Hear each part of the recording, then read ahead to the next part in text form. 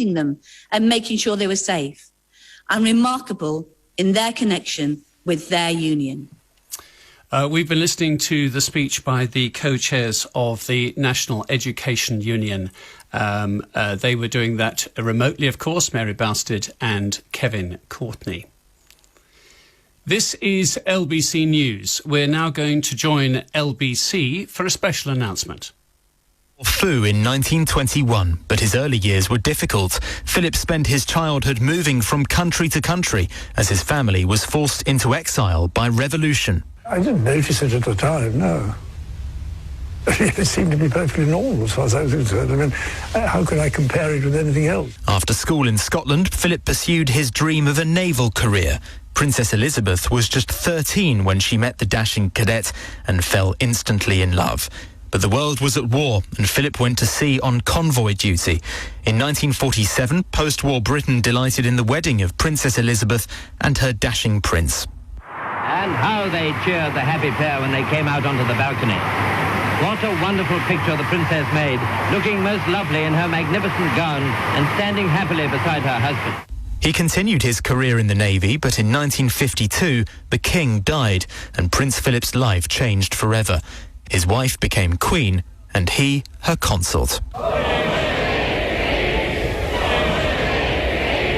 Philip quickly developed a reputation for being outspoken and was also perhaps best known for his legendary gaffes.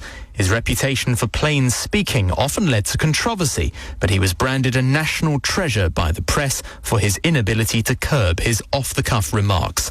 Prince Philip claimed he was misunderstood and readily acknowledged he wasn't always the easiest person to deal with. Tolerance is the one essential ingredient of any happy marriage. You can take it from me that the Queen has the quality of tolerance and abundance. But despite the bluff exterior, he saw himself as a moderniser. He was behind the decision to allow cameras to capture royal family life. Yet perhaps his most successful achievement was creating the Duke of Edinburgh's award scheme for young people. His son Edward is an ambassador. He was very much the architect of not just the spread of the award within UK, but then how it then spread to over 126 countries around the world. His relationship with his own children, particularly Charles, was at times strained. Accused of forcing his son into marrying Princess Diana, he was later criticised for failing to support her when the marriage broke down. But royal author Hugo Vickers says he was a source of great strength in the days after Diana's death. Prince William, quite understandably, before the funeral, was anxious as to whether or not he should take part, whether he should walk behind his mother's coffin to Westminster Abbey.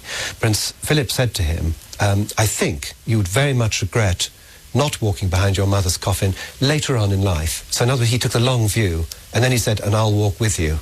During the Queen's Diamond Jubilee pageant on the Thames, he gave little impression of winding down.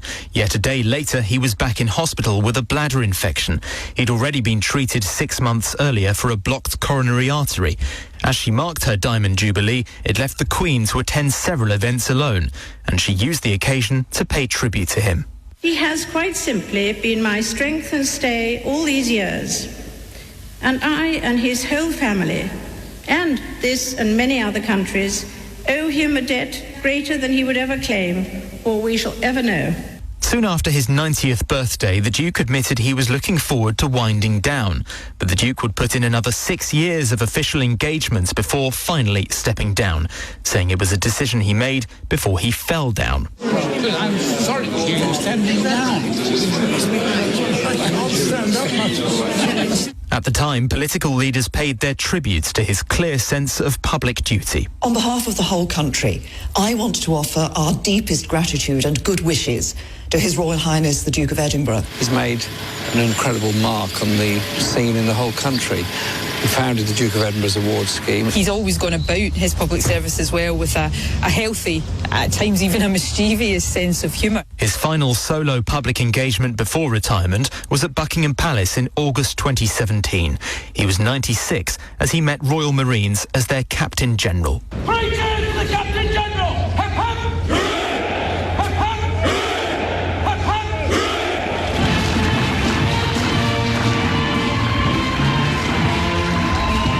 By then, he'd carried out more than 22,000 solo appearances since 1952. After retiring from public duties, the Duke hit the headlines when he was involved in a car crash while driving his Range Rover near the Sandringham estate in 2019. He was unharmed, but 2 women in the other car were injured. Prince Philip faced no action as he'd given up his driving licence. 2 years later, he'd spend a month in hospital to be treated for an infection and undergo a successful procedure for a heart condition at the age of 99. He is survived by the Queen, his 4 children, 8 grandchildren and 10 great-grandchildren. Dutiful, devoted and never dull, the Duke of Edinburgh was the longest-serving consort in British history.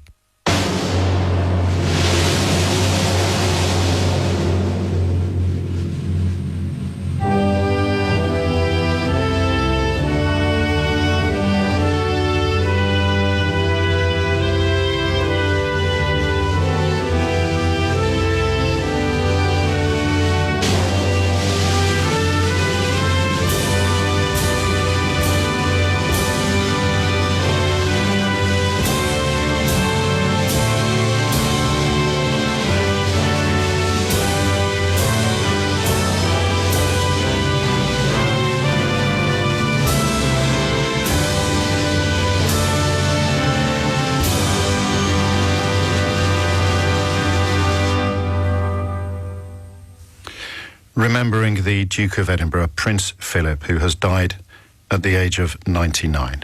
You're listening to James O'Brien on LBC, where you will understand that we now devote all of our attention to this sad news. Peter Hunt is a royal commentator, and he joins me on the line now. Listening to Simon Conway's obituary there, Peter, it struck, 2 things struck me. The first, oddly, was that the love story that lies at the heart of Prince Philip and the Queen's lives, but also where his influence was most keenly felt in the country over the course of that astonishingly long marriage. Where do you think his memory will be most profound? I think where it will be most profound, actually, is in terms of what he did to sustain the British monarchy. And it was, as you say, a love story. Married for 73 years. I mean, they first met back in 1934. He was 13, she was 8. It was at a wedding of a mutual relative. And then obviously they met increasingly after that during the war, and then after the war when they got engaged and then got married in 1947. So 73 years of marriage. But I think it's the support he showed to the Queen and to the institution. I mean, remember, he was the son-in-law of a king. He was the father of a future king. He was the husband of a queen, but he never had any formal role. And as anyone who has watched The Crown knows, that irked him at times in the 50s. But he managed to find an accommodation with it in a way that others in the royal family haven't, more recent members. And his life, his destiny, once he married her and she became the monarch, obviously he had hoped and they had hoped that they would have had a longer period of time before she became the monarch. The ill health that beset her father prevented that. And it was a life where he walked 2 paces behind her. But I think, he made a huge contribution to her reign, particularly during the difficult times, and there were plenty of them in the 80s, the Queen's most difficult week after the death of Diana, Princess of Wales. And I suppose, given all of that, it is absolutely no surprise that she called him, quite simply, in one of her speeches of tribute to him, her strength and stay.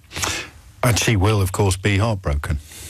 She will be, and she will be a lonelier queen, because it is a mightily peculiar role that she performs and that members of the royal family do.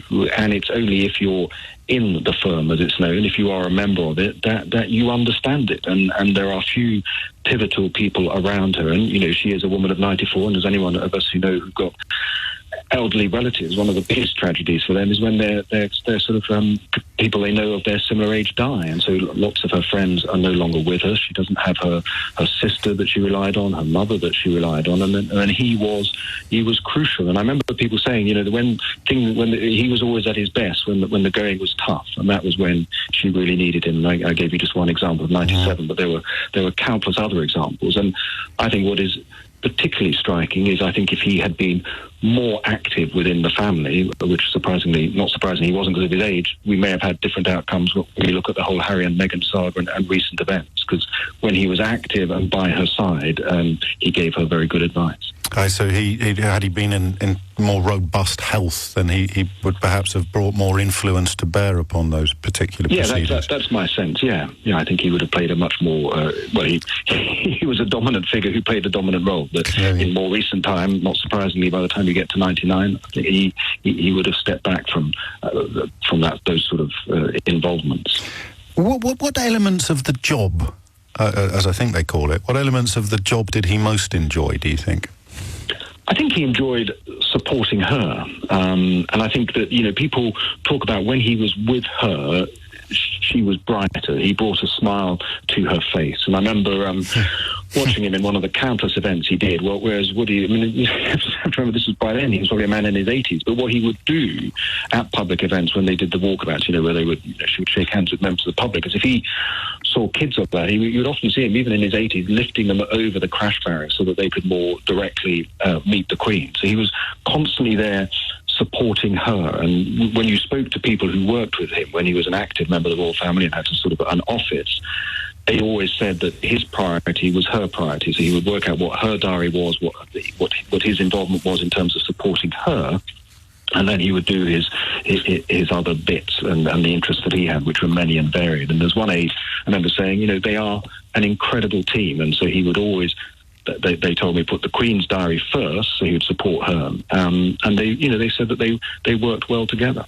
And of course, the other thing you have to remember is he was the only man who could tell her, the truth. That he could speak truth to power. I remember there was this great moment when they were getting on Britannia, and she was a bit late, and he shouted from the bridge, yak, yak, yak, come on, get a move on. I mean, I don't think there's many other people, yourself included, who could have got away with that. And finally, Peter, again referring back to Simon Conway's retrospective a few moments ago, I hadn't realised that he was instrumental in the decision to let more light in to the royal family, to let the public learn a little bit more about what went on. And the doors, not behind closed doors, but should we say behind doors that were left ajar for the first time. Yeah, he was the driving force behind the seminal TV documentary that laid its way for all the other ones back in 1969. Yeah.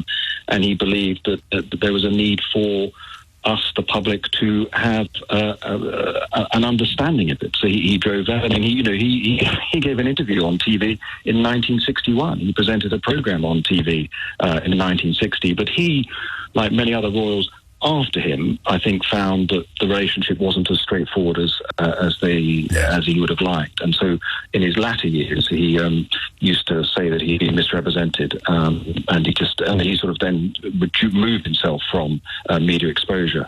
And I remember he told Jeremy Paxman at one point that he had deliberately retreated from media exposure.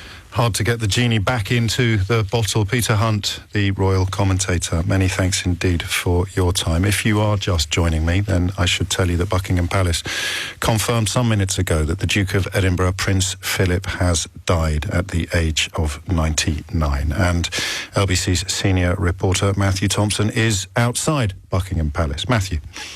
James, the first indication we got that perhaps this announcement was imminent was when the flag here at Buckingham Palace was lowered to half-mast from where it flies now. And then shortly after 12 o'clock, we got the statement from Buckingham Palace. It is with deep sorrow that Her Majesty the Queen has announced the death of her beloved husband, His Royal Highness the Prince Philip, the Duke of Edinburgh. His Royal Highness passed away peacefully this morning at Windsor Castle. Now, here there is a growing crowd of media and press, but the streets, of course, James, are deserted, and the sadness of Prince Philip's death will be compounded, I'm sure, by the sadness of knowing that they're unlikely to ever be filled with people in the coming days and weeks. The usual Union flags, the well-wishers, since lockdown prevents a nation from mourning as perhaps it would wish. There's a very strict protocol that will now take place and kick into action from the palace, and if things stick to that protocol, the plan would be that the prince's body will be moved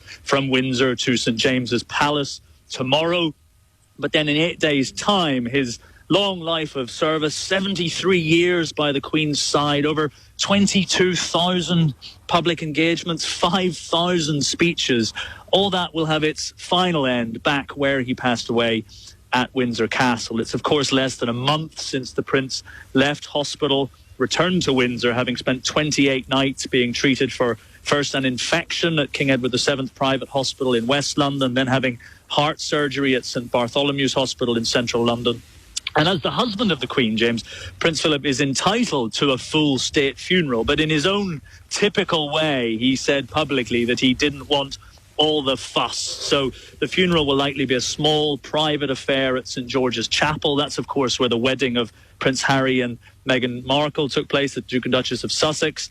It's also where King Henry VIII and half a dozen other monarchs, including the Queen's father, King George VI, the Queen Mother, are buried. And the plan is ultimately one day for the Queen to be buried there as well. But when he married Princess Elizabeth in 1947, James, Philip Mountbatten may have known that a life of public service was ahead of him, but he surely could never have guessed that his duties would last well over 6 decades, 73 years of marriage. He's passed away just short of his 100th birthday, and you heard Peter Hunt reference it there. The Queen once referred to Prince Philip in a speech on the occasion of her Diamond Jubilee in 2012 as her constant strength and stay, and he did his duty, not entirely, but largely without question, becoming, as he himself put it, the world's most experienced plaque unveiler. And I think in his own inimitable way, he would enjoy that as his epitaph. LBC senior reporter Matthew Thompson live there from Buckingham Palace, where it was announced some 20 minutes ago that the Duke of Edinburgh, Prince Philip, His Royal Highness Prince Philip,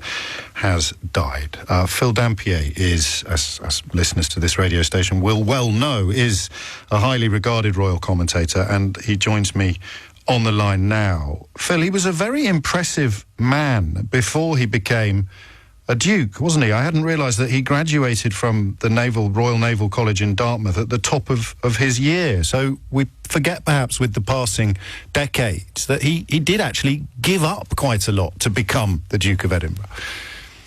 Good afternoon, James. This is a very, very sad day indeed. Obviously, a day that some of us have been dreading for some time, and it's a great shame that the Duke hasn't made it to his 100th birthday in June. I was rather hoping he would do, having spent that month in hospital.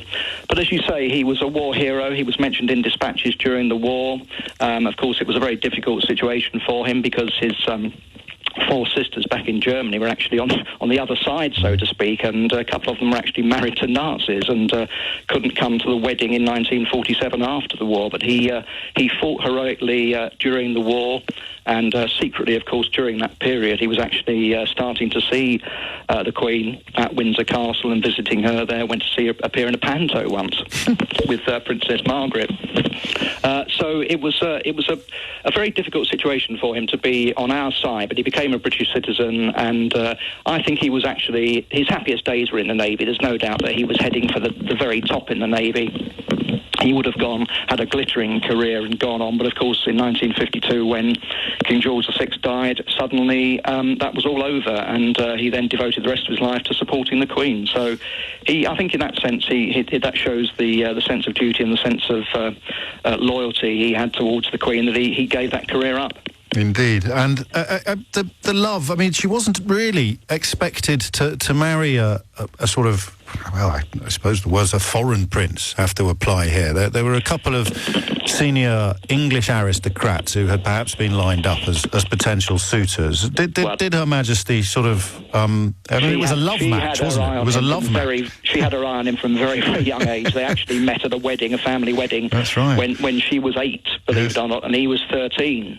And then they met again when he was about 18 and she was 13. And I think she just fell for him straight away. And, of course, the interesting thing is that they are related. They're third cousins. They're both great-great-grandchildren of Queen Victoria. And, in fact, when he first arrived in Britain and when he was being shown around Windsor Castle by a rather snooty courtier, he sort of looked down his nose at him and he said, "Yes, I know about this place. My mother was born here." So people forget that all of these families, of course, were related in those days, or were related, and he had his own pedigree. He was a Prince of Greece and Denmark. I think the Denmark bit gets overlooked a bit. Yes, he was. Well, obviously, he didn't actually have any Greek blood in him. He was known as Phil the Greek for so many years, but of course the family actually had to flee from from Greece when the Turks invaded in a war, and he was only a year old, and he actually then went to live in France with his parents, and his parents then subsequently split up. And it's a fascinating life, and this is where he got his sort of nomadic existence, which I think toughened him up in many ways, and gave this sort of shell around him, because he didn't see a great deal of his parents for many years. His father sort of drifted off to the south of France. His mother became quite ill and was in a sanatorium for a while. And he was very much left to fend for himself. He had to go and live with various uncles, live with an uncle in Paris, then he lived with an uncle over here. And this is where he got his sort of independence from, and I think this inner strength which saw him through the rest of his life. Indeed. And finally, Phil, I ask this because, of course, the press pack, the royal reporters, are in many ways the messengers, the connection between the public and the royal family. The members of the family have different attitudes to the Fourth Estate. Was he a man who endured you and your colleagues, or who enjoyed your presence and your company? He very much endured us. He always said that we had a job to do, but of course, I've written, as you probably know, I've written a couple of books of his notorious gaffes. I don't think they were all gaffes particularly. I think some of them are just, he was trying to, he comes from a different era where he probably thinks people are a bit too oversensitive these days. And he would crack all sorts of jokes which today would be regarded as racist or offensive. And when the press picked up on these, he would just feign sort of, he was just surprised that anyone would be interested. But no, I think I hope he doesn't go down in history for those gaffes. I think he'll go down as a great man. And as the liege, he called himself, didn't he? The liege man of life and limb. Yes, that's what he had to say at the coronation ceremony. Just prior to that, he cracked a joke there. I think Peter Hunt was talking about how humour was at the heart of their relationship. I think as soon as the Queen was crowned, he said, "Where did you get that hat?" So he was forever joking. I haven't heard that before. Yeah, he was forever joking and putting her at ease, and I think that's why the relationship worked so brilliantly. Phil Dampier, many thanks, the royal expert and author. If you are just joining us, then you should know that Buckingham Palace has confirmed the Duke of Edinburgh, Prince Philip, has died. He was 99 years old. We will, on LBC, shortly be bringing you a statement from the Prime Minister, who will be offering his condolences. Meanwhile, Ben Kentish is LBC's Westminster correspondent. Ben. James, Keir Starmer also responding, Labour leader, of calls saying the United Kingdom has today lost an extraordinary public servant in Prince Philip. He continues, Prince Philip dedicated his life to our country, from a distinguished career in the Royal Navy during the Second World War to his decades of service as the Duke of Edinburgh. However, he will be remembered most all his extraordinary commitment and devotion to the Queen. Keir Starmer, James, continuing, for more than 7 decades he has been at her side. Their marriage has been a symbol of strength, stability and hope, even as the world around them changed, most recently during the pandemic. It was, he says, a partnership that inspired millions in Britain and beyond. And of course, adding that his thoughts are with the Queen, the royal family and the British people as our nation comes to mourn and remember the life of Prince Philip, James. And as you said, Boris Johnson also in the last few moments delivering a statement in outside number 10 in Downing Street. Ben Kentish, LBC's Westminster correspondent, many thanks indeed. And I think we will hear that statement from the Prime Minister, Boris Johnson, now.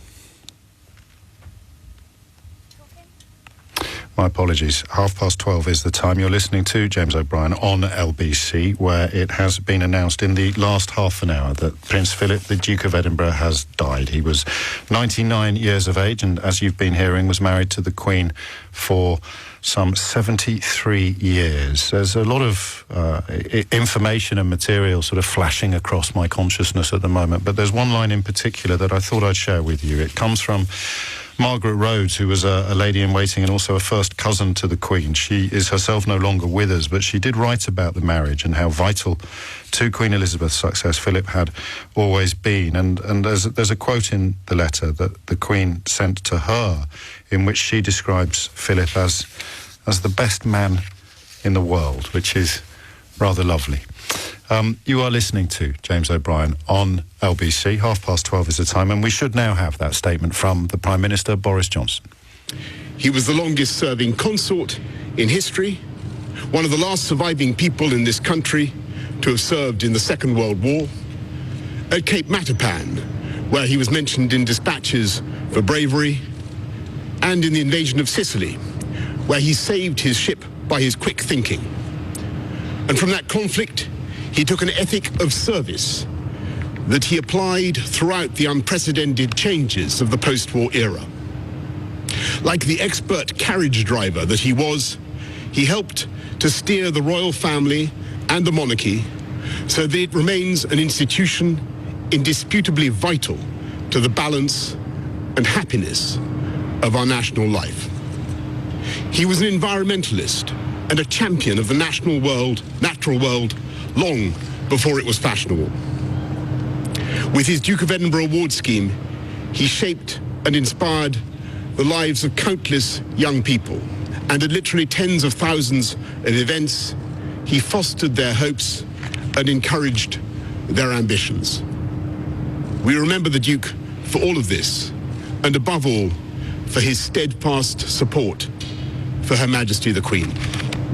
Not just as her consort, by her side every day of her reign, but as her husband, her strength and stay of more than 70 years.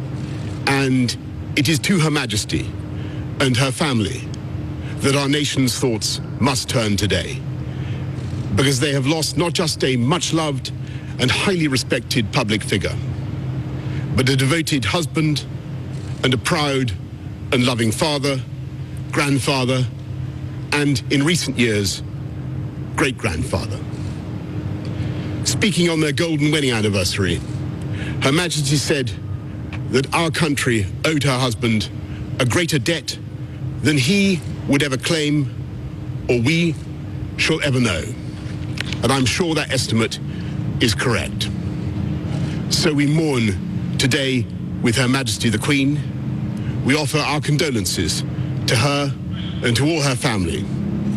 And we give thanks as a nation and a kingdom for the extraordinary life and work of Prince Philip, Duke of Edinburgh. Boris Johnson there paying tribute to Prince Philip, the Duke of Edinburgh, who has died at the age of 99 years old. A statement from Buckingham Palace said, "It is with deep sorrow that Her Majesty the Queen has announced the death of her beloved husband, His Royal Highness the Prince Philip, Duke of Edinburgh. His Royal Highness passed away peacefully this morning at Windsor Castle." LBC's Simon Conway now looks back at his life. The Duke of Edinburgh was the embodiment of duty and service, first and foremost through his steadfast support of his wife, Her Majesty the Queen, following their marriage in 1947. The greyness of this November day, matching in some respects the weary aftermath of war, these were neither seen nor felt. For this was a day of national rejoicing, a day indeed which had caught the imagination of men and women all over the world. He was a Greek prince who gave up a promising naval career to become part of a British institution, father, then grandfather, and even great-grandfather. With 64 years of solo public service, more than 22,000 personal engagements, and more than 5,000 speeches. A prince charming, but cheeky too. As a patron of the college, I give myself a very hearty welcome. Pay attention, because I'm now going to see the world's most experienced plaque unveiled. He unveiled countless plaques using that quip a few times. There were, however, some politically incorrect remarks as he trod a fine line between humour and honesty. But he could be serious and thoughtful on issues like the environment. At the basis of it all is this colossal increase in the human population. It's one of the living species of the planet, but it's reaching plague proportions. He was a passionate horseman and polo player. At 50, he took up carriage driving and is credited with turning it into a British sport. So I borrowed 4 horses from the stables in London, took them to Norfolk and practiced, and thought, well, why not? The adventurous prince also set up the Duke of Edinburgh's award scheme. The character-building programme for young people has been exported to more than 140 countries and territories. But also learning things like cooking by yourself, navigating, getting lost in the dark as well. That's a good experience. It's something you won't do in London. The Duke was patron or president of around 800 organisations, but after carrying out more than 22,000 solo appearances, he would eventually retire from public duties in 2017. Philip was back in the headlines when less than 2 years later, he surrendered his driving licence after crashing with another car near the Sandringham estate in Norfolk. Well into his 90s, the Duke had adopted a more private profile, but as former Prime Minister David Cameron described, he never left the Queen's side. She said in a speech to mark their golden wedding anniversary that he had been, and I quote, her strength and stay all these years, and that she and his whole family, and this and many other countries, owe him a debt greater than he would ever claim or we shall ever know. His Royal Highness, the Duke of Edinburgh. Simon Conway there, remembering the Duke of Edinburgh, Prince Philip, who died this morning at Windsor Castle. Back to Buckingham Palace now, where LBC senior reporter Matthew Thompson is. And presumably, Matthew, lockdowns and pandemics notwithstanding, there will be a public desire to express their feelings and their sorrow. Indeed, and you can see it happening already, James. There's a very small crowd has just begun to gather at the gates of the palace, as you say, in spite of the lockdown restrictions, which technically would make that gathering against the law. There's a small police presence as well. I can count at least 4 or 5 police officers on horseback, but they're keeping at a respectful distance. They're letting people come and go, pay their respects. Another sizable crowd has gathered around me, James, and that's of journalists from around the world. There are German journalists to my right, French journalists to my left, Spanish, as well, of course, as all the British broadcasters, because the interest in this story will be international, as it was whilst the Prince spent those 28 days in hospital a very short time ago. So already the media crowd is gathering, the public crowd is gathering, but I think the nature of the pandemic that we're in and the nature of those lockdown restrictions will probably dampen the celebrations that might have taken, or maybe not the celebrations, the commemorations that might have taken place had lockdown not been imposed. Matthew Thompson, many thanks indeed. The time now is 12:38. Some suggestions already that perhaps his greatest legacy or his greatest achievement outside of the support he provided to the Queen was the Duke of Edinburgh Awards, which many of us, of course, will have benefited from. It was founded in 1956 and then expanded into 144 countries, originally inspired by the Duke's old teacher at Gordonston School, Kurt Hahn. And as Matthew just mentioned, the world's media will be moving fast to cover this story and to mark this loss. But I note also, of course, that local newspapers and local media in this country will be bringing their own particular angles to their coverage. And I'd encourage you to have a look at the Manchester Evening News, his feed on Twitter in particular, which is really rather charming. I'm looking at pictures of him both shaking hands with the Manchester City goalkeeper Bert Trautmann, who was a German, of course, but just before the 1956 final, and also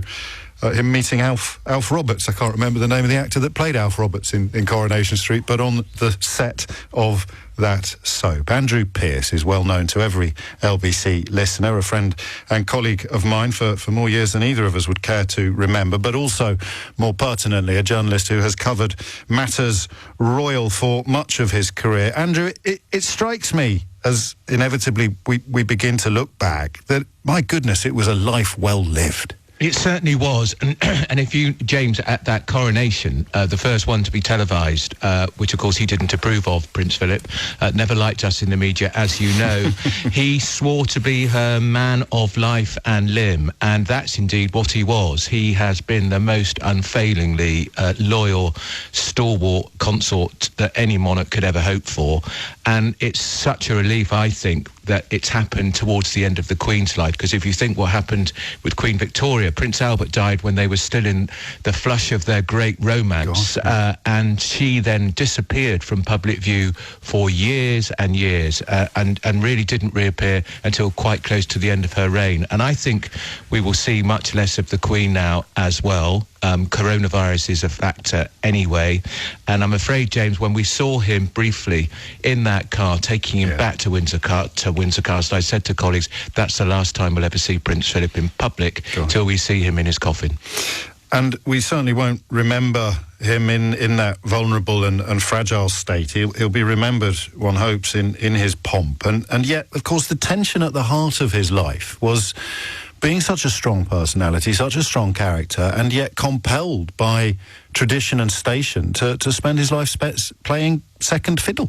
Yeah, and people forget that he was from a royal family himself, albeit the Greek royal family, which had been exiled, and he found it incredibly difficult, not so much to walk one step behind the Queen, he got that, but he was very troubled that his children were not to take his name of Mountbatten. There was a compromise in the end many years into the marriage, but that to him was a really, really difficult moment, because as you say, he was an old-fashioned man, a man's man who had pretty rich, raw views about life, as you know, and he certainly felt he was being diminished in some way by the way the royal family expected him to be so subservient, not least by not allowing his children to take his name. We all have memories of some of the choicest moments that have been filed under gaffes over the years, but it strikes me that he hadn't done any of that for many years. Do you think that was conscious? Do you think he stepped back? Because there was a sense of mischief. I think my favourite was probably, and some of them will be apocryphal, Andrew, you probably know which ones are accurate and which ones aren't, but I remember during a period of particular Republican enthusiasm in Australia, I think a slightly above himself customs officer suggested that the Duke of Edinburgh would have to answer the sort of questions most people going into the country had to answer. He was asked whether he had a criminal record, and he's supposed to have replied, "I had no idea it was still necessary to get into the country." Do you think he consciously stepped back from that sort of mischief-making in his later years? I think we've lost the line to Andrew Pearce, my LBC colleague there.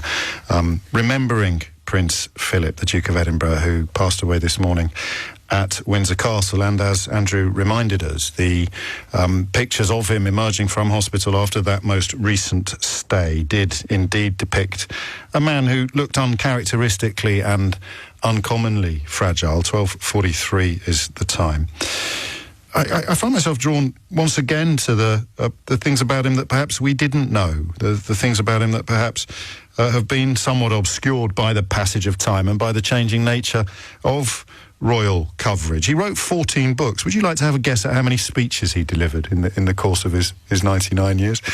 I can tell you it's 5,496, and the Duke and the Queen held the record for the longest royal marriage of all time, and they were indeed the only British royal couple to have celebrated their diamond and platinum wedding anniversaries. I'm fairly confident that my colleague Sheila Fogarty would have known all of this already, because she is something of a royal enthusiast and a close watcher. More, I think, Sheila, it's fair to say, more from a personal perspective than a professional perspective. You just always been fascinated by very them. much both, actually. Yes. It really is both, because I mean, I know it's I know it's easy, and people will, even though it's the day that the Duke has died, people will dismiss royalty as frippery and fluff, and dismiss him as the gaffes and one step behind or two steps behind his wife and all the rest of it. But the reality of their job, and I think it was of the job that both of them do for the country, I think it was inherent in Boris Johnson's statement just there. He described him rightly as a servant to the country. Now, yes, they have castles. Yes, they have wealth. Yes, they have attention. Yes, they have special sort of treatment wherever they go and all the rest of it. But they are, without a shadow of a doubt, servants to the country. And if, the various things you just described and have been describing since midday are members of the royal family, particularly the Queen and the Duke of Edinburgh, sadly the now late Duke of Edinburgh, setting aside huge swathes of their life to commit to turbocharging the fate of their own country. Now, all of us do that in myriad ways, whoever we are in the country, I hope. But they absolutely do it and did it, the pair of them together, without a shadow of a doubt. Proper service to a country. When he knelt, as Andrew was just describing, when he knelt at the coronation and said what he said, gave that vow to support her through life. Yes, he used the medieval language of the monarchy, but my God, he meant it, and he did it. And she said that he did it. She told us he did it. It's remarkable, given the marital travails of almost all of their children, that that marriage, which is the oldest one of all of the royal marriages we've seen in our lifetimes, it was a proper love match, wasn't it? Well, yes and no, actually, I would say. Again, with no insider knowledge, expertise. I'm basing this on what people, on the stuff that people very close to them have said. So, for example, a few nights ago, I watched a programme on ITV, it was, made by Spun Gold Productions. And it's a conversation, essentially, between India Hicks, who is a daughter of Lord Mountbatten, Prince Philip's uncle, and Lady Pamela Hicks, her mother, who is a first cousin of Prince Philip. So she grew up with Prince Philip. When Prince Philip had to leave Greece and his father was in Paris, his mother was in in care, essentially, for a time, and he was basically being accommodated by his family across Europe, including mostly in Britain. And it was this family, it was the Hicks family that took him in the main, and not only them, but it was them, Milford Havens as well. But she's a contemporary of Philip's. She's a first cousin of Philip's, and she said he was a bit scary because he was older than us and he was very opinionated and all the rest of it. So she described, even as a boy, the man that we know.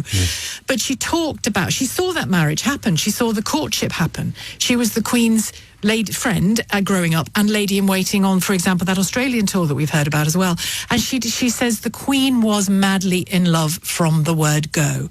And she said Prince Philip grew to very much love the Queen and grew quickly to very much love the Queen. But she didn't deny, Lady Pamela Hicks didn't deny the manoeuvrings of Mountbatten and the fact that both parties, the Queen and Prince Philip, both knew that their marriage, even though it may be arranged in some way, was not arranged in the sense of it being a dry, wrong union, which I think you might perhaps conclude Charles and Diana's was, but that it was a union in which both understood the role that they had in the country, in the world. And I think they're fascinating for that, because they lived their private life, their personal life, but my goodness, they put so much into their public life and into those two roles. You mentioned Diana, Princess of Wales, and her marriage to Prince Charles. It was, of course, her death that saw the royal family facing perhaps its most difficult period in living memory. I sensed that the Duke of Edinburgh probably took hold of the reins somewhat at that time. Yes, and it's interesting because a woman who, she's not a close friend of mine, but she was a neighbour of mine some years ago, and she worked in one of the royal households as an assistant there, and she said to me with great discretion, as ever, as you would imagine, but she said to me, they adore him. They adore him. The staff adore him. He runs the place like the place is plural, because he took hold of those households. He runs them like the captain of a ship. He knows not just everybody's name, he knows their family situations, he knows when they've been bereaved, he knows when somebody in their family's ill, he knows when they're unwell, he knows what is happening. And they adore him for it. And she said that in the light of the princess's death, it was to him that everybody looked for guidance. It was to him that everybody looked, particularly the boys.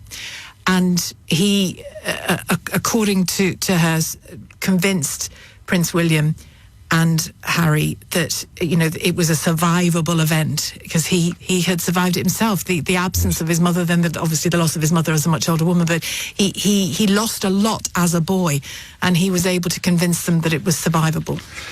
Peter Hunt made the point earlier that if he'd been in rather more robust health, he may have been able to bring precisely what you've just described to bear upon this fracture in the relationship between the boys. It's a poignant thought that the royal coverage of his last days was about family feuds and about unpleasantness and unhappiness. Yeah, and if you remember all of the, Harry and Meghan, with all due respect to them, act as though they're the first people in the royal family who have ever had dreadful things said about them repeatedly. I mean, the Queen and Prince Philip had dreadful things said about them throughout their lives and still do, and so do other members of the royal family.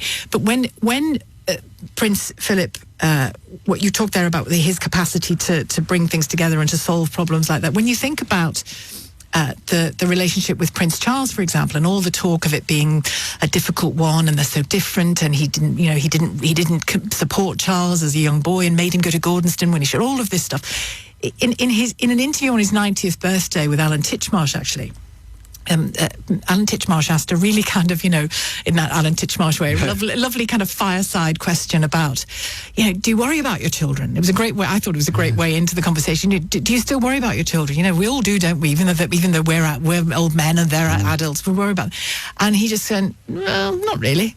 He just said, no, not really. I suspect it wasn't quite true. But he said, on the question of the relationship with Prince Charles, because Alan asked him directly about that, he said,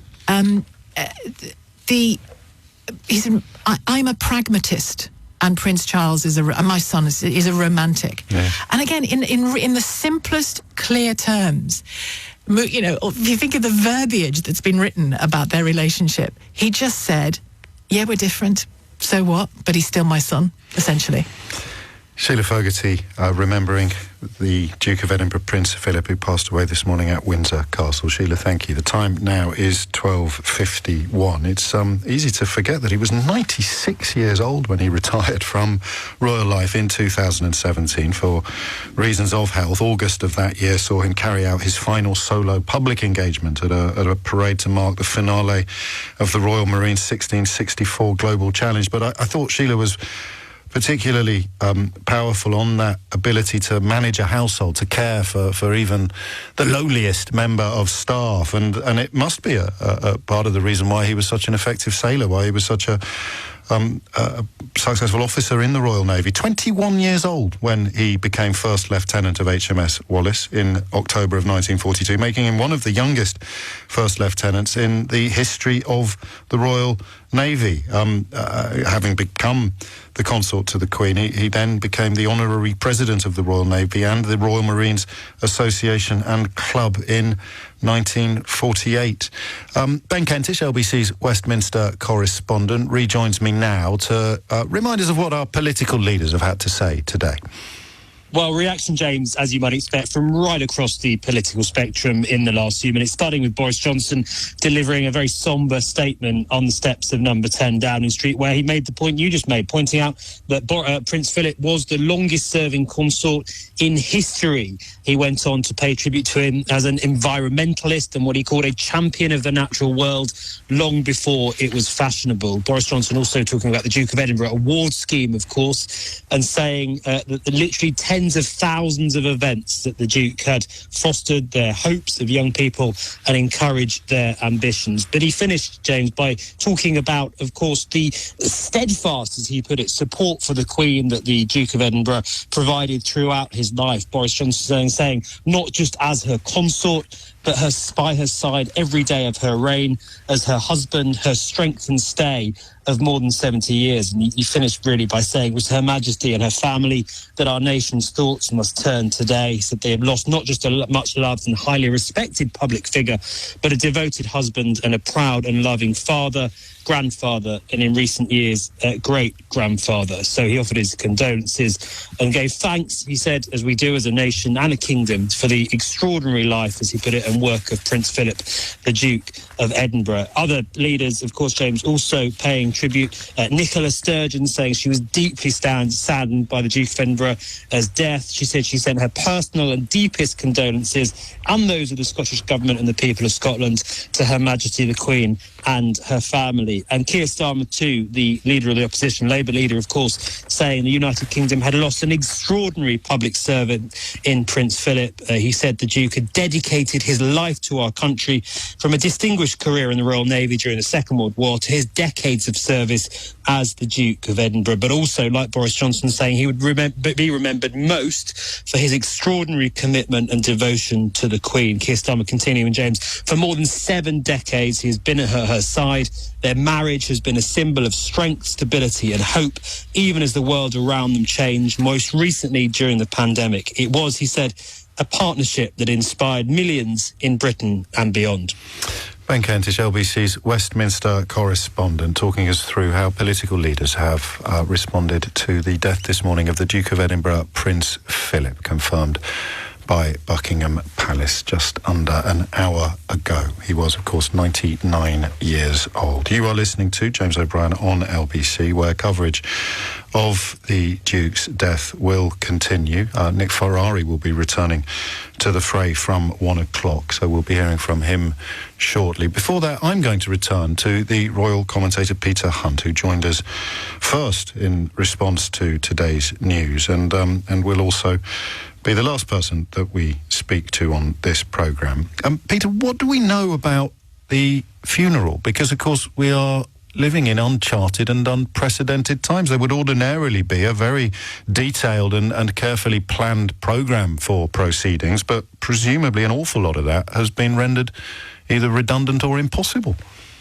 Completely. I mean, there are acres and acres of paperwork and files in Buckingham Palace and elsewhere that, as you suggest, became pointless and obsolete once COVID had struck. So the plan had been for quite a significant event in London, where his coffin would have been brought to, a procession with the coffin in London, and then again in Windsor, and then the funeral at St George's Chapel in Windsor. I think it is highly likely now, and obviously Buckingham Palace will announce in the coming hours and days that all of the events, because of the COVID restrictions we are currently operating under, will be at Windsor, where he died. So I think we can expect his coffin to be moved at some stage today to one of the chapels there, possibly the Albert Memorial Chapel, which was created by Queen Victoria in honour of her late husband, Prince Albert. And I think it will remain there for some days until a very small funeral service involving the number of people that are allowed under the law to attend.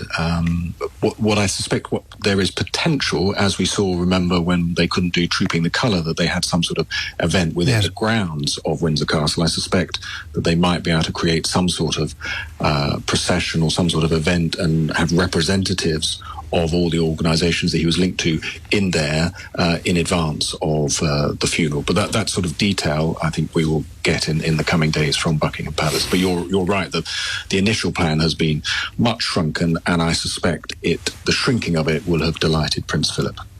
And as you know, I mean, correctly, there's a sombre mood in the studio and across the nation. But I have, as you'd expect, all of the screens on in front of me, which are casting back over various chapters from his life. And it is actually quite remarkable that laughter and smiles are the abiding theme of almost every public appearance he ever made.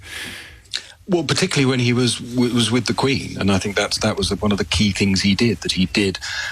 She can be given to being quite sombre and quite serious in public, and he had an ability to lift her out of it. And I think that's why it's quite striking in the statement they released. It really does, the few words that were issued, does give the sense of her loss. You know, talks about her deep sorrow and talks about how he was her beloved husband. And there are so many, as you're saying, fantastic anecdotes about it. I'll just share you the one I love from Chris Mullins's diary, the former Labour MP and minister, and they were both, he was observing, and the couple were at a Commonwealth Conference in Nigeria, British Council event, and he was speaking to some of the women there, and he went along the lines of, he said to them, "You're teachers, aren't you?" And they replied, "No, sir, we empower people." And of course, you can. I don't even need to articulate for you the sputtering, but his reply came, "Empower people? Doesn't sound like English to me." And according to Chris Mullins, the diarist, at that point, the Queen distracted her husband. She pointed at a balcony, and they went off to look at the pottery. And crucially, at the end, Chris Mullins went over to where they were looking, and of course, there was no pottery to look at. That paints a picture of a marriage, that, as much as a monarch, doesn't it? Precisely. Finally, Peter Hunt, the Queen, already well into her 90s herself, presumably a bit less profile moving forward now, unaccompanied. I know that the Duke had already retired, but Her Majesty the Queen, towards the end of her reign as well. I think what we will see, and particularly if the Palace are very smart about it, is I think that when we next see the Queen, we will see her with other members by her family. Peter Hunt, many thanks. The time is just approaching 1 o'clock, and coverage will obviously continue throughout the day here on LBC with Nick Ferrari next. For anyone just joining us, Buckingham Palace has confirmed that the Duke of Edinburgh, Prince Philip, has died. A statement from the palace said, "It is with deep sorrow that Her Majesty the Queen has announced the death of her beloved husband, His Royal Highness the Prince Philip, Duke of Edinburgh. His Royal Highness passed away peacefully this morning at Windsor Castle." LBC's Simon Conway joins us now with the latest news. From Global's newsroom, Buckingham Palace has announced the Duke of Edinburgh has died. Prince Philip was 99 years old. In a statement, the palace said it is with deep sorrow that Her Majesty the Queen announces the death of her beloved husband. His Royal Highness passed away peacefully this morning at Windsor Castle. The Prime Minister, Boris Johnson, has been paying tribute to the Duke, speaking outside Downing Street in the last hour. It is to Her Majesty and her family that our nation's thoughts must turn today, because they have lost not just a much-loved and highly respected public figure, but a devoted husband and a proud and loving father, grandfather, and in recent years, great-grandfather. The Duke was the longest-serving consort in history. He gave up a career in the Royal Navy to dedicate his life to public service for more than 6 decades. During that time, he attended 22,000 events and gave thousands of speeches. Pay attention, because I'm now going to see the world's most experienced plaque unveiled. Royal commentator Peter Hunt says the Duke of Edinburgh's legacy will be in his service to the Queen and the royal family. I think where it will be most profound, actually, is in terms of what he did to sustain the British monarchy. And it was a love story, married for 73 years. I mean, they first met back in 1934. He was 13, she was 8. It was at a wedding of a mutual relative. And then obviously they met increasingly after that during the war, and then after the war when they got engaged and then got married in 1947. So 73 years of marriage. Political and religious leaders have been paying tribute to the Duke. The Labour leader Sir Keir Starmer says he dedicated his life to our country. Justin Welby, the Archbishop of Canterbury, says Prince Philip consistently put the interests of others ahead of his own. And the Mayor of London, Sadiq Khan, says he devoted his life to public service and helping others. The Duke had recently spent a month in hospital in London to be treated for an infection and also underwent for a heart procedure.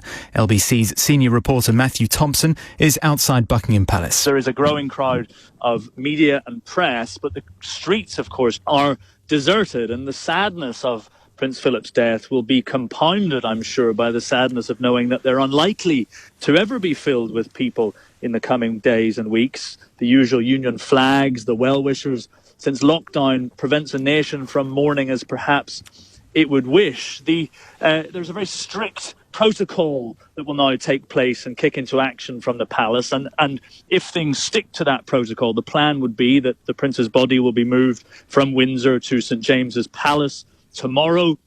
But then in 8 days' time, his long life of service, 73 years by the Queen's side, over 22,000 public engagements, 5,000 speeches.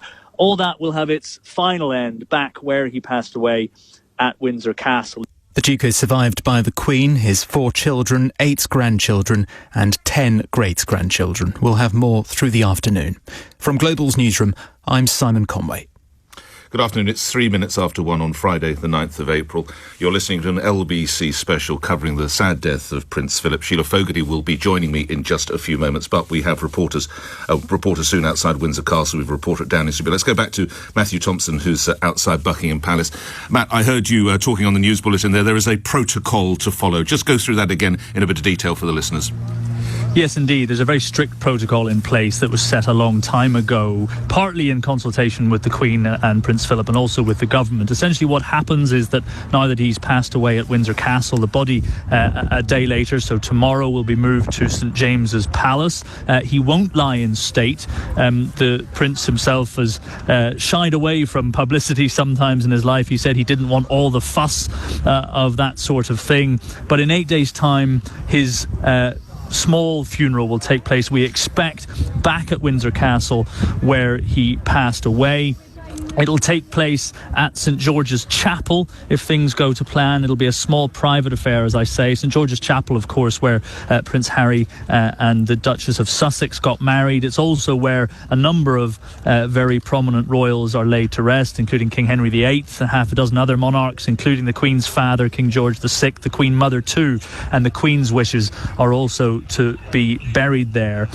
So it will not be anything like a state funeral. That's all very deliberate. That's in keeping with Prince Philip's wishes. And the other thing, of course, to note, Nick, is that whilst already there's a very small crowd gathering outside Buckingham Palace, the fact that this has happened in the middle of a pandemic, in the middle of lockdown, well, that will put a sad but necessary dampener on the nation's mourning of Prince Philip. You know, you would have imagined how the streets could have been filled with mourners and Union flags and all the pomp and pageantry of royal events as we do them uniquely in Britain. But sadly, none of that is going to be able to happen because of the nature of the pandemic that we we find ourselves in. That's a very good point, Matthew. The palace has served as a sort of magnet, a focal point for celebrations such as royal weddings and sad deaths as well. The people who are gathering there, what is the general mood? What is the sense of what people are saying? Well, it's sombre. It's mostly people, as you might expect, this soon after the announcement, Nick, it's mostly people who happen to find themselves passing by. There are very few people who've come deliberately, I don't think, to stand here. I've just had a chat to a couple of women who said that they were just sort of in the area and they thought they'd swing by to see what was happening. There's a police presence as well. It's not heavy. There's a number of police officers I can see on horseback, and I think they're gently persuading people not to loiter around, but they're doing it in a dignified manner, as you would expect, befitting the occasion. There isn't yet a pile of flowers or anything gathering outside the gates of the palace, but I think that it's not unreasonable to expect that might start to happen as the news spreads. We are only an hour or so after the announcement, and as people have the time to stop whatever it was that they were doing and make their way here to pay their respects. Matthew, thank you. We were seeing you again. I'm sure Matthew Thompson reporting from outside Buckingham Palace. Now, I'm Nick Ferrari. I wouldn't normally be here. This is an LBC News special, so let me get straight to the person, of course, who would normally be here with you, Sheila Fogarty, who's with me now. Sheila, I remember the last time you and I worked together on a royal event was a far happier occasion. We were at the wedding of the Duke and Duchess of Sussex, and I was hugely impressed by your comprehensive royal knowledge then, so it's great to have you by my side here. Right. Do you sense now, Sheila, we know the gravity of the last time that the Prince spent in hospital and just how serious that situation was? I think we do, and I think the fact that Prince Charles visited him and did look, and it probably seems to have been, real, did look tearful as he left the hospital. The Prince, when we saw Prince Philip leaving the hospital, I mean, he looked, we've all had or have very elderly parents, and you know when somebody is very vulnerable, and he looked very, very vulnerable indeed. And it's just a desperately sad day, I think. What happens now to the makeup of the royal family, Sheila? The Queen obviously will have a period of mourning, quite rightly, and a period of reflection. She hadn't had the Duke by her side for some time. Will we see more of Prince Charles? Will we see more of Edward? What do you anticipate might happen? Well, that process of Prince Charles almost taking the baton very slowly. I mean, the Queen has made it very clear, hasn't she, barring incapacitation, that she has no intention of handing the baton over in any serious way other than when she dies herself. So that's a given as far as we can control, as far as anyone can control these things. But that process has been happening for some time, 5 years or more, as the Queen and Prince Philip entered their 90s, for goodness sake. Yes. And the Queen still only days ago going out and meeting people properly, despite the pandemic, and going out and meeting people again in person. That will continue, is my guess. I mean, clearly that she's, as much as she is our Queen, she's also a grieving wife, a woman who's lost the man that's been with her since her very early 20s. So that will take time. But we've seen how the Queen operates. We've seen how Prince Charles is absolutely ready to support her in this process, both as a king in waiting and as a very loving son as well. So I don't think there'll be any marked difference other than perhaps an acceleration of what we've been seeing with Prince Charles's presence front and centre. Sheila, we'll come back to you later. Sheila Fogarty, thank you so much. Sheila, you mentioned the longevity of the marriage that Prince Philip enjoyed with the Queen. That was something that Boris Johnson touched on in his statement, which was given a little about 45 so minutes ago. Let's hear that statement again. Prime Minister Boris Johnson speaking outside number 10. It was with great sadness that a short time ago I received word from Buckingham Palace that His Royal Highness the Duke of Edinburgh has passed away at the age of 99. Prince Philip earned the affection of generations here in the United Kingdom, across the Commonwealth and around the world. He was the longest serving consort in history, one of the last surviving people in this country to have served in the Second World War. At Cape Matapan, where he was mentioned in dispatches for bravery, and in the invasion of Sicily, where he saved his ship by his quick thinking. And from that conflict, he took an ethic of service that he applied throughout the unprecedented changes of the post-war era. Like the expert carriage driver that he was, he helped to steer the royal family and the monarchy so that it remains an institution indisputably vital to the balance and happiness of our national life. He was an environmentalist and a champion of the natural world long before it was fashionable. With his Duke of Edinburgh award scheme, he shaped and inspired the lives of countless young people, and at literally tens of thousands of events, he fostered their hopes and encouraged their ambitions. We remember the Duke for all of this, and above all, for his steadfast support for Her Majesty the Queen. Not just as her consort, by her side every day of her reign, but as her husband, her strength and stay of more than 70 years. And it is to Her Majesty and her family that our nation's thoughts must turn today, because they have lost not just a much-loved and highly respected public figure, but a devoted husband and a proud and loving father, grandfather, and in recent years, great-grandfather. Speaking on their golden wedding anniversary, Her Majesty said that our country owed her husband a greater debt than he would ever claim or we shall ever know. And I'm sure that estimate is correct. So we mourn today with Her Majesty the Queen.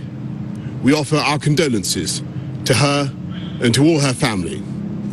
And we give thanks as a nation and a kingdom for the extraordinary life and work of Prince Philip, Duke of Edinburgh. Prime Minister Boris Johnson speaking in the last hour outside number 10 Downing Street. Let's bring into the conversation Peter Hunt, royal commentator and broadcaster, who's already been, of course, appeared earlier on LBC. Peter, help me with the protocol here. Do we know where the Queen is, and does the family, as with normal families, does a family typically gather at the time like this? Well, we know that she is at Windsor. In terms of the family gathering, of course, we have the whole complication of the COVID restrictions that are still in place, and whether that they've got to be careful that they aren't doing undue travel. But given that this is a moment of sadness for them, I think we can expect to see, particularly those who live within the Windsor area, go and see her at this moment in her life of, as we've been saying on LBC throughout the morning, considerable sadness. What now of the time, I mentioned this earlier, the time that he spent in hospital? Clearly, that situation was far graver than we first thought.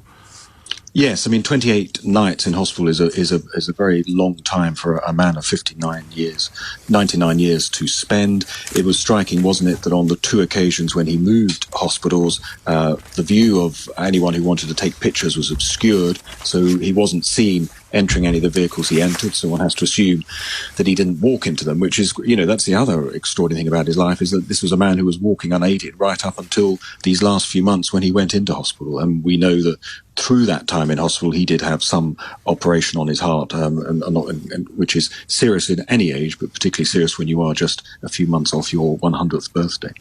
There was a nice line from the Prime Minister about how he was a carriage driver and he brought those skills to drive on the royal family. Peter, you saw that in action. A word on what the Prime Minister said and your interpretation of that. Well, I thought it captured very much the whole range of things that he did and the whole reasons why we will reflect on what his contribution is. I mean, he was a first generation immigrant to this country. He was an exile. In marriage to the Queen gave him home and stability. And in return for that, what he gave was sort of personal stability to her and considerable stability to the institution. As someone sort of put it to me, the Queen wears the crown and he wears the trousers. And so he was there sort of running the private life, as in the family life, but he was also very, very, very crucial to her. And he helped steer the monarchy through periods of not only extraordinary change, if we just think back to the 50s and think to now, that sweep of change in terms of how our society is, but also periods of extreme challenge and threat to the institution itself, the dangers that were posed by the collapse of various of the marriages in the 80s, and particularly the most difficult week of the Queen's reign, which was that week after the death of Diana, Princess of Wales, back in 1997. Peter, finally, for now, the Prime Minister also talked about his longevity, for Prince Philip's longevity as a consort. Was he always happy with that role?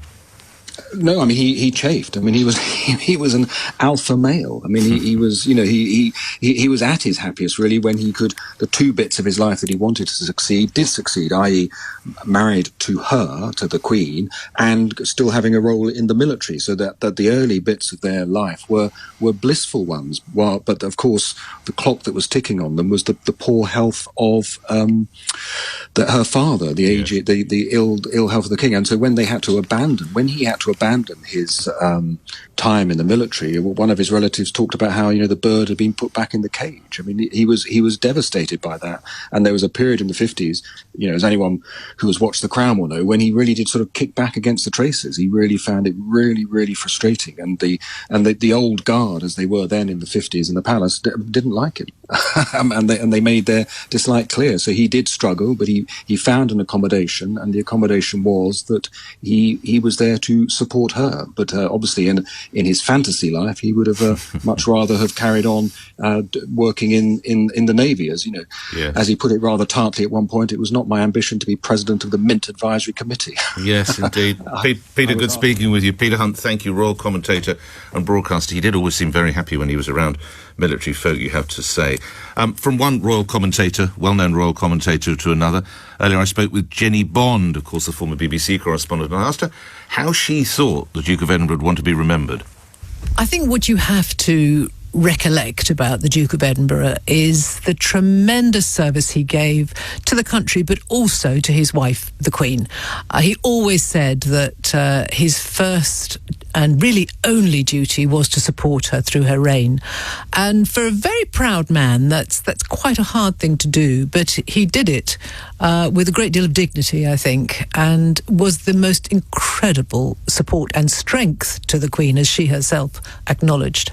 I think the whole family are going to miss Philip as the grandfather and the great-grandfather of this increasingly large family. They were all extraordinarily fond of him, and for all his gruffness, he was quite soft, really, and loved to be the head of the family and to play with them all. So I think they'll miss his affection and his love, and the Queen herself will very much miss someone she can tell everything to, and someone, you know, who could boss her about, because there were very few people who do that. I asked Jenny for some of her memories, that many things that Prince Philip will be remembered for. But what would stand out in the mind of Jenny Bond?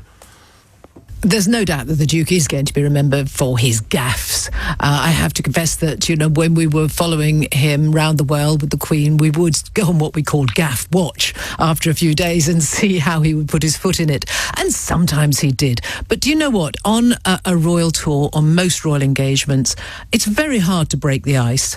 And you can either be a little removed, a little aloof, some might say, and walk down the middle of the street while people cheer you on either side, or you can go over and you can say, well, how's it doing, or make some kind of light comment. And he was trying to break the ice. Sometimes he did fall through the ice, it has to be true, but really what he was trying to do was just add a little lightness to the events. Jenny Bond speaking with me earlier. Let's bring to the conversation one of my LBC colleagues, Andrew Pearce, who joins me now. Andrew, I think I've just been seeing on one of the monitors here the desperately distressing funeral procession for the late Princess of Wales, where, of course, in our listeners' memories now, you will see Philip striding out with the two boys. How much of a role did he play in trying to orchestrate that? What do we understand to be his feelings towards that? Look, he was a huge figure in all things, Nick. We know that the Queen's initial response was that it should have been a private funeral because that's what the Spencer family wanted, and she's resented ever since this suggestion that it was the Prime Minister, Tony Blair, who persuaded her that it had to be a public event. There's no doubt Prince Philip was what she said, I think, in her Diamond Jubilee speech or her Golden Jubilee speech, I can't remember which one. She praised him. The word she used to describe him, which was not picked up much at the time, was "my guide." He was the one that he was without doubt her most important advisor and counsellor. In confidence, behind the scenes, straightforward, direct, no threat to her, never going to leak. Hugely important, and he would have been instrumental in ensuring that tribute, that the funeral to the Princess of Wales, there were all sorts of problems we know at the beginning of the week, went off brilliantly, and they sent her off in great style. He had a difficult relationship with her, we thought, but then we've learnt since, haven't we, how he sent her very many warm, compassionate letters, empathising with how difficult she'd found it to settle into the royal family. Because guess what? He knew those feelings because he'd had to do the same thing, and he found it even more difficult, as your guest just said earlier, as an alpha male who was a royal in his own right. People forget that he was Prince Philip of Greece and Denmark when he married the Queen, but of course he had to drop those titles. He took a new name, Mountbatten, which was the surname of his maternal grandparents, and wasn't allowed to call his children Mountbatten. Andrew, the answer to this question is no one probably knows, but how might COVID impact the mourning and funeral? There's no doubt it's going to have a huge impact. Look, the plan was, it's Operation Forth Bridge is the code word for his funeral. He would have lay in St James's Palace for several days. That's where Princess Diana was, in the chapel there. He'd already ruled out in his own arrangements that he was going to lie in state. He did not want that. That's what happened with the Queen Mother. He didn't want all that fuss. He didn't want a fuss at all. I suspect now it could be that the entire funeral is concertinaed into Windsor Castle. We're not going to have heads of states flying in because of COVID restrictions. It will be difficult even for the extended royal family to be there, Nick, because when you think how big that family is, I had to go to my sister's funeral in December. We were only allowed 30 of us. I don't think that guidance is going to change very much in the next week or so. So I think it will be low key. He might go to St James's Palace for a bit, and then they'll drive him to Windsor Castle, but I think it will all take place in Windsor Castle. I'm not even sure the British Prime Minister will be there, Nick, because the priority, the Queen will say, is for her family, because we must remember he was part of the royal family, but he was head of her family, a responsibility he took incredibly seriously. Andrew, thank you. Sheila Fogarty, I know you want to join in. Just before you do, Sheila, can I ask you, a lot of people are saying, I'd be really interested if you concur with this, with your knowledge, he always seemed happiest either with his family or with the military. Would you agree with that, Sheila? Yeah, and I'd go further and probably say the Navy, because that was his heart, wasn't it? There's no surprise. I was saying earlier on that the households were run by him like he was the captain of a ship. I mean, that was his mentality. That was the other love of his life, I guess. So yeah, I think you're absolutely right there. And you could see on that final public event. Do you remember him in the raincoat and the yes, what are those hats called? They're not trilbies. What are they called? The little hard round hats. Thank you, bowler hats. Yeah. You could see it was a quintessential moment of. You know what I loved, and you'll have seen more of this because you've done far more royal reporting than I. What I loved, he could make even the most junior rookie or cadet smile. He was just on their level straight away, wasn't he? He was, and let's not forget, he had. You know, you've talked about Gordonstown, the school he went to, or was it James who did earlier? But you know, he relished that challenge of exciting young people into their potential, because he'd experienced it himself and he needed it himself, and that came out. I think that came through loud and clear when he talked about the Duke of Edinburgh award schemes. There's something I wanted to in light of what you were talking to Andrew about there a moment ago, just another little sort of vignette about that extraordinarily difficult week when the Princess of Wales died. Angie Hunter, there's a name you'll know, former Downing Street advisor in the Blair years. In the sort of middle of that week, when the discussions were still going on about whether the Queen and the children in particular would come back down to London, there was a meeting arranged between palace officials and number 10 officials at the palace.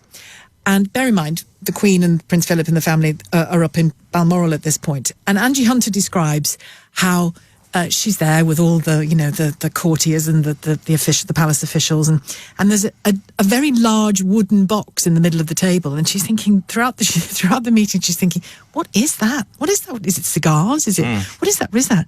And then eventually, at the end, when everybody had their say, there's a silence, and she's thinking, well, what next? And then from the box came Prince Philip's voice, and it was Prince Philip saying, "This is what's going to happen. This is how it's going to play out. Right. This is how is anyone thinking about the boys here?" And the first utterance out of his mouth was about the boys. And it's such an interesting story to observe the man he was within the family and the man he was in situations like that. That's a brilliant story and brilliantly told too. Sheila, back to you in a moment. Thank you. I want to bring into the conversation Phil Dampier, who's of course royal broadcaster, author and commentator, and good friends to the breakfast show that I normally do. Phil, What now then for the extended family? And here's, I don't wish it to be in any way insulting, but the issue, the problems of Prince Harry over in California. What happens now? How do they reach out, to use modern parlance, to him? Phil? Yeah, good afternoon, Nick. I'm sure that Prince Harry will want to come over for the funeral. It's going to be restricted to 30 people, I would imagine. The plan was for Prince Philip, in normal circumstances, to be kept at St James's Palace in London, and then after 8 days of mourning, he was going to be driven by car along the A4, I think, so that people could pay their respects on the way. But he never wanted a state funeral, as I think Andrew Pearce was saying earlier on. I suspect now that as he's died at Windsor Castle, which incidentally is where his mother was born, believe it or not, he will probably stay there. I think they might well do that. It might be easy for them. And then his body will actually be kept at St George's Chapel until the Queen dies. He won't be buried until she dies, and then they'll be buried together, which is quite poignant. Wow. There's a wonderful story. You mentioned Windsor Castle. Wasn't he once shown round by somebody and he said, my mother or someone was born here? Is that right? Yes, of course, he was a prince in several ways before he arrived on the scene, and he was regarded as a bit of an outsider. He was actually penniless when he got married to the Queen, and a rather snooty courtier was showing him around Windsor Castle and saying, over there's this room and over there's... He said, yes, I do know, my mother was born here, because, of course, both he and the Queen are cousins. They were great-great-grandchildren of Queen Victoria, so they were already related. So, his mother actually was born in Windsor Castle and died in Buckingham Palace, so... He knew the ropes even before he arrived. We've talked about his love of the military, of course his love of the family as well. Of the children, who do you think he had the closest bond with, Phil? Well, undoubtedly he had the closest bond with Princess Anne. And why is that, Phil? Well, I think she's very much a similar sort of character to him. I think there's much more of his character in Princess Anne than there is in any of his other children. He's never been particularly close to Prince Andrew. Charles, I think he always felt was a little bit weak in some ways. He tried to toughen him up as a child and send him to Gordonstoun, which he, of course, loved. But unfortunately, Prince Charles got bullied there and hated it. But I think Anne is definitely the one that he's closest to. But Charles has definitely become much closer to him in recent years. And I think they'll all be devastated by this. Obviously, you can't really call it a tragedy when you've lived to this age, but they will all miss him enormously. You've reported on the royal family all around the world, and you cover it for broadcasters all around the world. I'm guessing your phone and your emails are running red hot. Is it going to get the sort of coverage, because we live in a strange COVID world now, is it going to get the sort of coverage you thought it might? Yeah, it's getting massive coverage. I've just come off the phone from Canada. I'm just about to go on Australian TV. So, as you say, it's worldwide. And I think that the fascinating thing is that I think a lot of younger people will probably be learning about Prince Philip for the first time, because he lived to such a ripe old age. There's probably quite a lot of his past, his wartime service, his trailblazing work with the World Wildlife Fund and environmental issues and the Duke of Edinburgh Award Scheme, quite apart from supporting the Queen. So I think there's a lot of things that people will be learning about for the first time, and hopefully having respect for the extraordinary life he's led. Just one last minute. One of the things he leaves behind was the incredible success of the Duke of Edinburgh Awards. A minute on that, Phil. Yes, I mean, I think it goes to something like 140 countries, and 2 million people have been through it, and young people all over the world have said what a tremendous benefit it was from him. He was actually persuaded to do it by Kurt Hahn, who was the founder of Gordonstoun School. He said he wasn't very that keen to do it, or didn't want to take credit for it, but when he put his hand in and decided he would do it, he of course gave it everything, and it's been a tremendous success. And that will carry on, obviously, carry on in his honour and in his memory, I would imagine.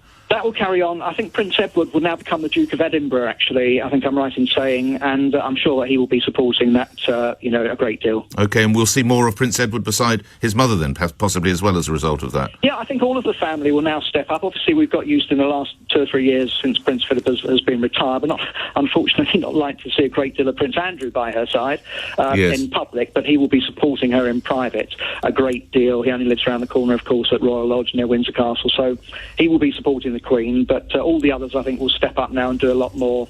I don't think the Queen will abdicate. I don't think she'll retire. No. It's not in her nature to do that. I think she'll carry on, but obviously life will never quite be the same again for her. Phil Dampier, thanks for your time. You're a royal broadcaster, author and commentator, and particularly author in the context of this because you've had a number of books published concerning Prince Philip, both charting, of course, his success and importance, but also some of the lighter moments as well. You're listening to LBC. The time is 1:30. It's a news special with me, Nick Ferrari, and Sheila Fogarty. Buckingham Palace has confirmed the Duke of Edinburgh, Prince Philip, has died. He was 99 years of age. A statement from Buckingham Palace said it is with deep sorrow that Her Majesty the Queen has announced the death of her beloved husband, His Royal Highness the Prince Philip, Duke of Edinburgh. His Royal Highness passed away peacefully this morning at Windsor Castle. LBC's Simon Conway looks back at his life. He was a Greek prince born on Corfu in 1921, but his early years were difficult. Philip spent his childhood moving from country to country as his family was forced into exile by revolution. I didn't notice it at the time, no. It seemed to be perfectly normal as far as I was concerned. I mean, how could I compare it with anything else? After school in Scotland, Philip pursued his dream of a naval career. Princess Elizabeth was just 13 when she met the dashing cadet and fell instantly in love. But the world was at war and Philip went to sea on convoy duty. In 1947, post-war Britain delighted in the wedding of Princess Elizabeth and her dashing prince. And how they cheered the happy pair when they came out onto the balcony. What a wonderful picture the princess made, looking most lovely in her magnificent gown and standing happily beside her husband. He continued his career in the Navy, but in 1952, the King died and Prince Philip's life changed forever. His wife became Queen and he her consort. Philip quickly developed a reputation for being outspoken and was also perhaps best known for his legendary gaffes. His reputation for plain speaking often led to controversy, but he was branded a national treasure by the press for his inability to curb his off-the-cuff remarks. Prince Philip claimed he was misunderstood and readily acknowledged he wasn't always the easiest person to deal with. Tolerance is the one essential ingredient of any happy marriage. You can take it from me that the Queen has the quality of tolerance and abundance. But despite the bluff exterior, he saw himself as a moderniser. He was behind the decision to allow cameras to capture royal family life. Yet perhaps his most successful achievement was creating the Duke of Edinburgh's award scheme for young people. His son Edward is an ambassador. He was very much the architect of not just the spread of the award within UK, but then how it then spread to over 126 countries around the world. His relationship with his own children, particularly Charles, was at times strained. Accused of forcing his son into marrying Princess Diana, he was later criticised for failing to support her when the marriage broke down. But royal author Hugo Vickers says he was a source of great strength in the days after Diana's death. Prince William, quite understandably, before the funeral, was anxious as to whether or not he should take part, whether he should walk behind his mother's coffin to Westminster Abbey. Prince Philip said to him, I think you would very much regret not walking behind your mother's coffin later on in life. So in other words, he took the long view, and then he said, and I'll walk with you. During the Queen's Diamond Jubilee pageant on the Thames, he gave little impression of winding down. Yet a day later, he was back in hospital with a bladder infection. He'd already been treated 6 months earlier for a blocked coronary artery. As she marked her Diamond Jubilee, it left the Queen to attend several events alone, and she used the occasion to pay tribute to him. He has quite simply been my strength and stay all these years, and I and his whole family, and this and many other countries, owe him a debt greater than he would ever claim, or we shall ever know. Soon after his 90th birthday, the Duke admitted he was looking forward to winding down, but the Duke would put in another 6 years of official engagements before finally stepping down, saying it was a decision he made before he fell down. I'm sorry to hear you standing down. I can't stand up much. At the time, political leaders paid their tributes to his clear sense of public duty. On behalf of the whole country, I want to offer our deepest gratitude and good wishes to His Royal Highness the Duke of Edinburgh. He's made an incredible mark on the scene in the whole country. He founded the Duke of Edinburgh's award scheme. He's always gone about his public service as well with a healthy, at times even a mischievous sense of humour. His final solo public engagement before retirement was at Buckingham Palace in August 2017. He was 96 as he met Royal Marines as their Captain General. Great cheers for the Captain General! Hip hip! Hip hip! Hip hip!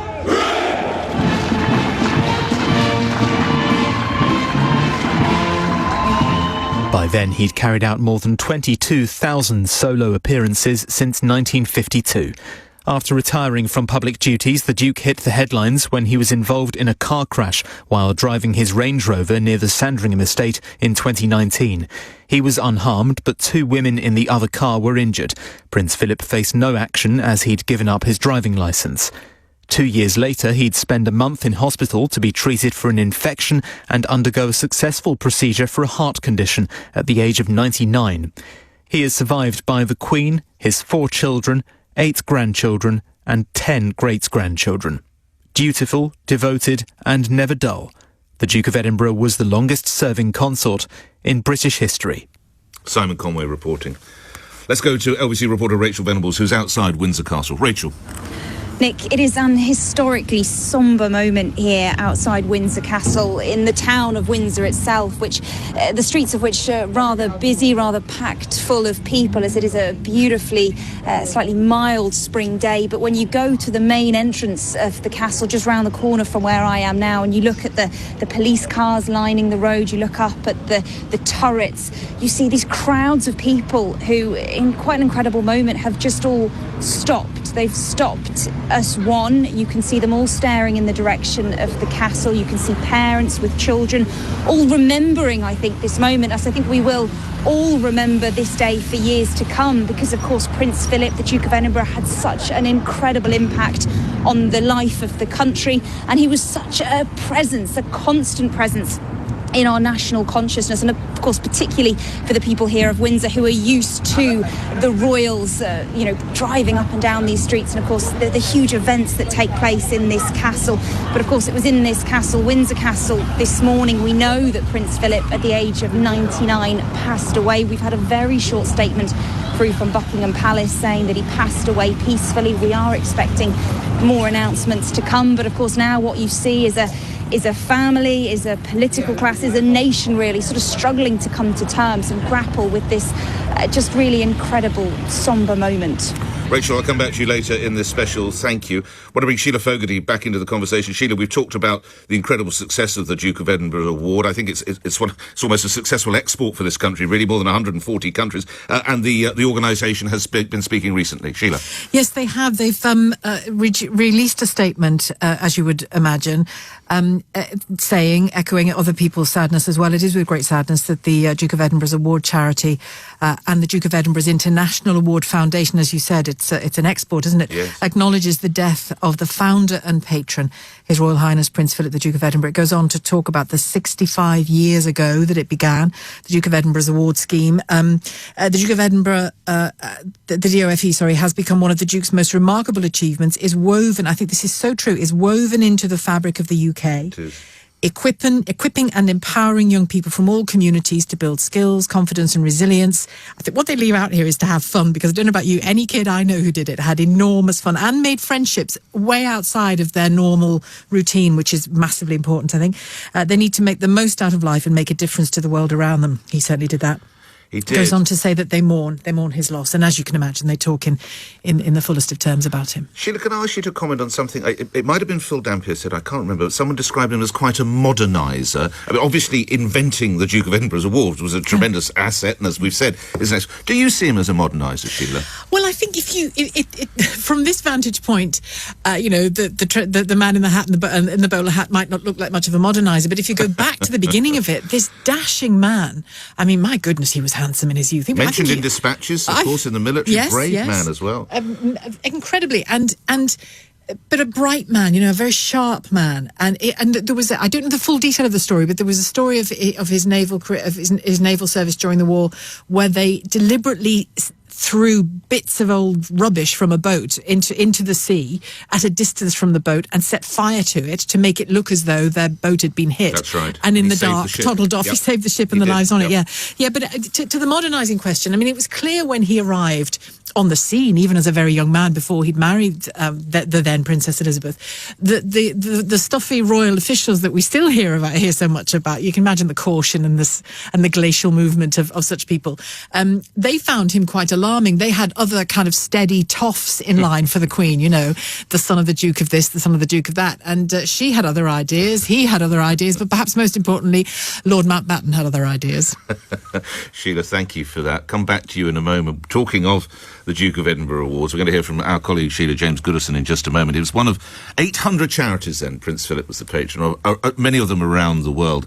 But as we said, possibly the one that bears his name is the one he'll be best remembered for. The Duke of Edinburgh Award, inspiring millions of young people to improve their skills, to trek across the great British countryside and, yes, I'll confess, sometimes get lost in the process. LBC's James Goodison looks back at the extraordinary organisation. The Northamptonshire Bicycle Bells gracefully opened the show, watched by Prince Philip and Transport Minister Ernest Marple. It demonstrated the work of the National Cycling Proficiency Scheme, whose test has now been passed by 500,000 children. The Duke of Edinburgh always championed youth development and progress, and one didn't have to look further than the award named after him. The value doesn't lie in doing each section with brilliant success, but it lies in the side effects of the exposure to new activities, greater self-confidence, wider experience, contacts beyond the narrow circle of home and school, compassion through understanding the misfortunes of others, and so on. The Duke of Edinburgh Award has been in existence for nearly 7 decades. It was originally inspired by the Duke's old headmaster, Kurt Hahn, who set up a programme to help bridge the gap between leaving school and enrolling in national service. Kurt Hahn, who was the headmaster of Gordonston, and he came to me more or less out of the blue because I'd rather lost touch with him, and he said, "My boy, I want you to start the award scheme." And so I said, "Yes, sir." It was based on Hahn's theory that you shouldn't be a specialist in any one thing, and he felt that you shouldn't concentrate entirely on academic education. In the modern day, at any given time, 500,000 people can be expected to be working towards their award. The Duke wanted the award to teach young people skills through experiences rather than through lessons, and it requires several different challenges to be completed before the award is granted. To achieve a bronze or silver award, you need to complete 4 different but equally important sections: volunteering, physical, skills, and also an expedition. If you're going to go for gold, you'll also have to complete a residential. Winners of the prestigious Gold Award could, for many years, expect a trip to meet the Duke, who, throughout the course of his life, was present to see thousands of young people receive their award. The CEO of the Duke of Edinburgh Award, Ruth Marvel, told LBC that even after stepping back from public life in 2017, Prince Philip still remained heavily invested in the award that shared his name. The Duke remained incredibly interested in and supportive of DofE for his entire life. He obviously, when stepping back from public life, he stopped having a formal role in the organisation other than continuing as our patron. I mean, I'm biased, but I think DofE was his favourite. He enjoyed meeting with young people, talking to young people about what they'd achieved. It's hard to overemphasise how life-changing this award can be for some people. John did his DofE at a young offenders institution, his selected skill being cooking. He now runs his own catering business. It saved my life, because when you see the cycle of reoffending that goes on, often it's not down to the individuals themselves, especially at that age when everyone's 18, 19, 20, they all have the potential to turn their life around.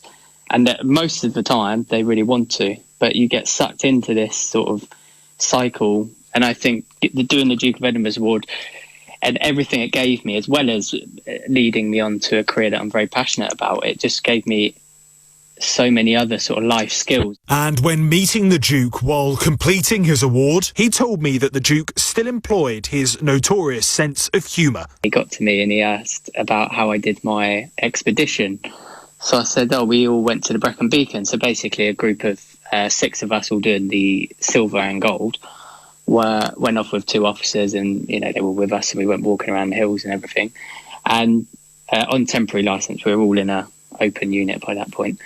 And he asked, were we all attached by ball and chains? After stepping down in 2017, the role went to his son, Prince Edward. He praised his father's work at taking the award worldwide. He was very much the architect of not just the spread of the award within UK, but then how it then spread to over 126 countries around the world. The Duke of Edinburgh Award has given millions of young people skills, experience, confidence, a purpose and even a career.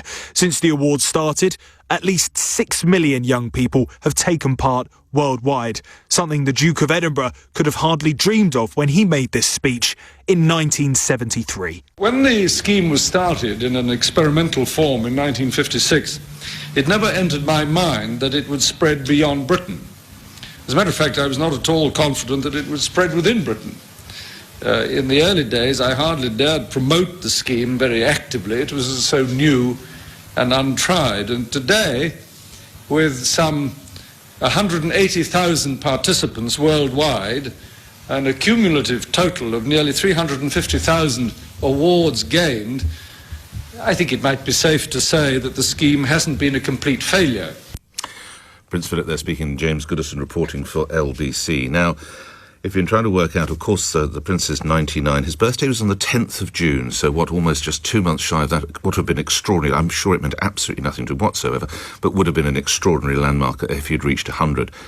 Now, a year ago, to mark his birthday of 99, I spoke with Myra, now Lady Butter, third cousin of Prince Philip, and his childhood friend, and asked for her recollections about the Prince. I mean, he was very, very great fun and very nice, a typical boy, like any other boy, really. I mean, he was like my brother. They were the same age, and there was no difference, really. You just thought of him as being great fun and lovely person to have about the place. He's always been his own man, and he says what he thinks, and he's totally consistent, which is a great attribute in life. He's an outdoor person, but so diverse and intelligent and so well-read that he knows a lot about a lot of things in great detail.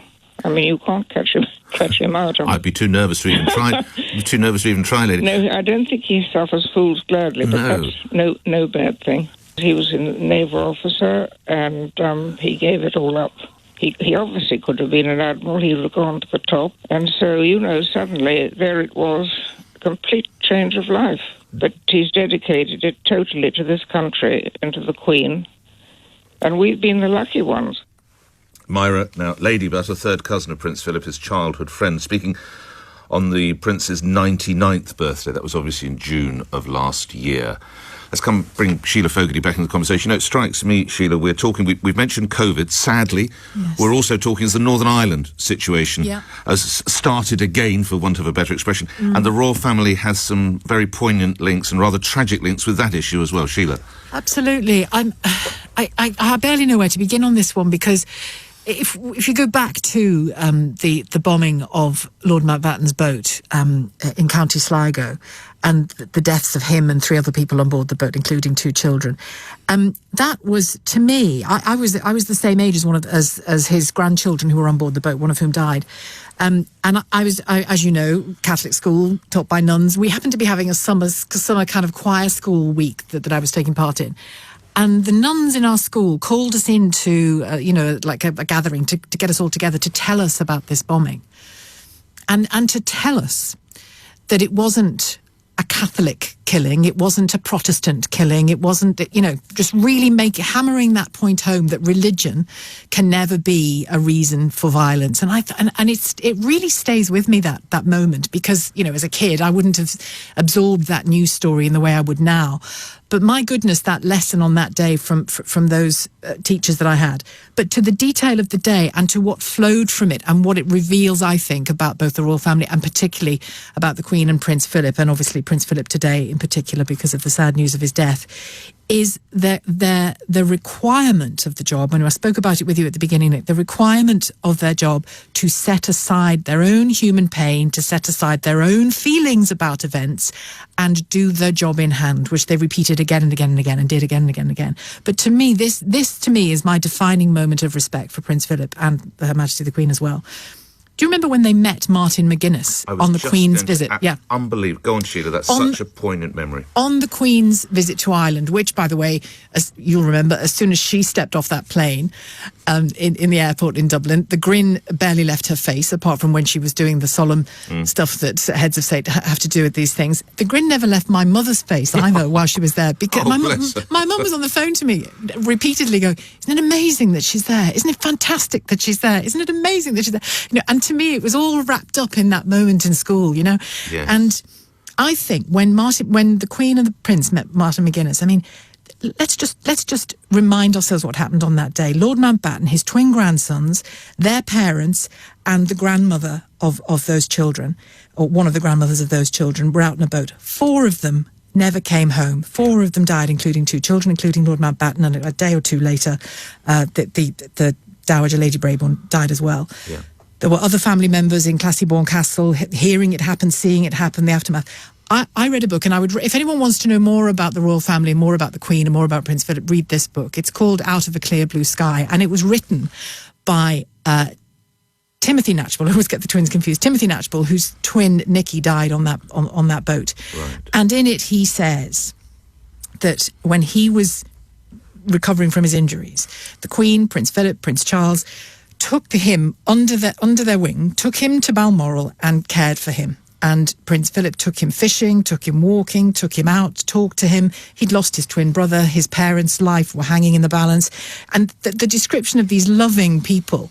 And at the time, you know, we were routinely hearing, weren't we, that they were cold parents, they were ignoring their children. You know, the picture painted in this book of Prince Philip and the Queen in relation to these children they loved, children whose parents and grandparents they loved, is extraordinary. And it tells the story of the Troubles, and it tells the story of the Queen's pain at being shut out of Ireland for so long, and how overjoyed she was at being back in. And it's a fantastic, I think, illustration of the way both of them set aside the personal and do the job. Because on that day when they met Martin McGuinness, I mean, Prince Philip must have wanted to scream his head off. Well, this is the thing. Just remind the listeners, and then we've got to go to our colleague Ben Kentish at Westminster. But Sheila, I just want you to... The incredible closeness between Philip, the Queen, and Mountbatten. I mean, there really was a tight bond, wasn't it? There was. I mean, Lord Mountbatten is the brother of Prince Philip's mother. So he's his direct uncle. And he became, in the absence pretty much of Prince Philip's father, Mountbatten became that father figure. And Prince Charles has spoken of him as a grandfather figure as well, the grandfather I never had. And again, it's all on record there that Mountbatten was not just a loving uncle and a loving granduncle and family man. He was a plotter and a fixer and a man, and he had great ambition for his name and his family in royal circles. Having said all of that, they've been incredibly loyal, constantly, to the royal family, to the crown. And if you're looking, I think, for a model, a role model for Philip, and the person that perhaps created the rigour that Prince Philip brought to that role and the commitment he brought to that role, I suspect you don't need to look much further than Mountbatten. Sheila, come back to you in a minute or two. Thank you. I need to finish there. Sheila Fogarty, thank you. I want to go to our colleague Ben Kentish, who's LBC's Westminster correspondent and joins us from our studio at Westminster. There's news of a cabinet meeting taking place later this afternoon. Ben. Yes, there is, Nick. Reports that the Boris Johnson will convene his cabinet later this afternoon at 5 p.m. because, Nick, of course, this is a difficult time for the government as well as the royals. Because of the pandemic, there are huge decisions to make. Do they recall Parliament? I'm hearing that the answer to that could be yes. It could be recalled on Monday afternoon for tributes to the Duke. Then there's, of course, what do they do about the funeral? Do they ease COVID regulations to allow people to pay their respect? There are really, really difficult political decisions that have to be made at this time because, of course, of the Duke's death coming in the middle of a global pandemic. But we have had in the last hour or so, Nick, as you would expect, Boris Johnson and other political leaders paying tribute to Prince Philip, the Duke of Edinburgh. Boris Johnson saying he was not just a much-loved and highly respected public figure, but a devoted husband and a proud and loving father, grandfather and great-grandfather. He said, today we mourn with Her Majesty.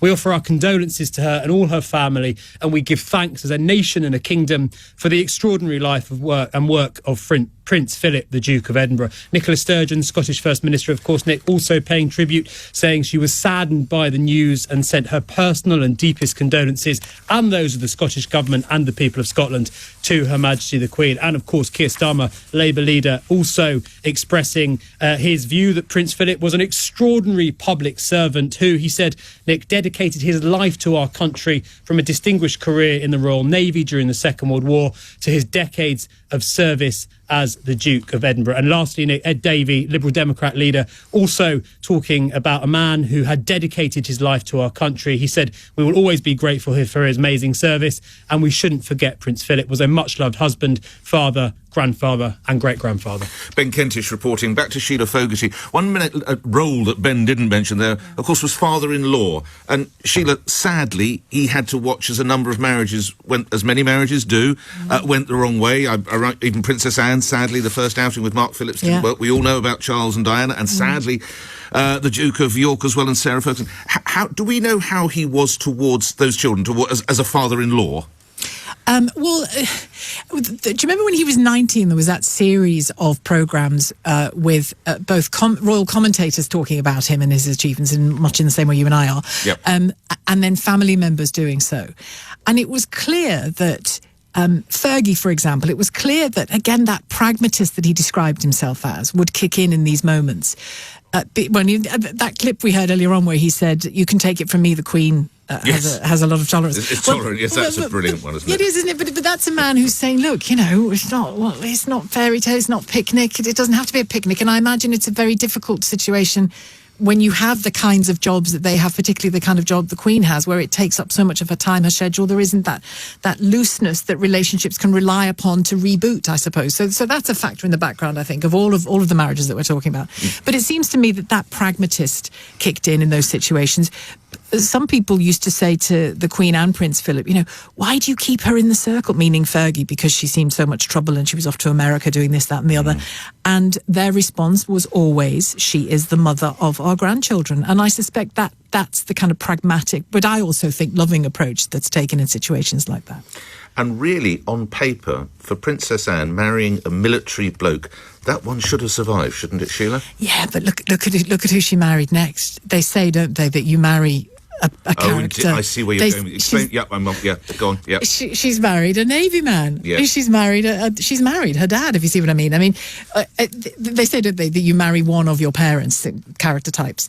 And he seems to be Commander Tim, I've forgotten his surname, Timothy Lawrence, yeah.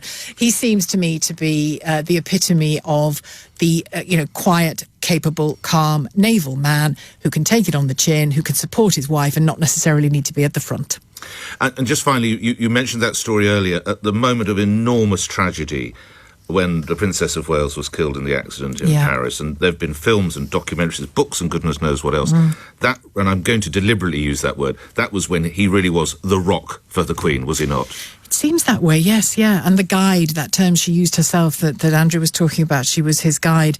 And he you could see it on the day, couldn't you? You could see him corralling those boys, corralling that situation, and being the male head of the family, at least, because the Queen is the head of the family in the sort of the state sense. But I also think, I don't know whether you were hearing James describe earlier on when Margaret Rhodes, first cousin of the Queen's on her mother's side. I'm afraid I didn't hear this, Margaret Rhodes wrote a beautiful book. She was a contemporary of the Queen's, close friend, cousin. Wrote a really lovely book called The Final Curtsy, and she was describing her own life, but obviously it dovetailed with the Queen's. And you could, these people don't write these books without the Queen seeing everything and approving everything. And in it, she includes a letter that the Queen sent to her on her honeymoon.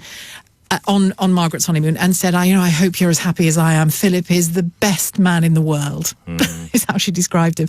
Anyway, bizarrely, about a week after I read that book, I was standing in a taxi queue. You know about my taxi habit. I was standing in a taxi queue at Waterloo Station, and a woman two up from me in the queue, I thought, I'm sure that's Margaret Rhodes.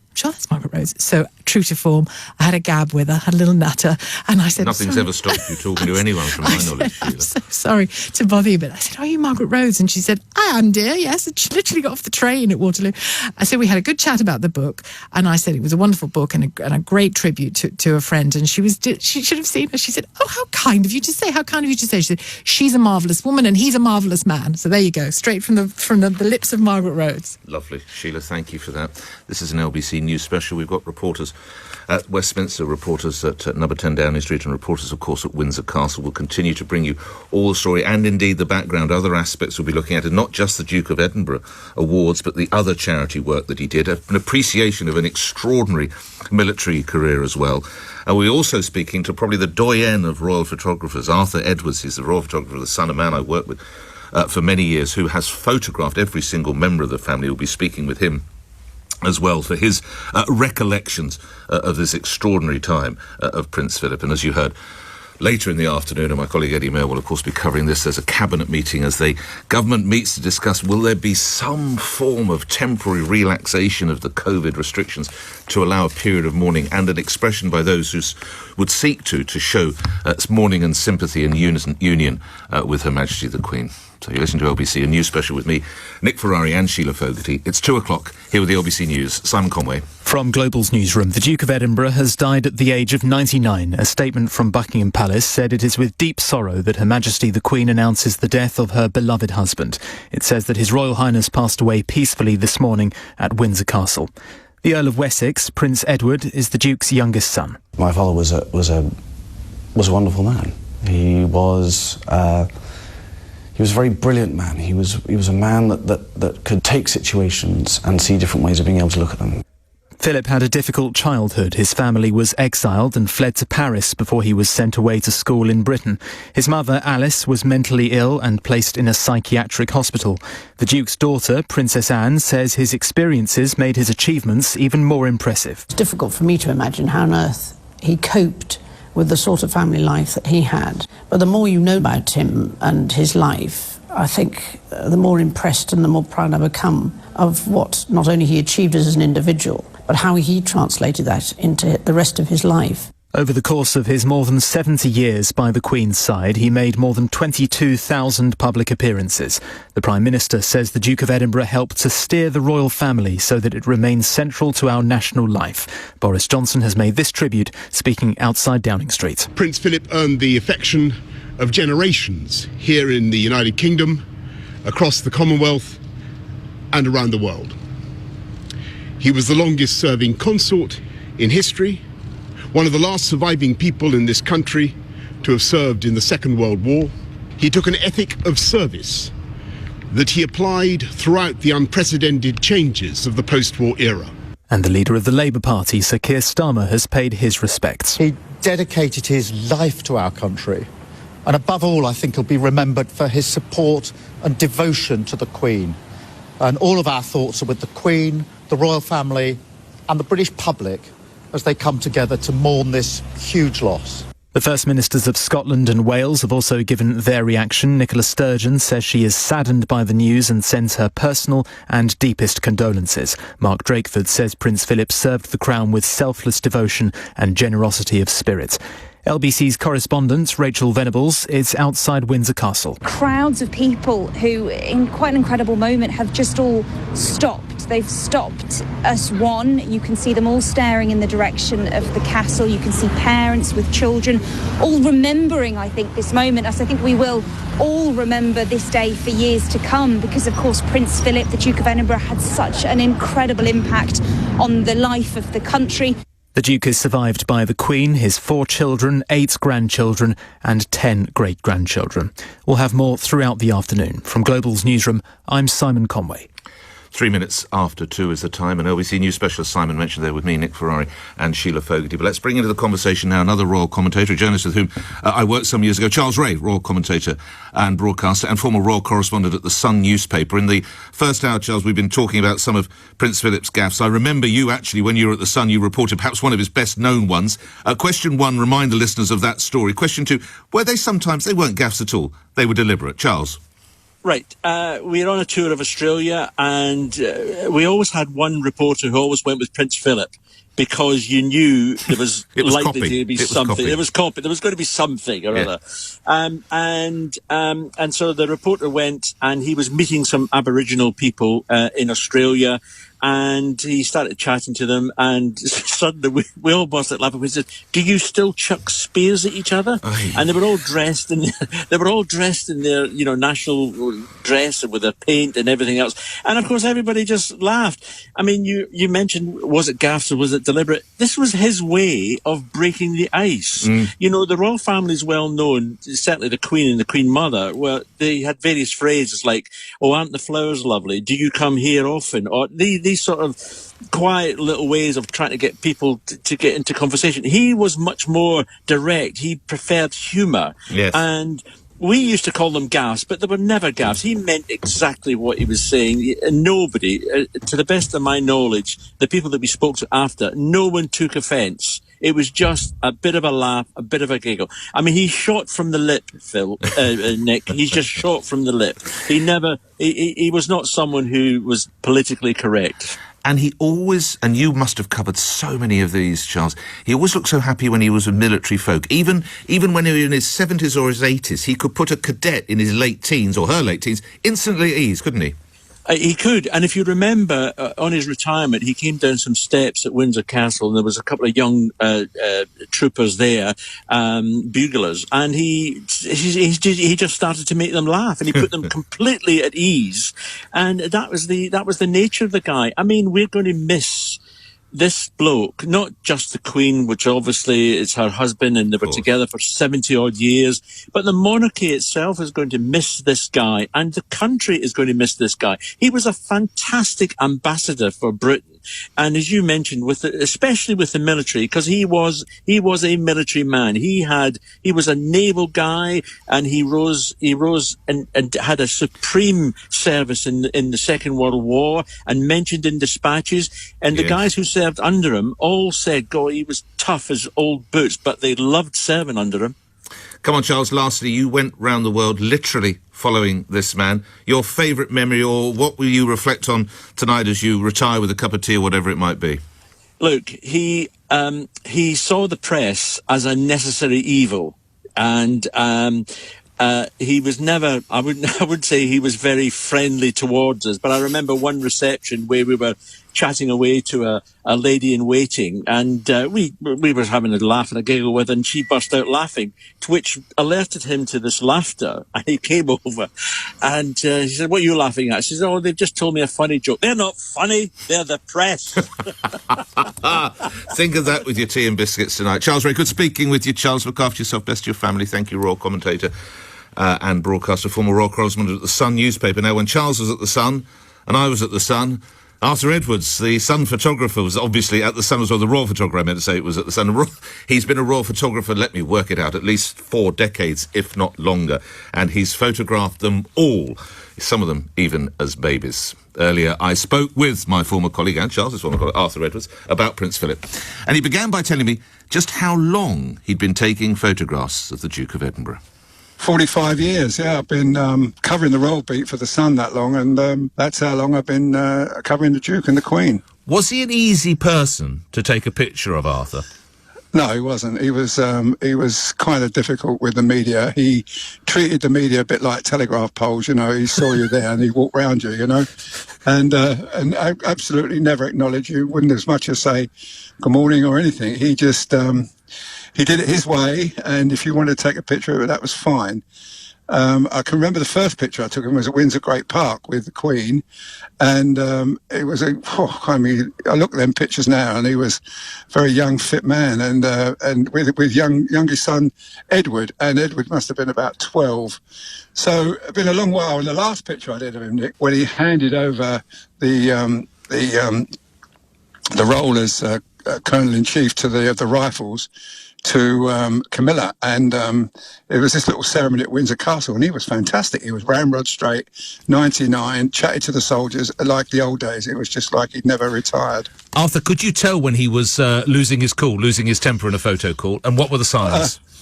Well, you know, you didn't hang around. You didn't mess around with him. He just told you to get on with it. and you know, after 4 shots, you knew he was going to walk out the picture. The last group I did was in Malta at the Chogham a few years ago with Camilla Charles, the Queen, and him. And I said to the Prince of Wales, look, can you get in position quickly because the Duke won't hang around? And I did 4 frames, literally 4 frames, and he walked out. And the Prince of Wales said to me, nothing changes. Arthur, I mean, from that one wonders. Can I ask you, do you think he was a happy bloke, or was he a bit miserable, or curmudgeonly, perhaps, Arthur Edwards? Well, I think he was. I think he was a first-class consort to the Queen. I think he did that role brilliantly. I mean, you know, he was. I mean, the Queen was certainly head of state, but he was certainly head of that household, and he made all the big decisions: what schools the boys went to, the children went to, and you know, he was very much in control. But you know, he did play that role as the consort very well, always talking to the mayoress and never the mayor, and I must say, all through the years, he was absolutely brilliant. I remember that when the Queen addressed the joint houses of Congress in Washington, and he gave her a great opening line. You know, when she was welcomed at the White House by George Bush the elder. And, of course, when the Queen took the stand, you couldn't see her because the lectern was too high. You only saw the top of her hat. But the Duke gave her a great line to open her address to Congress was, "Good afternoon, ladies and gentlemen. I hope you can all see me now." I worked with you at The Sun when you used to have in a few confrontations with Princess Anne, Princess Royal. Oh, yeah. I remember those very famously, and her views of you and your trade, Arthur, or our trade. Yeah. Do you think Anne was effectively... She was... her dad, wasn't she? That was the closest relate, Arthur? Absolutely. Can't, absolutely chip off the old block. She certainly was him. And she acted like, she treated us exactly like he treated us, you know, with not with disdain, but we're absolutely as though we weren't there. And, you know, I remember after in Australia when he made that remark about chucking spears, the Aboriginals chucking spears at each other. And you know, it was made headlines. I mean, the press secretary was trying to have dinner with her parents and couldn't eat a morsel. The phone was ringing off the hook.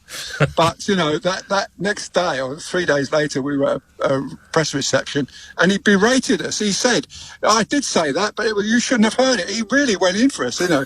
He didn't mix his metaphor. I mean, and he wasn't popular.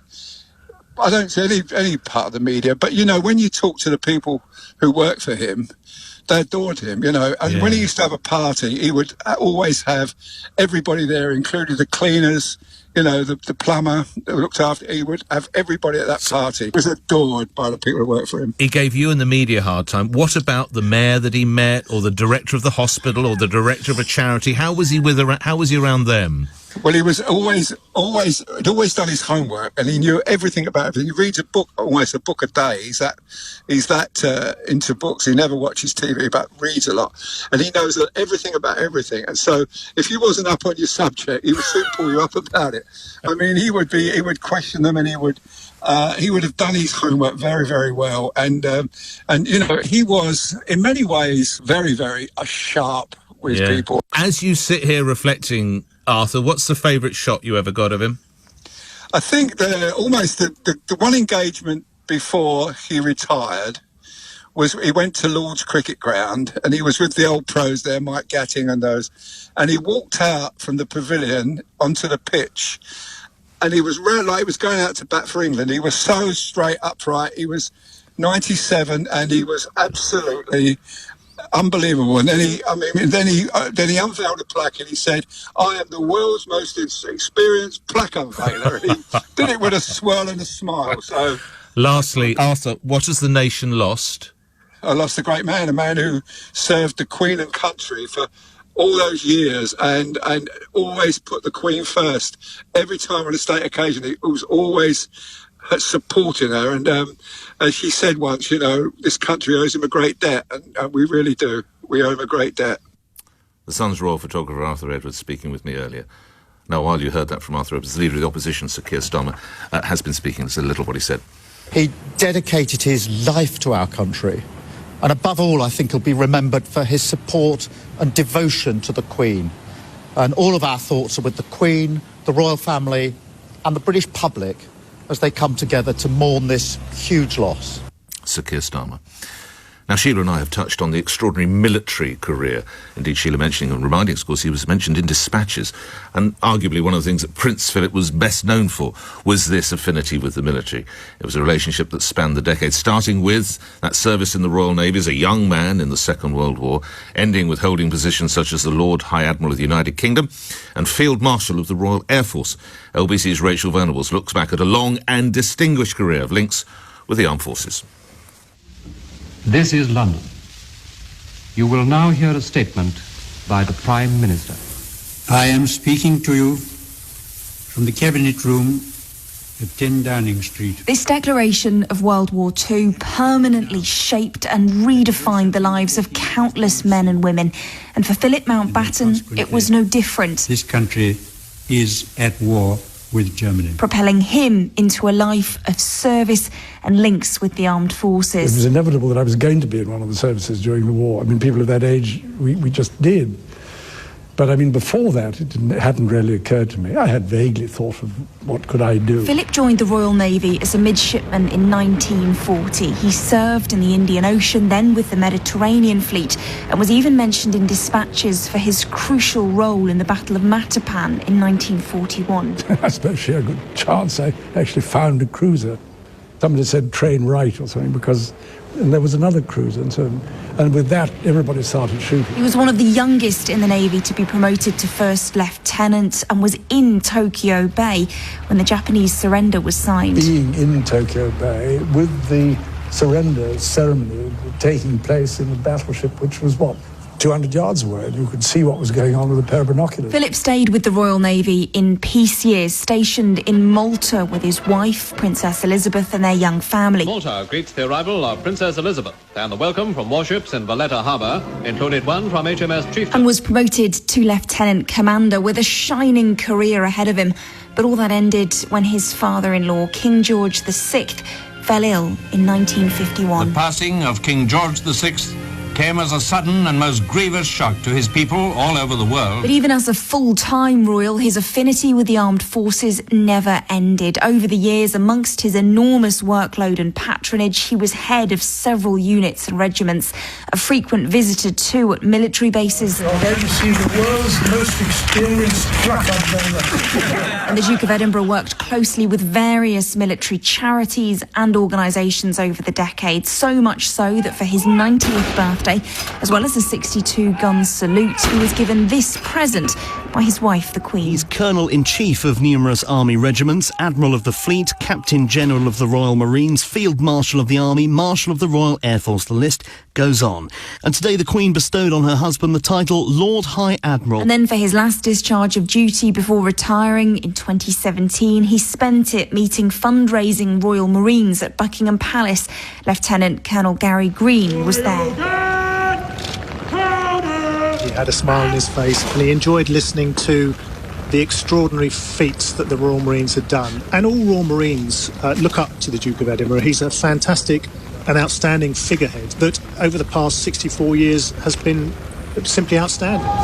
A fitting final act of official royal duty in a long life dedicated to supporting the military.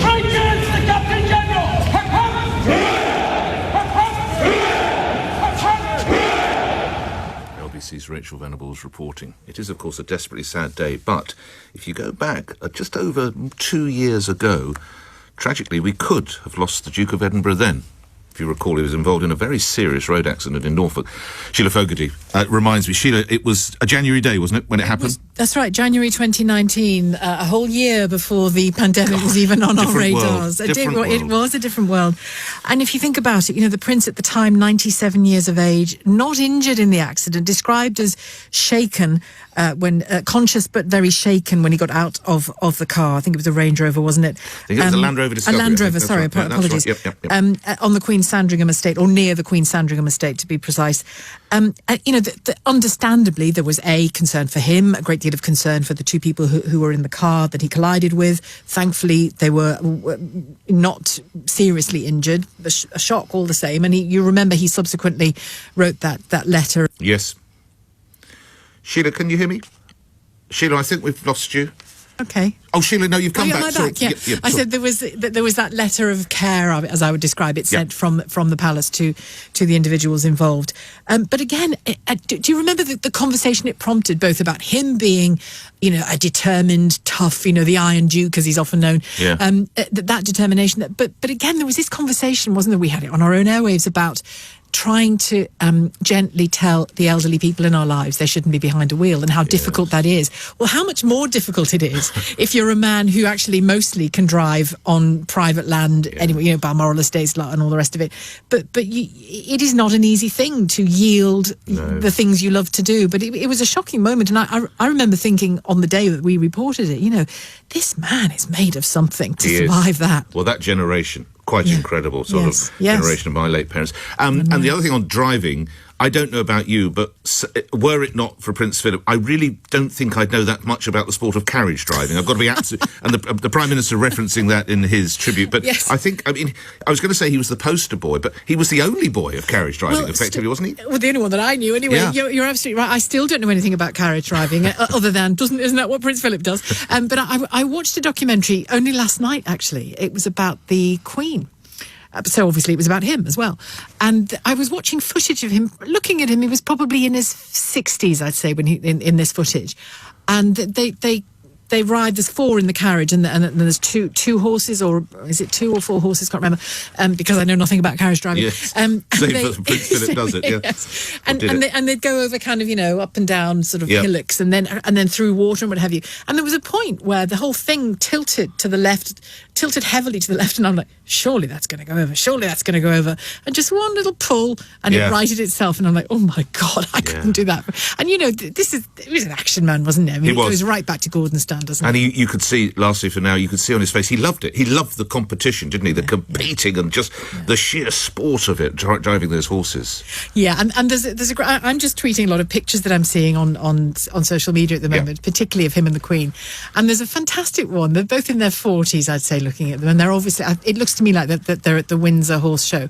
He's sitting on top of a Land Rover. She's leaning against it. They're both in their country tweeds. She's got shades on. They're very casual look, legs crossed and peering into the distance, and they look so cool. They look like an ad, like a shot from Vogue from the 50s or 60s. I know that picture. You're absolutely. What I mean? I know. It's on my Twitter feed if anyone wants to have a look. Yeah. Well done. Everyone will go to your Twitter feed. Sheila, come back to you in a moment. I do remember, as you described it brilliant. I do remember that picture. Okay, so we've talked about the importance of Prince Philip, of family, of military, of duty, but also the United Kingdom. I have to say, it is under threat at the moment. But let's go around the UK. And let's start in Scotland. Jack Foster, LBC's reporter, is outside the Palace of Holyrood House in Edinburgh. Jack. Nick, the Palace of Holyrood House is the royals' principal residence in Scotland. It has been since the 16th century. And while Balmoral may be more well known, this is where the state occasions and official entertaining tends to take place. Typically, the Queen spends a week in residence here before travelling north to Balmoral at the start of the summer. Now, there aren't a huge amount of mourners at the moment, yet there are people starting to gather, some floral tributes at the gates of the palace. The flag, though, is at half-mast, and as is the flags at the Scottish Parliament, which is, of course, directly over the road here at Holyrood. And that is a signal of the respect from the world of politics, but also something that we should note is that there is an election campaign going on here in Scotland, as it is in some other parts of the UK as well. Campaigning has been suspended here as a result of this, as a mark of respect, which of course the last time campaigning was suspended due to a royal death during a vote in Scotland was in 1997, of course, the devolution referendum during the death of Princess Diana. Now, in terms of that political reaction, the First Minister, Nicola Sturgeon, made a statement in the last hour. He lived a life of public service and deep devotion to the Queen. He had a close association, of course, with Scotland. He went to school in Scotland. I know that he enjoyed all of the time he spent at Balmoral. He had a very long association as Chancellor with the University of Edinburgh. But probably above all of that, the Duke of Edinburgh Awards scheme transformed the lives and gave hope and inspiration to countless numbers of young people. So I think we should deeply appreciate the massive contribution that he made to public life and to the whole country. And we've also been speaking to some people on the streets here in Edinburgh, getting the reaction of Scots. Oh, sorry to hear that. He's on big mouth to a certain extent, but he's a good age.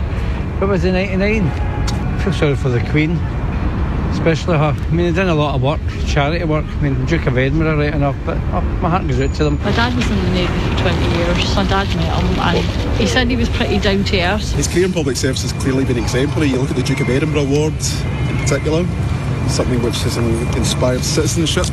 Myself, I got the Duke of Edinburgh Award, and clearly he's had a lifetime of service, and we acknowledge that.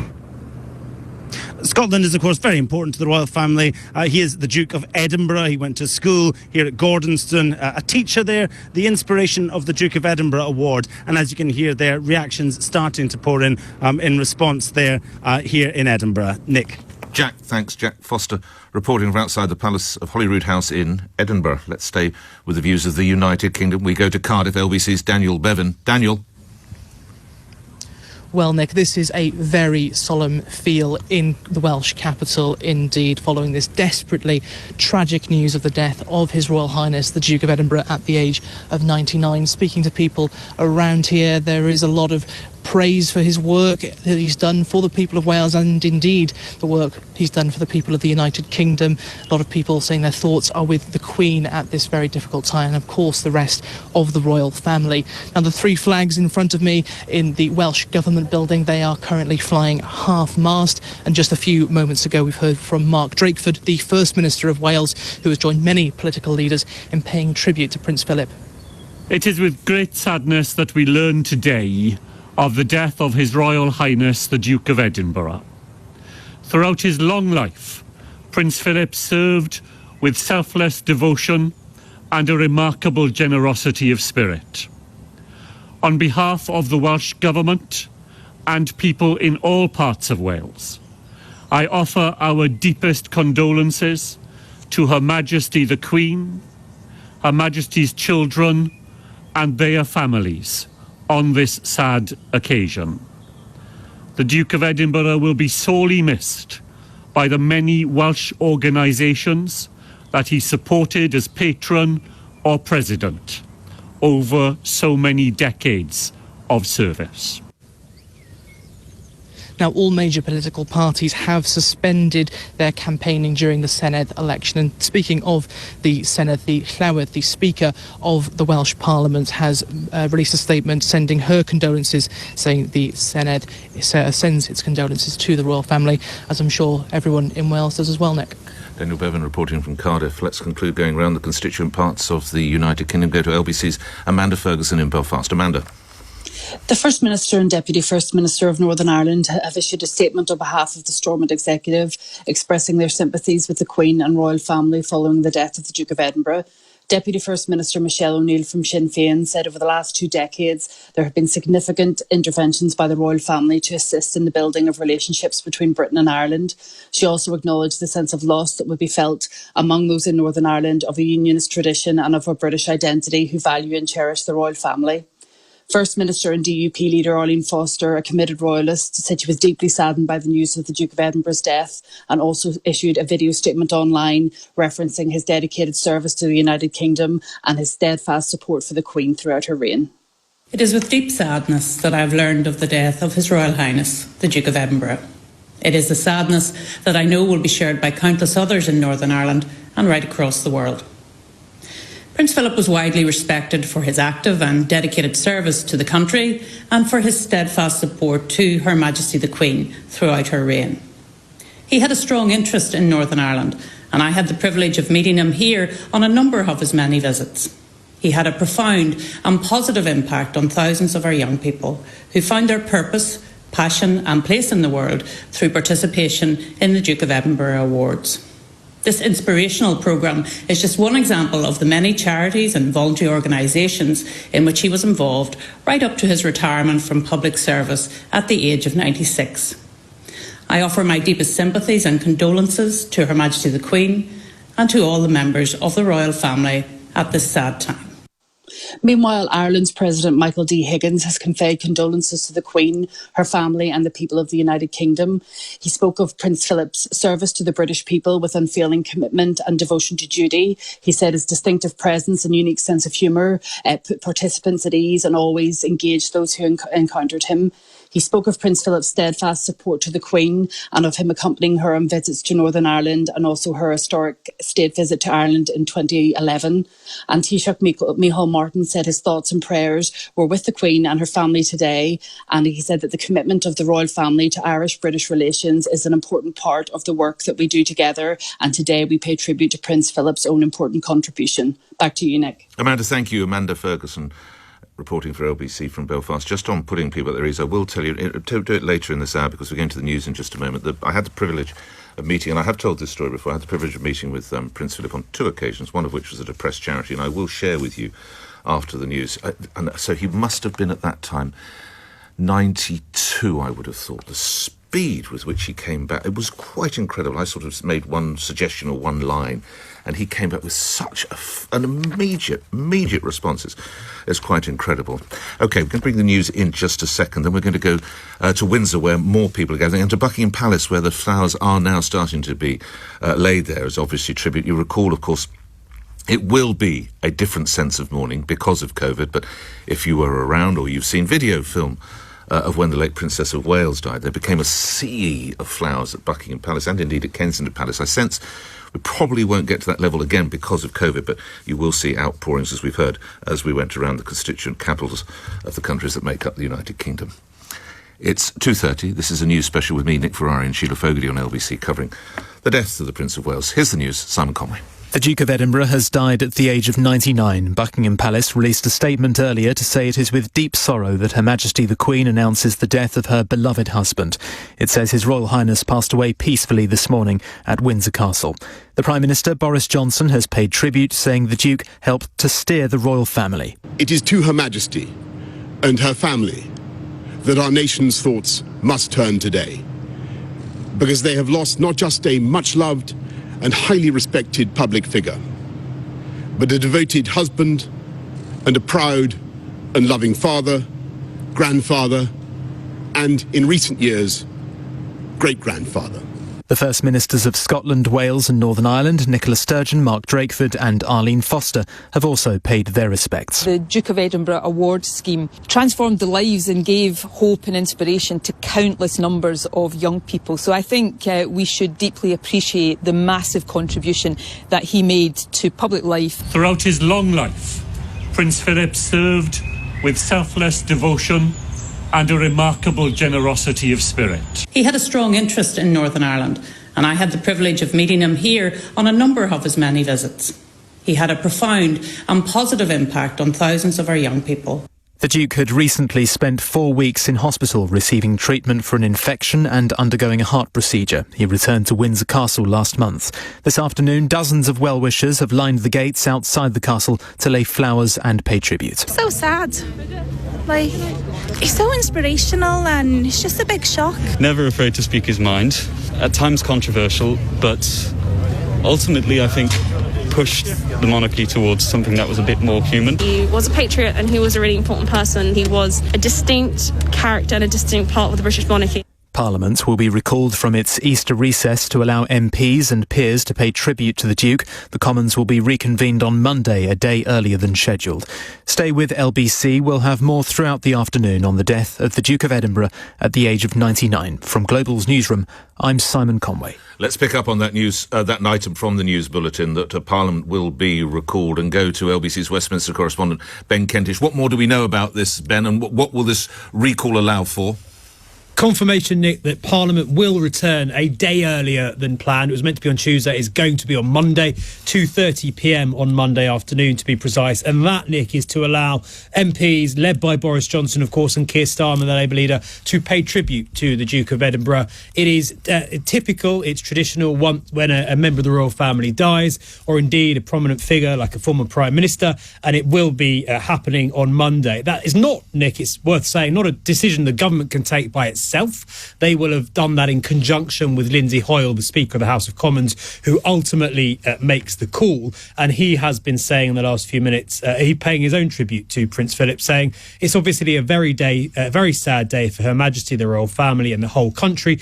The Duke of Edinburgh has given his unwavering support to the Queen, both as a husband and as a consort. He said Prince Philip has performed wide-ranging official roles, carrying out thousands of engagements and overseas visits on behalf of the United Kingdom and the Commonwealth, and confirming, as I say, Nick, that Parliament will be recalled a day earlier than planned on Monday afternoon. Ben Kentish, LBC's Westminster correspondent, reporting. Let's go to another of our colleagues, Rachel Venables, who's outside Windsor Castle, where I understand more people are gathering, and there's even floral tribute starting. Rachel, is that right? Morning to you. Afternoon to you again. Good afternoon, Nick. Yes, there is. You might be able to hear, actually, from the constant sort of chatter around me, the huge crowd that has gathered here outside Windsor Castle. I'm stood actually outside the principal, the main gate, which is the King Henry VIII gate. It's been manned at the moment by four rather stern, rather sombre-looking palace guards. But in front of them, there is a huge pile of flowers, many of them still in their wrappers on the floor, piled high on top of each other. Beautiful colours. You can smell the sort of floral aromas as you approach this space. And they're being laid by huge numbers of people who've turned up this afternoon just to pay their respects, just to mark this most historic and sombre of moments. And I read cards amongst the flowers as well. Some people with very simple messages, things like R.I.P. Prince Philip. Other people writing almost directly to Her Majesty the Queen and trying to offer her a sense of condolence, of love and support on what must be the most unimaginably difficult day. But I've been speaking to some of the people who've gathered here, some of the crowds who've gathered here outside Windsor Castle this afternoon, Nick. I do feel for the Queen, and we all think about the family. It's just so sad. No matter what's happening in the world and no matter what controversies are surrounding whatever institutions, a person has died, and it's important to pay our respects. And I live in Windsor Town Centre, just there on top of a shop, so I thought the least I could do is pay my respects, since someone who is ultimately a grandfather, a father, a husband and a friend has died. I'm nearly 82 and he's always been here. And I don't know why I feel so sad, but I do. I think that woman probably actually reflecting a mood of a lot of the nation, not necessarily everybody, but a lot of the nation. Rachel, just before I go, and I'm sure we'll be coming back to you very shortly, but how has COVID impacted? I noticed on the video behind you that the police officers are having to wear masks, presumably many of the journalists and people laying the flowers too. Rachel? Yes, many of the journalists here wearing masks, so we're all trying to observe social distancing, and there is, as I mentioned already, a huge crowd has gathered. The police, who you might have been able to see behind me as well in this video, have been doing their best to manage the crowd, but of course it's very difficult when you have so many people filing past, stopping to pay their respects. One of the things that the police have been doing is trying to prevent people from laying flowers here, as they naturally, organically began outside the main gate, and they've been directing people away to the Long Walk, which is a huge 3-mile straight stretch that rides away from Windsor Castle. Clearly they feel there people will be able to lay a huge tribute to the Prince here at the castle, of course, where he passed away peacefully this morning. Rachel Venables reporting. Now, I don't know who had the task, but someone counted up the number of solo engagements that the Duke of Edinburgh completed since 1952. It came in at an astonishing 22,219. That would have been a task for someone, wouldn't it? And the last one, his final royal engagement, was in August 2017, the Duke of Edinburgh there. And present was Lieutenant Colonel Gary Green of the Royal Marines, whose task it was to accompany the Duke of Edinburgh. Earlier, I spoke with the Lieutenant Colonel and asked him for his memory of that day. Lieutenant Colonel, you had the extraordinary distinction, and I'm sure you would say honour, of accompanying the Duke of Edinburgh on his final royal engagement. That was back in 2017. What was it about, and what do you recall of the day? This was a really exceptional occasion for the Royal Marines, and we were all very proud and honoured to be there on that day. It was all about a Royal Marines challenge. We called it the 1664 Challenge, which goes back to our roots. We were formed on the 28th of October 1664, and it was pretty much bringing Royal Marines together to do some extraordinary events to fundraise for our charity, which campaigns to raise funds for our serving and retired Royal Marines. And His Royal Highness the Duke of Edinburgh is, as we know, is always very keen to hear about Royal Marines challenges. And when I made the request to finish the event at the Palace, he accepted that, and we went from there. And it was a truly fantastic event. And so we had a huge number of Marines on parade. both the runners and those that took part in the challenge doing some extraordinary feats. Yes. We had an honour guard and our Royal Marines Association and cadets. Let me ask you this, Lieutenant Colonel. I've only had the privilege of meeting the Duke on a couple of occasions, but obviously I've watched him at work. There's something, it seems, unique about him and the military. They really take to him, and he really takes to them. What is that bond? Can you explain it? Well, I think the bond goes back to His Royal Highness serving in the Royal Navy, and everybody knows that, and we recognise that he's undertaken in his own past some pretty horrendous situations during the war, and we understand that. And I think also that the Duke of Edinburgh enjoys hearing about extraordinary challenges and what Royal Marines and the armed forces get up to.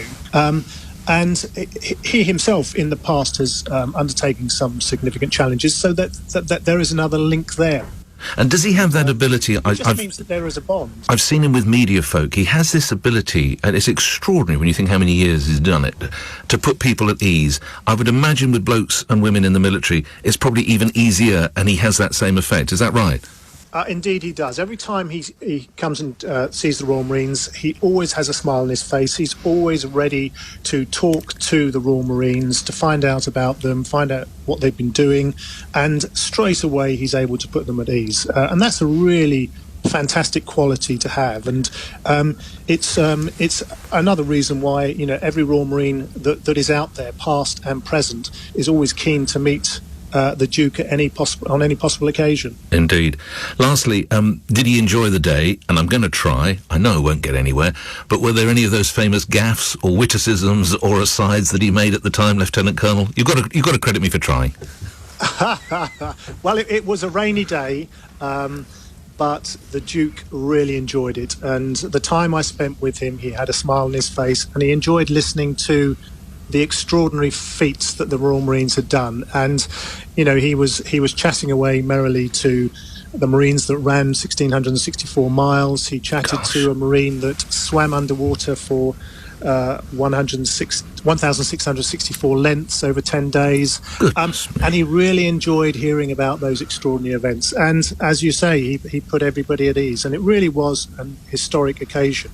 And all Royal Marines look up to the Duke of Edinburgh. He's a fantastic and outstanding figurehead that over the past 64 years has been simply outstanding. Lieutenant Colonel Gary Green of the Royal Marines, who had the privilege, as he said, of accompanying the Duke of Edinburgh on his final royal engagement. So I brought you the figure. I didn't do the tallying. 22,219. I'm going to explore that more with Sheila Fogarty in a moment, but I understand while we were listening to that, the Archbishop of Canterbury has either spoken or released a statement. Sheila? Yes, he has, yeah. It's quite a long one, so I'll just cherry pick if that's all right. Sure. He says that, you know, the usual things that any of us would want to say at this time about his life of service, about the sorrow that for the family and clearly for the nation as well. He talked about him consistently putting the interests of others ahead of his own, and in so doing providing an outstanding example of Christian service. And, you know, we never really got any insights into the Duke's beliefs, but we very much know that Her Majesty the Queen is a very committed and authentic Christian, very believing Christian, not just for show, if you see what I mean, not just because of the role. Goes on to say, in a personal capacity, the Archbishop of Canterbury says, on the occasions when I met him, and of course he'll have met a number of Archbishops of Canterbury, the Prince, I was always struck by his obvious joy at life, his inquiring mind, and his ability to communicate to people from every background, every walk of life. He was a master at putting people at their ease and making them feel special, which again harks back to that clip of him, the Duke himself, talking about the Duke of Edinburgh Award Scheme and him wanting people to be able to mix within their social classes, outside of their social groups, and develop their true potential. Sheila, that number one last time, 22,219 solo engagements. So it's worth just stressing the word solo. Yes. Didn't he once describe himself as the world's most famous plaque dedicator or opener or something? That's right. What was the quote? He's like the most experienced, I think it was. Most experienced that you're now going to see. Apparently it was a line he trotted out regularly. Plaque unveiler, yeah. But he took the spirit, didn't he? He realised that he was the consort and that was it, and that was his role. He did, and I think more than that, I think he understood the crown. I know we talk about it now in terms of that Netflix series, but, you know, when people very close to the Crown and close to the Queen and the Duke speak of their own commitment to them in those two documentaries I mentioned that have just been on over the last few days, Lady Pamela Hicks talking about the Queen as her sovereign, you know, as well as friend and cousin and all the rest of it. And there is that sense from him, I think, that he understood, again, probably from Lord Mountbatten, or definitely from his own family history of seeing what happens to the Crown when things go badly wrong. He understood that commitment to it had to be absolute, really, for be in it or be out of it, but don't be half in and half out of it, which again is very timely if you think about recent events. But, you know, I was thinking when you said that number of occasions that he had done solo engagements, let alone the joint ones, a couple of moments came to my mind. They may not have been solo engagements, but a couple of moments came to mind. The Windsor fire in 1992. Yes. Now, we all probably remember, those of us who remember it and see the TV scenes at the time of the Queen and Prince Andrew and the pouring rain and the fire still raging in parts of the castle and the Surrey and London Fire Brigade, I think it was, both still battling the blaze. On the quiet, already at that point, Prince Philip, who was a designer on the quiet, an architect on the quiet, if you see what I mean, not formally or officially, but he was already beginning the job of redesigning and rebuilding the castle. I saw a documentary about it, and I was watching it at the time that Notre Dame was up in flames. That's why I had a look back at great buildings that had been on fire. And there's a stained glass window. It was an immense restoration job, as you can imagine. And there's a stained glass window as part of that restoration that is hand designed, commissioned by the Duke of Edinburgh. And you think stained glass windows, you think the great saints, biblical scenes, da-da-da-da. No, it's a fireman. It's a scene of a fireman with the hose, water pumping out of the hose, the fire, the hose raised upwards, the fireman seizing it and, gripping it. Yes. And it's there. It'll be there as long as that castle stands. It is a tribute to Surrey and London Fire Brigade for the work they did in putting that fire out. And you'll be able to remind me, lastly on this, Sheila, the one that comes to mind, which was not, as you referenced, a solo engagement, not that long ago, 6, 7, 8 years ago, on a barge on the Thames in the pouring rain. I was there. You were? I'm so sorry. What was it to mark? What was it? The Jubilee? It was the Golden Jubilee. It was the Golden Jubilee. And the heavens opened, didn't they? Yeah. I mean, you know me. I'm the happiest in water, and I have never been wetter. You take it with water. Yes. Yes, I've never been wetter in my life. I was drenched from top to bottom. I was on a naval barge. There were 1,000 boats, I think, they're in that flotilla. Phenomenal. Huge number. Yeah. Took us about 3 hours to get onto the boat and move up into position, and then 3 hours to get out. But yeah, he was in hospital the next day, wasn't he? Ramrod straight through. Absolutely. Also cracking jokes and getting because it was mad. They had to look regal and royal, and they were standing there looking. Do you remember the choir standing in front of the I can see it in my mind. And there was mascara coming down people's faces and wind battering in his hand. They stood there. And my guess is he would have found it hilarious. He seemed to find it hilarious on the day, but also admired them for their capacity to just keep singing. And again, did it next day or a few days later. He was in hospital, wasn't he, with a water infection afterwards, because no doubt caused by a horrible chill. I mean, when I got home from that event, I got into the bath and I don't think I was warm for about 3 hours. It was an immense day, actually. It was a wonderful day. Sheila, back to you in a moment. Thank you. Well, we've talked a lot about his role as a consort, but of course, Philip was a prince of 3 royal houses, a duke, and a statesman, and it's fair to say, a war hero. It's those roles that we probably know him best. But what of Philip, the husband, the father, the grandfather, and indeed the great-grandfather? LBC's Matthew Thompson takes a look back at the Duke's role as a family man. In London, Prince Peter of Greece and his wife. The 39-year-old prince is yet another member of the Mountbatten family to reach London. He is a cousin of Lieutenant Philip Mountbatten, formerly Prince Philip of Greece. Prince Peter and our reporter had this conversation. Your Royal Highness, it is said that you are over here in connection with the possibility of an engagement between Princess Elizabeth and Lieutenant Mountbatten. Is this so? No, I can categorically say that this is no relation whatsoever. I don't know what my cousin's plans are, and I would not like to comment on them in any way. The year was 1947, and in spite of denials from his cousin to the rife speculation, merely months later, Lieutenant Mountbatten became His Royal Highness the Duke of Edinburgh as he married Princess Elizabeth, heir to the British crown. But that was hardly his introduction to the royal family. Himself a former Prince of Greece and Denmark, he was a great-great-grandson of Queen Victoria and a cousin of his own wife, the future Queen Elizabeth. And now the solemn service begins. The wedding itself marked a crucial turning point for the Duke. It was the beginning of the end of his career in the Royal Navy and the start of his full devotion to royal duty and to family.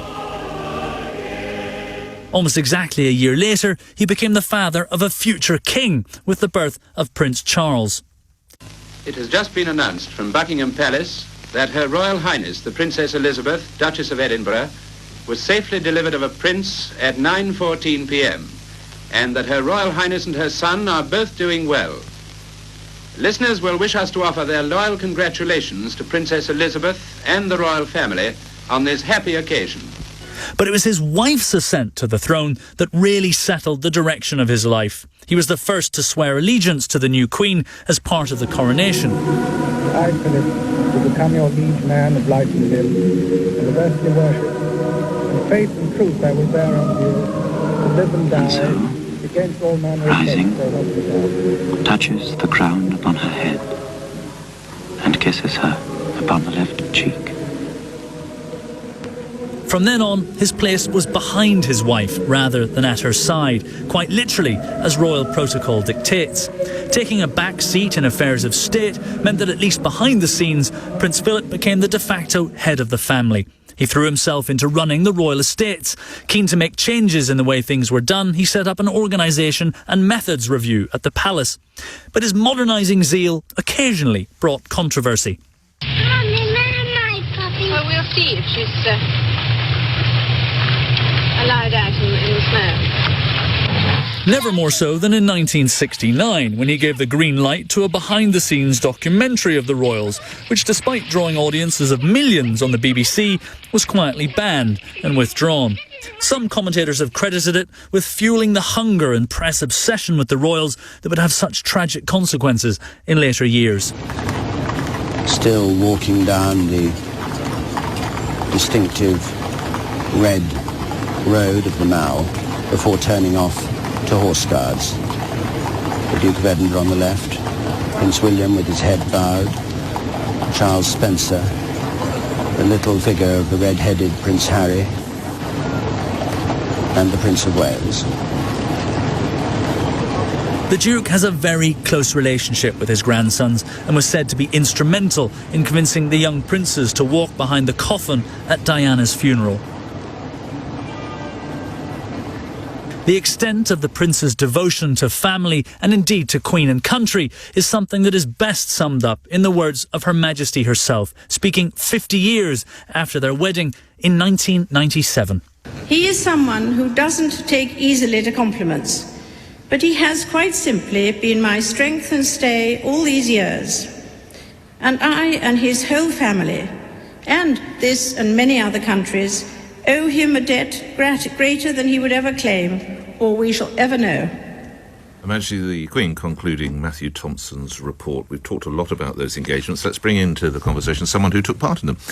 Harry Tanguy is a former police armed response sergeant who accompanied the Duke on a number of those engagements and joins me now.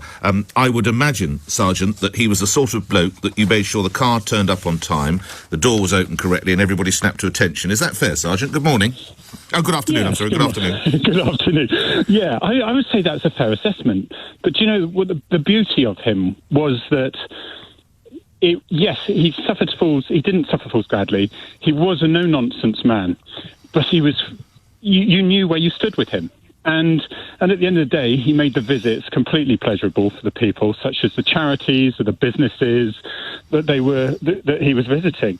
I was fortunate enough to be with him for the last sort of 15 years in the southwest when there were royal visits, and we'd get about 50, 60 a year. So got to know his style pretty well, and all of us enjoyed it when he was coming to visit. It was always good fun. He had great humour, with the people that were expecting and seeing him. And if you think about it, it could be, so what do you do? And that could all be it. But he really put his heart and soul into it and was very funny, I think, as we all appreciate it. Sergeant, he sounds like the sort of bloke, and let's be candid, things do go wrong. If things were going wrong, it's better to be up front and explain, I'm sorry, sir, XYZ, than try and snow him. That's exactly it. And I would often speak to the personal protection officers who, if a helicopter had delayed, he might show his disapproval. But there was nothing taken out on the actual officer. He was just displaying his disapproval. Maybe we can all learn a little bit by that and de-stress by being a little bit honest with our feelings. But he was never sort of... There was never any maliciousness, nastiness. There was never anything like that. And as I say, for someone to be so straightforward and say it as it is, but then after that, accept it. Okay, the weather's in. The helicopter's going to be late. The reason why he was annoyed was because the people in the charity are now going to have to wait in the freezing cold or whatever. You know. Yeah. Just lastly. Hospitalised for 28 days, I think it was, earlier this year, Sergeant. You'll have been reflecting on all those years and all those visits that you enjoyed with the Duke of Edinburgh. What memory stands out most at the front of your mind? The memories are, there's lots of little ones, but there's a memory where, and I'll be honest with you, I can't remember it because there's so many, whether it was I witnessed it or whether my colleague told me about it, but it was going along the line. We'd often just do a little bit in advance to have a look at the crowd and see the piece coming behind. And we met some people in a wheelchair with those foil blankets around them. Yes. And he came up to them and he knelt down to them. He said, so what's they going to do with you? Put you in the oven? And of course, hysterics. They completely relaxed, enjoyed it, and thinking, great, we can talk. Well done. The line's breaking up, but then we got the story and brilliantly told as well. Sergeant, thank you. Harry Dangy, former police armed response sergeant accompanying Prince Philip. Now, at the first part of this news special, my colleague, Andrew Pearce, LBC colleague Andrew Pearce, thought that their funeral would possibly go ahead within Windsor Castle, not least because of COVID restrictions. More news has come out within the last few minutes. Let's go to LBC's Rachel Venables outside Windsor Castle. You've learnt more. Rachel?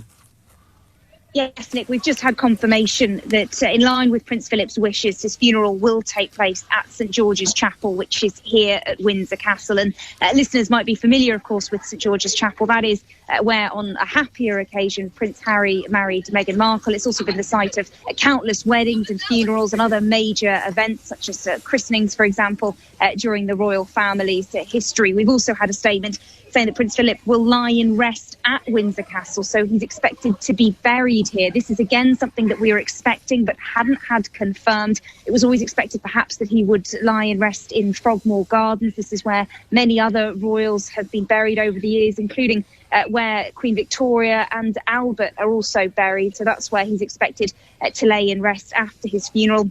And we also understand that the funeral, again, as expected, but it's obviously very important to get this confirmation, will not be a state funeral. It will not be a grand occasion. Certainly he is entitled to one, but he's a man who, of course, famously always didn't like a fuss. And it was always said that he would prefer a private, we understand, military style of funeral where perhaps just a few members of family, friends and any sort of royal dignitaries, foreign dignitaries that you would expect to attend. We also understand members of the public have been asked not to attend any of these events, just lastly, Nick, of course, because of fears of the coronavirus. Just noticing behind you, and to remind everyone, of course, you can watch the coverage on Global Player, so you can see Rachel and all our coverage on Global Player. There's people still gathering. I can just see over your shoulder people still making their way to the castle. Rachel?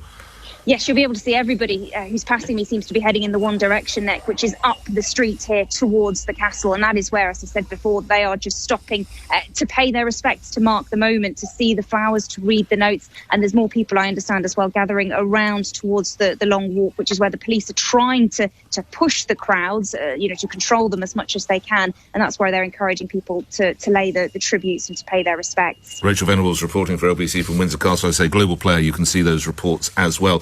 Back to Sheila, my colleague Sheila Fogarty. Well, I think in one of our first conversations, you seemed to hint that might be the plans for the funeral, Sheila. Yes, and the personal connection, let alone the modern day present royal connection that we associate with Windsor Castle, i.e. of his marriage to the Queen, is that, as we've said earlier, his own mother was born in the tapestry room at Windsor Castle in Berkshire, in the presence of Queen Victoria, who was her great great grandmother. This is Princess Alice of Battenberg.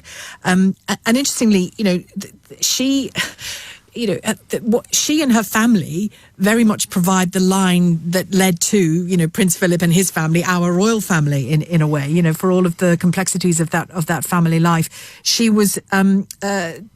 His mother attended the funeral of Queen Victoria in St. George's Chapel in Windsor Castle. So the family connection to that castle is so deep, and it's very poignant, I think, for the prince to have died, the duke to have died at the castle, and for all of his his departing services to be held there. I think it's rather moving. And Rachel touched on something, Sheila. Just a word or two from you on this. I sense a lot of people would have wanted to come out and mark the occasion. Have perhaps wanted to line the A40 or whatever, had there been more of a traditional royal. Obviously, COVID has started. Do you sense there will be a degree of frustration among some folk? Yeah, I suspect so. But then again, as Andrew was saying, Andrew Pearce earlier on, that the Duke himself didn't want major fuss about this. He didn't want a big fuss. He understood that the role meant there would be some degree of fuss, but he didn't want a major degree of it. But I agree with you about some people feeling the absence of that big external group moment, that we saw to the sort of nth degree when Princess Diana died. I doubt it would have been anything like that. But I agree with you. I mean, you played a clip of an 82-year-old woman. She declared herself in the clip to be 82, who became quite emotional, and she said, I don't know why I'm so upset, but he's always been there.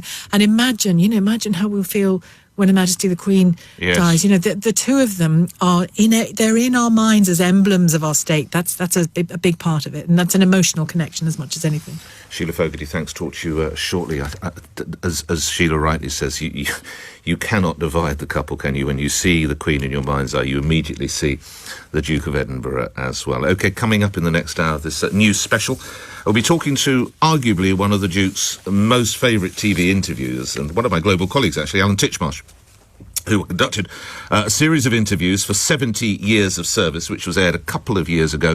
I spoke to Alan earlier and asked him for his recollections about. They did strike up a personal friendship, not least because the Duke of Edinburgh had a keen interest in gardening, and actually also in the next hour, as the Prime Minister referenced in his tribute to the Prince, he was probably an early adopter, as it were, of environmentalism and green issues, also speaking to that interview with Alan, of course.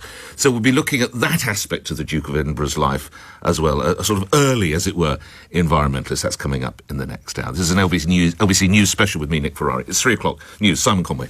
From Global's newsroom, the Duke of Edinburgh, Prince Philip, has died at the age of 99. Buckingham Palace says the Duke passed away peacefully at Windsor Castle this morning. In a statement, the Queen has described him as her beloved husband.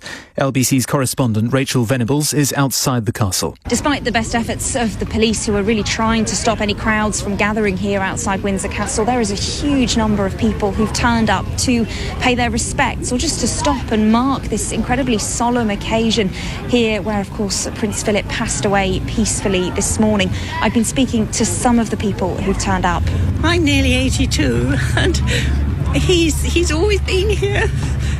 And I don't know why I feel so sad, but I do. I thought the least I could do is pay my respects, since someone who is ultimately a grandfather, a father, a husband, and a friend has died. So sad.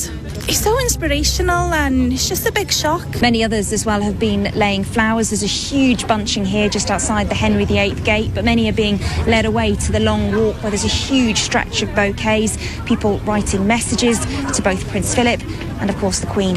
The Prime Minister says the Duke of Edinburgh helped to steer the royal family so that it remains central to our national life. Speaking on their golden wedding anniversary, Her Majesty said that our country owed her husband a greater debt than he would ever claim or we shall ever know.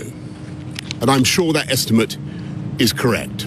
After serving in the Navy, Prince Philip married the Queen in 1947 and didn't retire from public duties until the age of 96. He took part in 22,000 public appearances and supported more than 800 charities. But the Duke of Edinburgh Awards scheme was probably his biggest achievement. Peter Westgarth was its chief executive for 14 years. 300,000 young people are doing this award at any one time, and what they're getting is this life-changing experience. The Duke's relationship with young people was actually quite a surprising thing. The way in which he engaged with young people when he met with them was extraordinary. Parliament will be recalled from its Easter recess to allow MPs and peers to pay tribute to the Duke. The Commons will be reconvened on Monday, a day earlier than scheduled. Here's our Westminster correspondent, Ben Kentish. Not a decision the government can take by itself. They will have done that in conjunction with Lindsay Hoyle, the Speaker of the House of Commons, who ultimately makes the call. And he has been paying his own tribute to Prince Philip, saying it's obviously a very sad day for Her Majesty, the royal family and the whole country. The Duke of Edinburgh has given his unwavering support to the Queen, both as a husband and as a consort. In line with his wishes, the Duke's funeral will take place at St George's Chapel at Windsor Castle. He is survived by the Queen, his 4 children, 8 grandchildren and 10 great-grandchildren. Stay with LBC. From Global's newsroom, I'm Simon Conway. Coming up in this hour, we'll continue to watch events at Windsor Castle with our reporter there, and of course anything that develops within Buckingham Palace as well. We'll also be looking, as the Prime Minister mentioned in his tribute, at the early days really of environmentalism. And almost on that theme, in a way, one of the last men to interview the Duke of Edinburgh was broadcaster and Classic FM presenter Alan Titchmarsh. It was in May 2017. He completed an ITV documentary called Prince Philip, 70 Years of Service. As a result, Alan gained exclusive access to the palace and indeed to the Prince. Earlier I spoke with Alan and I started by asking, what did he, Alan, learn about the Duke while completing the documentary series? I learnt what I think I already knew, was that interviewing him was going to be a challenge. And you take that on board and think, right, OK, I was a great admirer of him. Here was a man who, as he confessed in the interview, had given up his naval life just as it was going to get interesting. And whenever I was with him and with the Queen at the same time, he would never push himself in front of her, either physically or emotionally or intellectually. He was always, in a way, one step behind her, a great support. But yeah, he was a sparky character, and people, love to say, well, he sorted you out in that. Well, I quite expected it. I mean, do you expect me to sort of sort him out? I was a huge admirer, and when you admire somebody, you've got to be very careful in an interview, not to be fawning or sycophantic. But there's a difference between sycophancy and respect, and I had huge respect for the Duke of Edinburgh. How was staff around him? What's astonishing about the staff, and I'd been and interviewed him at Sandringham years before. Well, you've had tremendous access to many members of the Royals, have you? Well, yes, but hopefully because they trust you, and there are things I wouldn't reveal, not sinister things, but just, confidences, which I would never reveal of any of friends and acquaintances anyway. But what was astonishing, and at Windsor Horse Show, when he was doing the timing on the water splash there, they're just mates. I mean, if you watch him at the prize giving at Windsor Horse Show, which is private, just for the people who have competed, it's like being at any, I suppose, in a way, sporting event, rugby club dance or whatever, in that they're very... Yes, they're respectful, but there's a lot of joshing goes on and a huge amount of respect. And at Sandringham, these inventions he would do, he'd do an enormous great trailer that would take all the picnic and barbecue stuff off into the estate. And he'd talk to the people who were making it with him. And you could tell they weren't in any way fawning. It was a talk between friends. So quite a grounded individual then, Alan? Very grounded. Totally grounded. And I think the thing that I always used to get rattled about really was when you'd read in the press about the Duke's gaffes. If you ever watched him work a room, the room, because a royal personage is coming in, whether it's full of Boys Brigade, Girls Brigade, Scouts, grown-ups, Rotary clubs, whatever, there'd be a kind of, oh my goodness me, I'm about to meet a member of the royal family and I've never done it before, what's going to happen? He would come in and within 10 seconds, they'd be laughing, the ice would be broken, and I vividly remember him saying to one girl in the Girls Brigade who was looking a bit tense, and she said she was in the band, and he said, what do you do? He said, scratch, bang or blow. Depending on what the instrument was.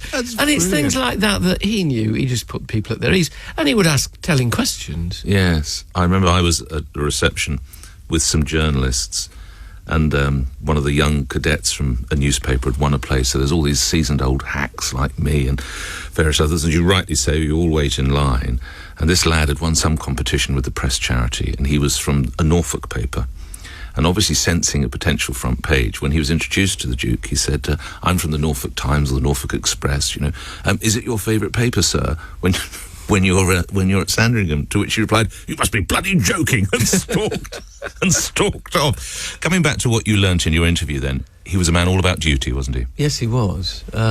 He knew what his role was. It's a role that he must have thought long and hard about before he did it, because it meant him, to a greater degree, subsuming his own ambitions. And never any bitterness about that, you don't think? That I'm not privy to. I'm sure there must have been times when he thought, oh, God, I could have been doing something really useful instead of just standing 2 paces behind. But he could probably never have understood how useful he was, because what he contributed to the Queen's reign was so wide-ranging on so many different levels, in terms of human contact, in terms of what he did within the royal family of modernising, which has its critics, but also it couldn't stay as it was in the reign of, George V, George VI. It had to move on to some degree and acknowledge this huge media age. What was lovely about him was whenever I stopped filming with him, he'd say, come over here. And I remember when we did the interview at Windsor for his 90th birthday, when it finished, the shoulders came down. Right, come look at this. And he took me to show me where the fire had started and all the work he'd done there. Yeah. And the cameras weren't involved. It was just, and then they actually started following us. But he'd sort of, that's done now. I'm doing this. I'm talking to you about this. And he pointed at a load of furniture. He said, oh, we got that from Napoleon. He said, what a great life. He was good company. Indeed. Kept you on your toes, yes.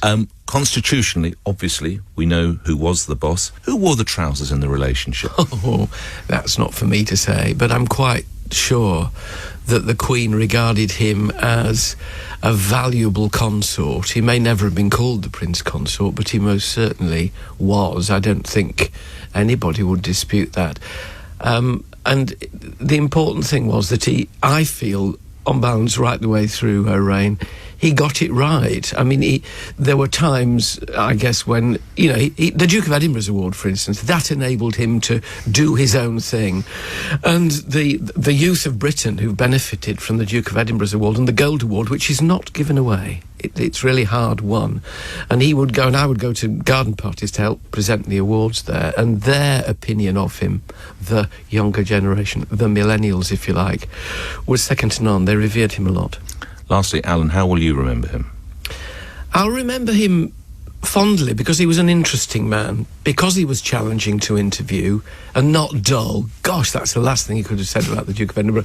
Oh, he's a bit dull, isn't he? No, never. I loved the fact that he kept me on my toes, kept the nation on its toes, and also, as they say, told it like it was as much as he could in his position. We'll miss him hugely. He was a great leavener of the royal family, and one of the ones who, for me, was so completely in touch with the population that we'll sadly miss him. Broadcaster and one of my global colleagues, Alan Titchmarsh, speaking with me earlier. Let's pick up on a couple of themes of Alan's conversation. There with Nigel Cawthorne, who's royal expert and author of I Know I'm Rude, But It Is Fun, The Royal Family and the World at Large, as seen by Prince Philip. Nigel, do you think he did think it was fun, or sometimes did he, and he was a man of duty, did he just stiff up a lip and just try and barrel through it all? Afternoon to you. Good afternoon. Yes, well, he wrote that when he was just 19, and he was, I think, always rather proud that. I mean, people call them gaffes, but I really think he was just increasing the amusement of the population. But of course, as you say, he did have a great sense of duty and knew his place. When you consider the bravery he displayed in military service, he was a very well-read and very learned man. Had he not fallen in love with a future queen, he could have been quite a powerful either military force or possibly even business presence, couldn't he, Nigel? Well, certainly he was very upset that he had to give up his career in the Navy, and certainly he had a great many qualities that would have suited him for business. But you must remember that he came to this country as a penniless refugee and did rather well. He did exceptionally well. We talked a lot about his military career, just whether you agree, and we've just touched on that now. That's where he often seemed his happiest, isn't it? Oh, indeed, it was. That he did love the sea, taking to yachting when he had to give up the Navy too. So yes, that was his great love. OK, Nigel, thank you very much indeed. Nigel Cawthorne, royal expert and author of I Know I'm Rude, but It's Fun, the Royal Family in the World at Large, as seen by Prince Philip. Just briefly, because I do want to get this story out. I remember one of the two occasions that I had the privilege of meeting him was at a press charity event. I think the charity was 50 years old or 100 years old or 150 years old. It really didn't matter. And as many people have said, you form sort of orderly lines, and the Queen works one side of the room and Prince Philip came down the other. And this occasion, I got the Duke of Edinburgh, Prince Philip, and he came down. And as we've heard from a couple of people, in fact, I think the former police sergeant who worked with the Duke of Edinburgh in the West Country said sometimes he would say, "So what is it that you do?" So normally when I tell this story, I sort of try and put on a Prince Philip sort of voice, but it's not appropriate this time. So he says to me, "What is it that you do?" So I said, "Well, I'm a radio presenter, sir." He said, "Oh, yes, and what do you present?" And I said, "Well, I present news and opinion programmes, sir." "What do you mean opinions?" He wasn't rude. He said, "What do you mean opinions?" "Well, typically, sir," and there was some huge political scandal. I don't know, a politician had been found doing something he or she shouldn't have done, or whatever it was. And I said, "Well, effectively, sir, it's about when politicians are always caught doing something wrong or get it completely around their neck." And as quick as anything, he immediately said, "Well, you're never short of content then, are you?" And just walked off. He was 92 or something like that. So quick with that. As the world reflects on the passing of Prince Philip, it's worth noting what he's left behind, not just in terms of the service he's provided to the Queen and, of course, other members of the family, but the Duke of Edinburgh Awards, which is an export, a global export for the United Kingdom. It's gone to more than 140 countries. Now, the Duke was patron of around 800 charities and organisations during his lifetime, but, as I say, possible now the most notable, and what will continue, and we understand now Prince Edward might assume the role of, running the so-called Duke of Edinburgh Awards, which has inspired millions to improve their skills and find their way, sometimes with difficulty, sometimes in the dark, around the great British countryside. It, of course, bears the Duke's name. LBC's James Goodison has taken a closer look at the award scheme. Northamptonshire bicycle bells gracefully opened the show, watched by Prince Philip and Transport Minister Ernest Marple. It demonstrated the work of the National Cycling Proficiency Scheme, whose test has now been passed by 500,000 children. The Duke of Edinburgh always championed youth development and progress, and one didn't have to look further than the award named after him. The value doesn't lie in doing each section with brilliant success, but it lies in the side effects of the exposure to new activities. The Duke of Edinburgh Award has been in existence for nearly 7 decades. In the modern day, at any given time, 500,000 people can be expected to be working towards their award. Kurt Hahn, who was the headmaster at Gordonston, and he came to me more or less out of the blue because I'd rather lost touch with him, and he said, "My boy, I want you to start the award scheme." And so I said, "Yes, sir."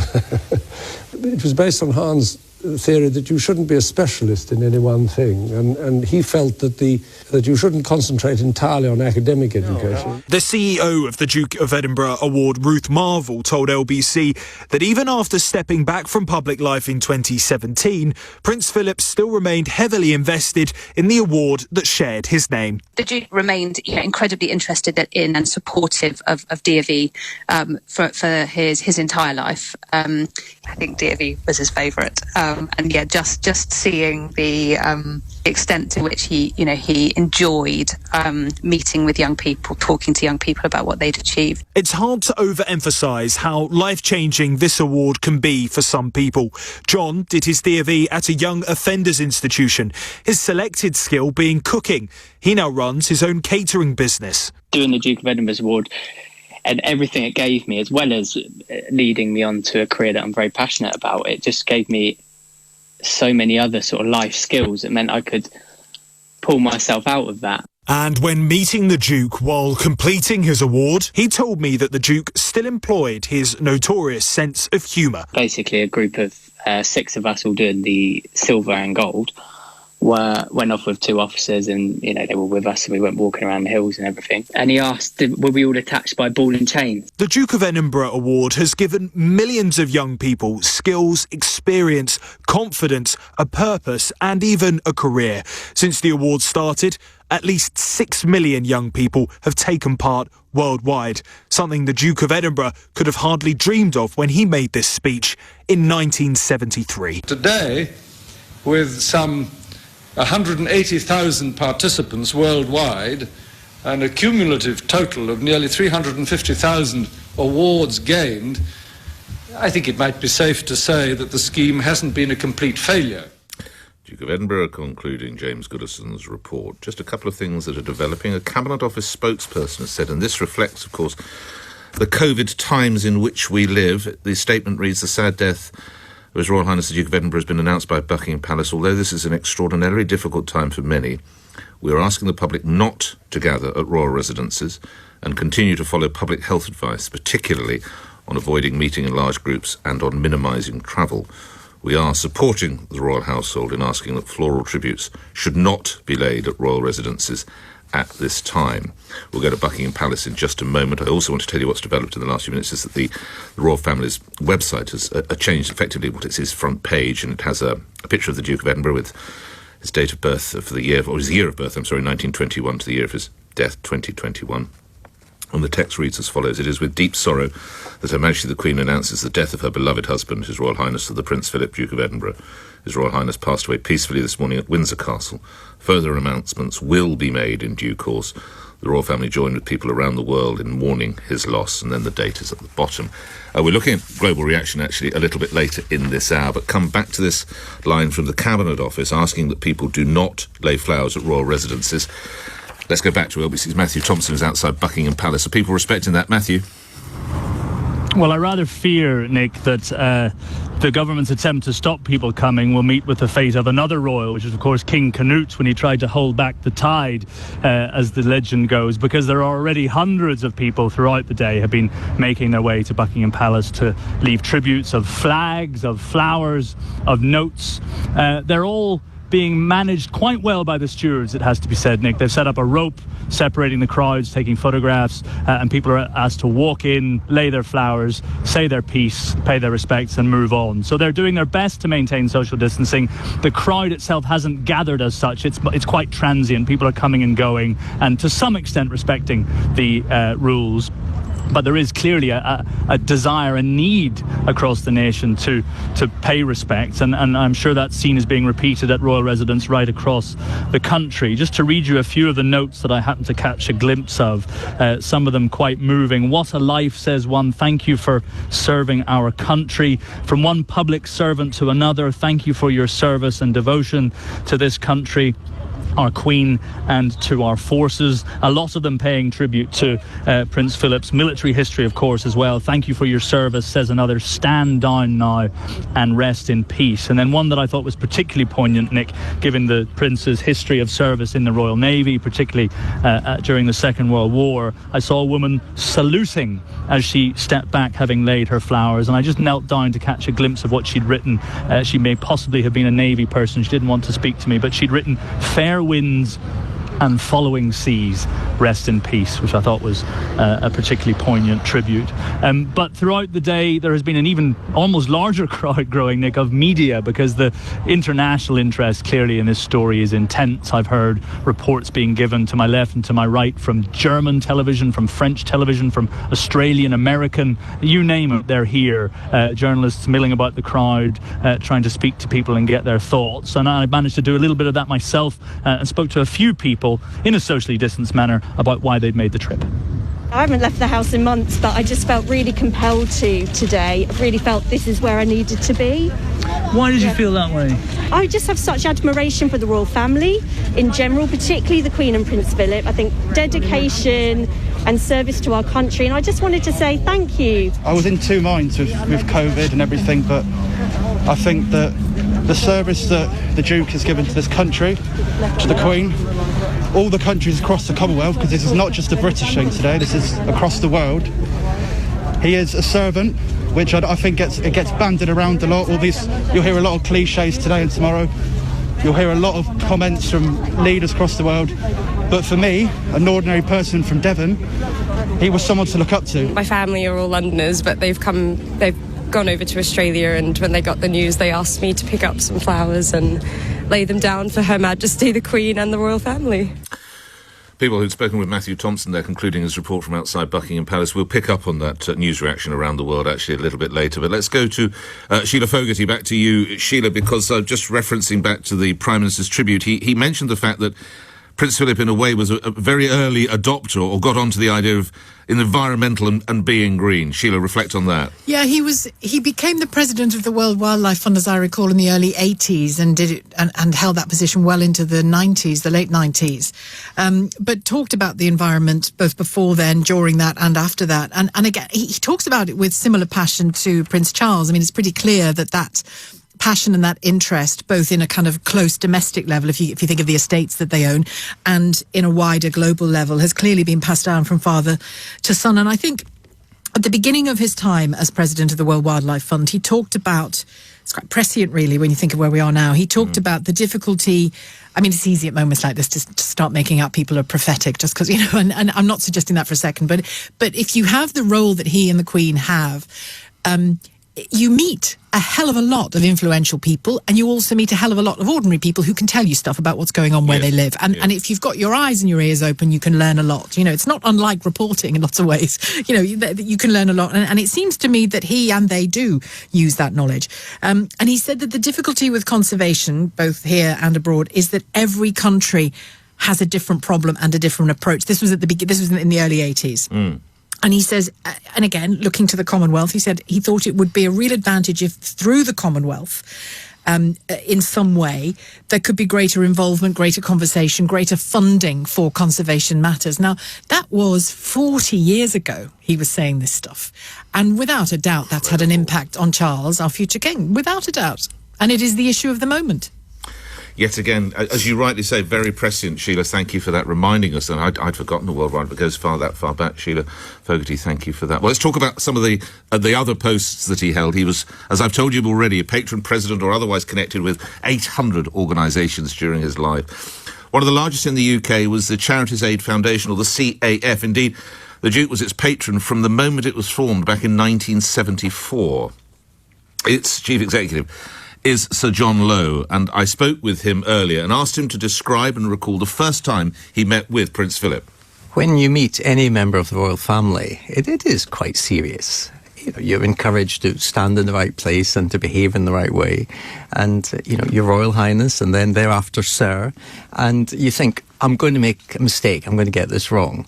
But any of them will put you at their ease, at your ease, not their ease. They feel at ease anyway. I was anxious the first time I met him. I just didn't want him to think that I was somehow, disrespectful or somehow didn't appreciate who he was or what he had been doing or the value that he brought. But I'm not sure you can say we form a relationship. We've touched at times over the years. But it's been a good experience for me. And I know he's admired the organisations I've had the privilege to lead. His involvement with charities wasn't there in the beginning. He was in the Navy, he was doing other things. And it came later. And when he chose to get involved, when, of course, the Queen was becoming involved, he wanted to really understand how it worked. He did. He didn't just sort of amble into it and glad hand people. What do you do? Why do you do it? How do you do it? Where does the money come from? What difference are you making to our country? And so this is not a sort of extra to his life. It became a very important part of his life. And it was no just passing interest. Sir John went on to describe how the Duke really associated himself with his charities, took it on, again, this idea of duty coming through again, the military background, the duty to the sovereign, the duty to the monarch, and he felt a duty to become involved in those organisations. On one occasion, it was a social event, he said to me, "You're having problems with your staff, aren't you?" And I said, "Sir, I can't remember any particular issue with staff." Yes. No, you're having some problem. And he couldn't quite remember what it was. So Miles Hunt Davis, who was his private secretary at the time, sadly now gone, he called him over. Miles, don't we have a problem?" And he said, "Yes, the letter's come in, sir, but we haven't yet forwarded it to them." He'd read the letter from some unhappy employee.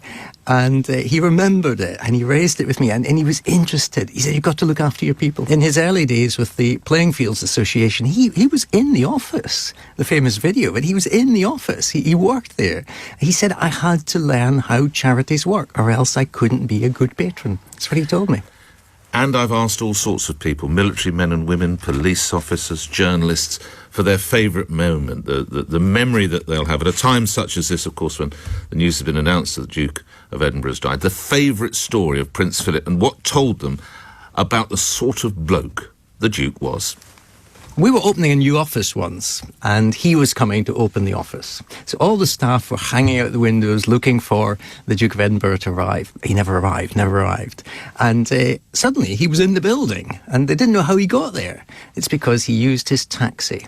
He came quietly in that metro cab of his, and he just didn't want to make a fuss. He just arrived in his taxi, and he was there with the people celebrating this new building. This just speaks of the man, you know, just happy to be there through a quiet means rather than a big fuss. That new office was built in Kent, and the designers put a lot of marble on the floor. And we were criticised in the press, this was quite a long time ago, but criticised in the press for charity having marbled floors. It was part of the standard build. So he said, show me the marble. Where's the marble?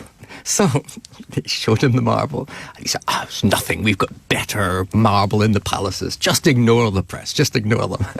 And he knew what the issues were that faced us, and he was able to come along and say, look, hey, get it in perspective. That's the Duke of Edinburgh. Sir John Lowe, speaking with me earlier, Chief Executive of the CAF, or Charities Aid Foundation. Just ignore the press. Possibly not bad counsel there from the Duke. Now, obviously, the funeral arrangements, it's worth reminding you, he had actually been involved in planning his own funeral, which is commonplace for all senior royals. It had the codename Operation Forth Bridge in reference to the bridge between Edinburgh and Fife, but that obviously has now had to be reworked as a result of COVID, and it was now going to be a private and more military funeral. And instead of being placed in Westminster Hall, his body is expected to lie in rest there. And one other interesting thing as regards the Queen is that Her Majesty now enters 8 days of mourning, during which laws will not be given the royal assent, and affairs of state are to be put on pause in a sign of respect. And what was planned, but I remind you there's a cabinet meeting taking place this afternoon, believed to be around 5 p.m. The period of mourning is scheduled to, now this might again change due to COVID, continue for a further 30 days, after which the Queen will make a full return to public life and duties. My goodness me, that will be a very, very tough moment for her, won't it? So there's 8 days of mourning begin effectively now, and then further 30 days. So we'll obviously bring you whatever comes from that cabinet meeting, as the business of government is meant to be put on pause. And I also have to reflect that, of course, we are in a local election period as well. So whether they will look to pause those, I don't know. I sense that news will emanate. Also, the news that is now travelling around the world. ABC News, straightforward. You're looking live at Buckingham Palace as we're learning more about that breaking news. Prince Philip, the husband of Queen Elizabeth, has passed away at the age of 99. The world reacts. We'll be bringing you that after this. You're listening to a news special with me, Nick Ferraro, on LBC. It's 3:30. News now, Simon Conway. Buckingham Palace says the royal family join with people around the world in mourning the loss of the Duke of Edinburgh. Prince Philip has died at the age of 99. The Queen says her beloved husband passed away peacefully at Windsor Castle this morning. Bells have been ringing out at churches across the country, including at York Minster.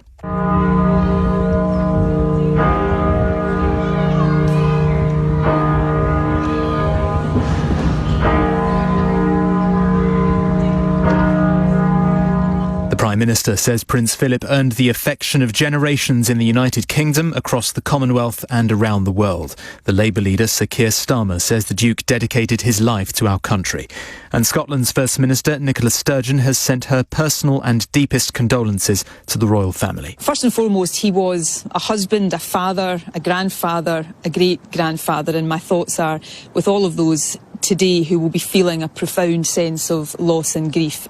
The Duke of Edinburgh Awards scheme will be one of Prince Philip's lasting legacies. Vanessa says taking part in the programme changed her life. What I learned from doing the Duke of Edinburgh Award was life-changing. I'm so grateful for Prince Philip for designing the Duke of Edinburgh Award, because without it, I don't think I would know that I can push myself as far and as hard as I have done in my life. The government has asked people not to gather at royal residences to lay flowers in line with coronavirus restrictions, but many people have headed to Windsor Castle and Buckingham Palace. I just thought it was really important to show respect for him. I feel like he's done a lot over the years. He was like a symbol of being not even just British, but just proud to be from the Isles and proud to represent the monarchy around the world. I'm an immigrant, so it feels like he and the Queen has always been an icon. It's like a presence that's always been there. Parliament will be recalled from its Easter recess on Monday to allow MPs and peers to pay tribute to the Duke. Stay with LBC for the latest. From Global's newsroom, I'm Simon Conway.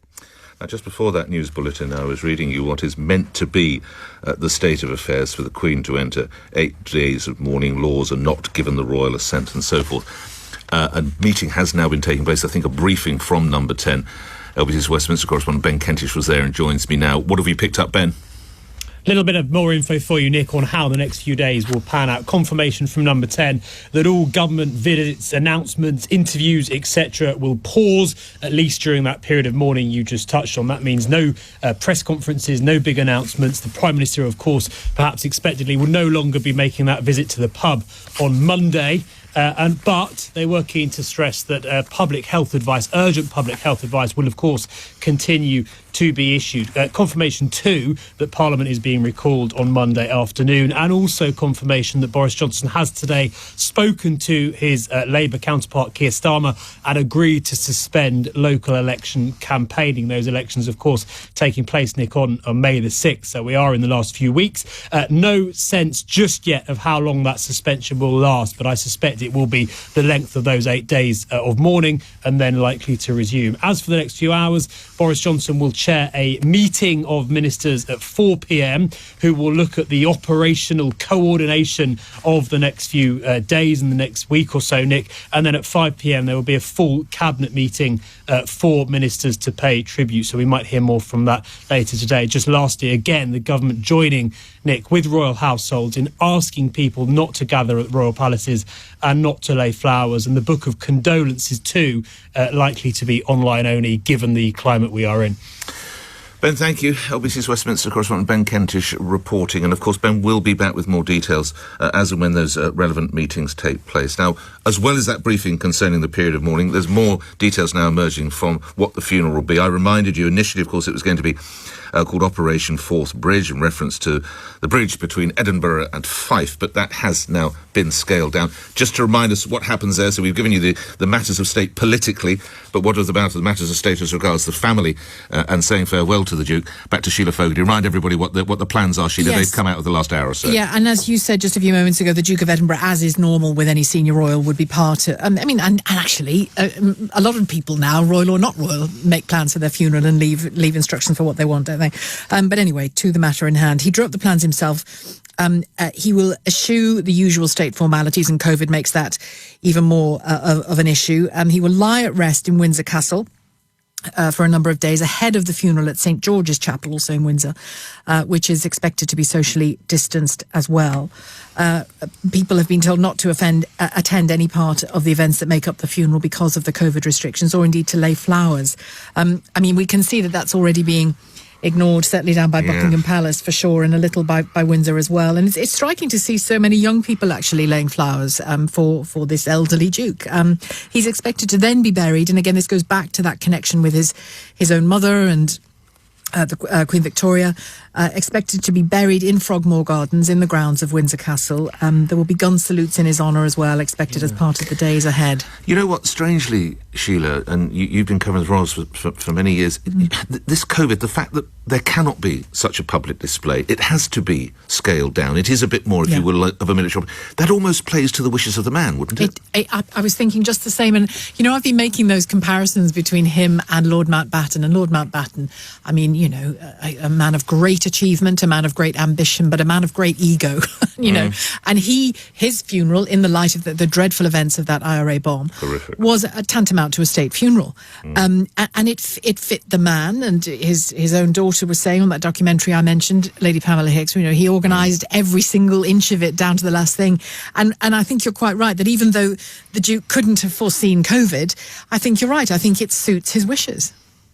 Sheila, thank you. Sheila Fogarty, come back to you later. Now, despite the Cabinet Office asking people not to break the social distancing and not to take flowers to various royal residences and other places, they are. And we've been to some palaces around the country. We haven't yet been to what's called the Royal Mile in Edinburgh, hugely significant stretch there. So let's go to LBC's Alan Zazinski, who joins me from the Royal Mile. What's happening there, Alan? Well, Nick, I'm standing, as you say, right on the top of the Royal Mile here in Edinburgh, outside the famous grounds of Edinburgh Castle, actually. And usually here it's loud, it's full of noise, of laughter, of visitors and locals alike. Today it is feeling incredibly sombre. A couple of people have arrived and just laid flowers before walking away with their heads down. It feels eerie.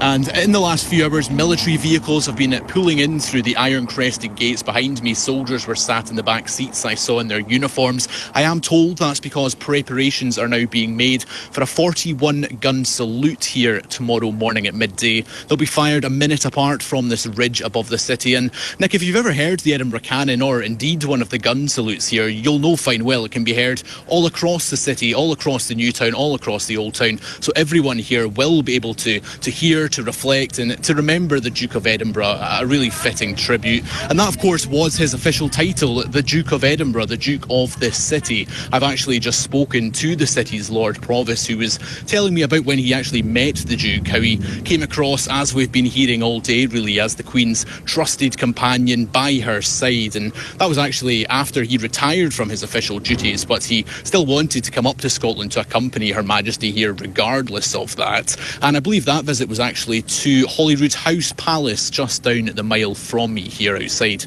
the Holyrood Parliament, of course, the beautiful, elegant royal building, the Queen's official residence here in Scotland. Her Majesty often would host garden parties there. The Duke would have accompanied her many times, I'm sure, or to other royal engagements there. And just to round off, Nick, I was actually speaking to an elderly woman who was walking past me, Jacqueline. I was speaking to her and she was telling me she actually remembers waving to the Duke as they pulled up for one of those events. She was actually wiping away tears, recalling it all. But she did say what so many have been saying, that he will be so sorely missed by everyone here in Edinburgh, and I'm sure across Scotland. Alan, thank you. Alan Zazinski, LBC's reporter on the Royal Mile in Edinburgh, again underscoring, of course, the importance of that city to events that are unfolding. And events that are unfolding not just here in the United Kingdom, but around the world. It is a story that's gotten straight to the top of the news agenda. Let's start with ABC News in the US. This is an ABC News special report. Now reporting, George Stephanopoulos. Good morning. We're coming on the air right now because we have just learned from Buckingham Palace that Prince Philip, the husband of Queen Elizabeth, has died at the age of 99. A statement from the palace has been made. Pictures now from London. If the wind blows, you will see that flag unfurled. It is the Union Jack, and it has been lowered in tribute to Prince Philip, the Duke of Edinburgh, who died peacefully at Windsor Castle at the age of 99. All right, we have some breaking news just coming in. Let's go straight to that. Information from the royal family, in fact, right now, that Prince Philip, in fact, the husband of Britain's Queen Elizabeth II, has died at the age of 99. The royal family has just announced the death of the 99-year-old, saying His Royal Highness passed away peacefully this morning at Windsor Castle. Well, it is with deep sorrow we announced this morning that Prince Philip has died at the age of 99. Showing you a live look at Buckingham Palace in London this morning. Flags across the city flying at half-mast in honor of Prince Philip, who passed away this morning at the age of 99. The Duke of Edinburgh, as he was known, was married to Queen Elizabeth and is the longest-serving consort of any British monarch. Up global reaction, it is leading bulletins around the world. Now, one journalist who would have been working on this one, and she may well be anyway, is, of course, royal commentator and author Jenny Bond. And I caught up with her earlier and started by asking her how she thought now the Duke of Edinburgh would be remembered. I think what you have to recollect about the Duke of Edinburgh is the tremendous service he gave to the country, but also to his wife, the Queen. He always said that his first and really only duty was to support her through her reign.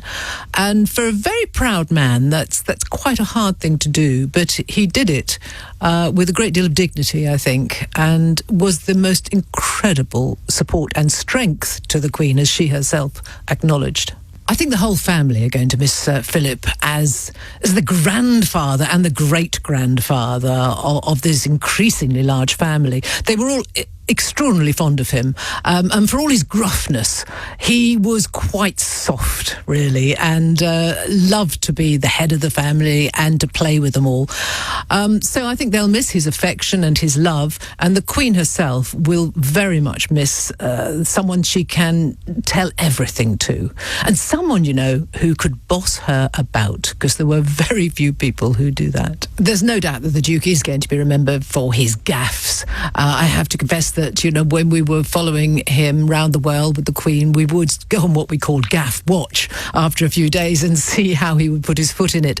And sometimes he did. But do you know what? On a royal tour, on most royal engagements, it's very hard to break the ice. And you can either be a little removed, a little aloof, some might say, and walk down the middle of the street while people cheer you on either side, or you can go over and you can say, well, how's it doing? Or make some kind of light comment. And he was trying to break the ice. Sometimes he did fall through the ice, it has to be true.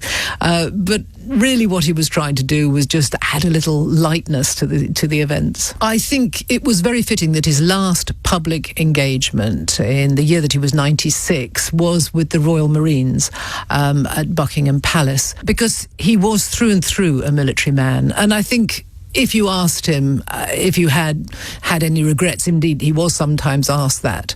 It's kind of brushed away, regrets, no point in having regrets.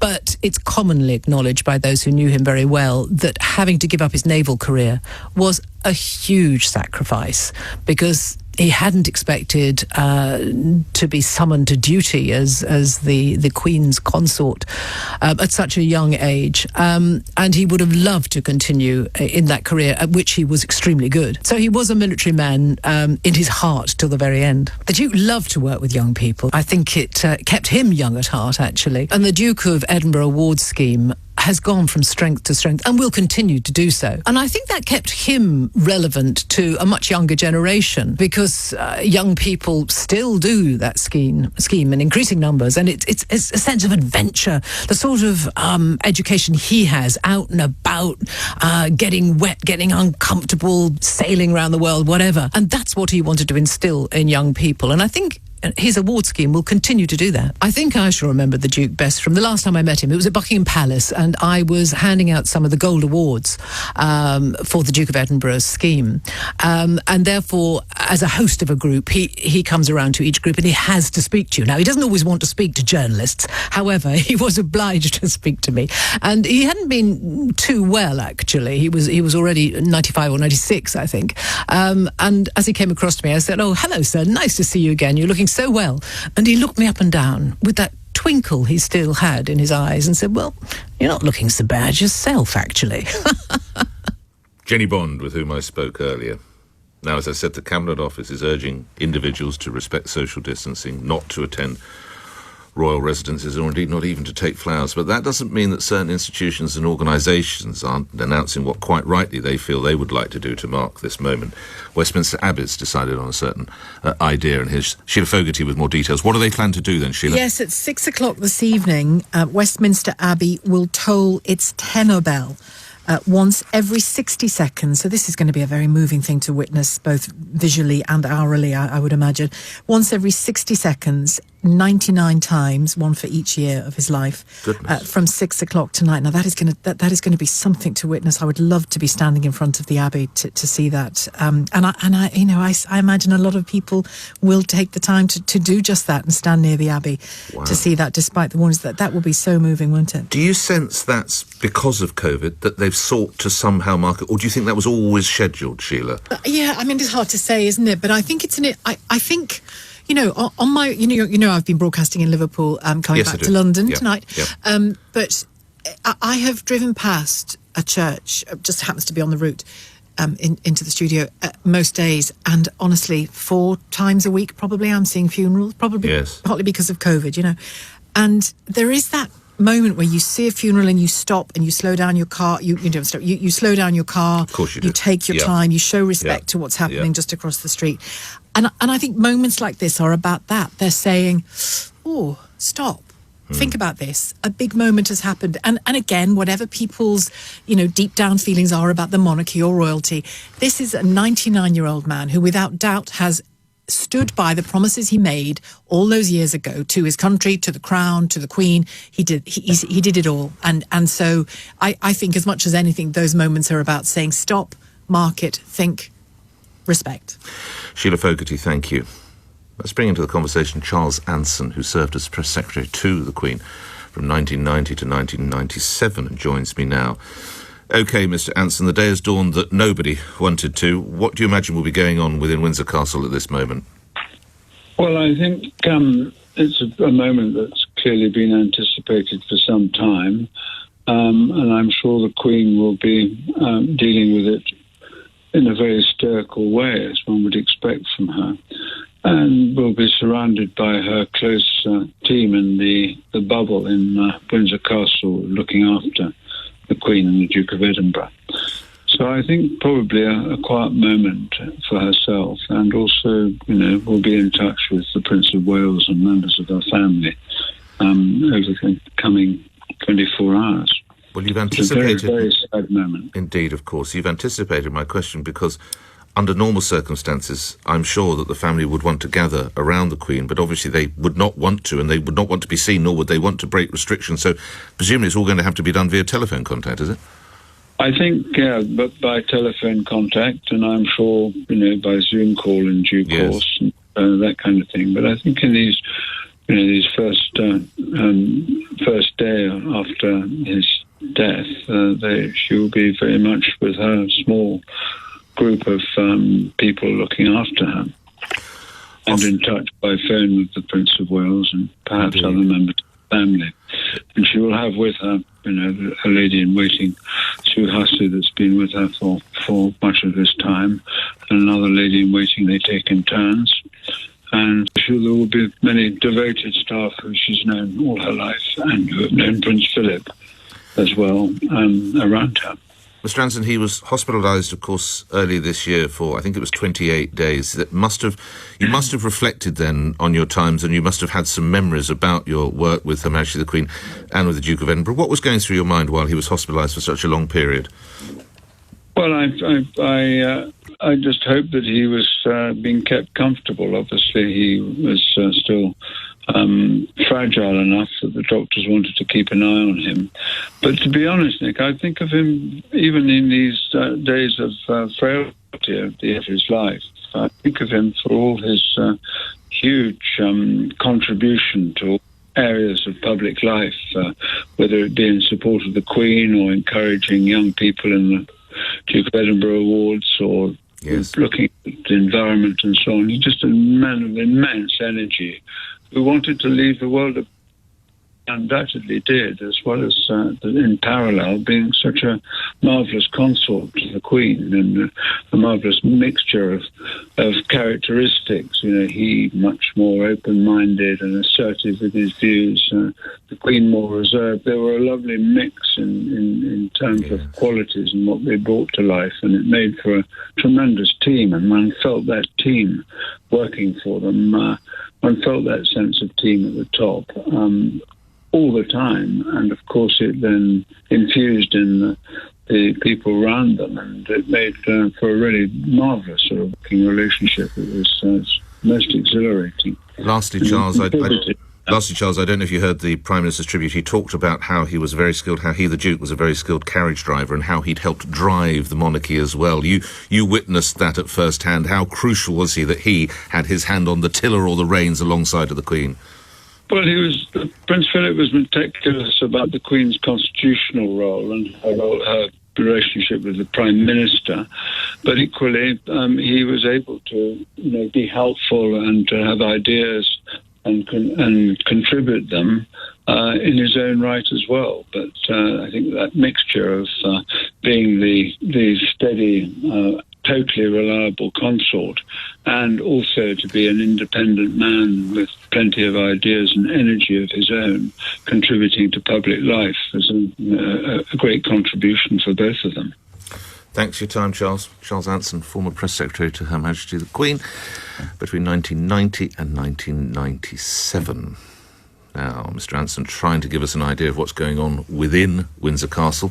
Let's go to our reporter, Rachel Reynolds, who's outside the castle and has been there for some hours. And remember, you can see the coverage on Global Player as well. Flowers still being laid. Rachel.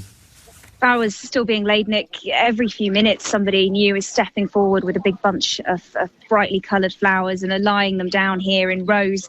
As you'll be able to see, certainly, Nick, and anybody who is, of course, watching on the website, there's a huge space of ground here just outside one of the main entrances to Windsor Castle as it leads down onto the Long Walk, which is this long, historic, directly straight 3-mile stretch. It's also where, in that carriage ride, Harry and Meghan went quite famously immediately after they got married, and of course then there were crowds of tens of thousands of people cheering and waving. Now, of course, completely indescribably different scene, but still many more people certainly than the palace would want, than the police would want, given the pandemic situation. And what I have been told by one member of the palace here is that they are encouraging people not to bring flowers, as they are doing. And those people who insist on laying flowers, because of course they've already bought them, they've already written notes, and they really want to do that moment where they lay them down and pay their respect, they're asking them to actually remove the plastic packaging from around the flowers, asking them before they do that for COVID reasons, so that they don't risk transmitting the virus. I have been told that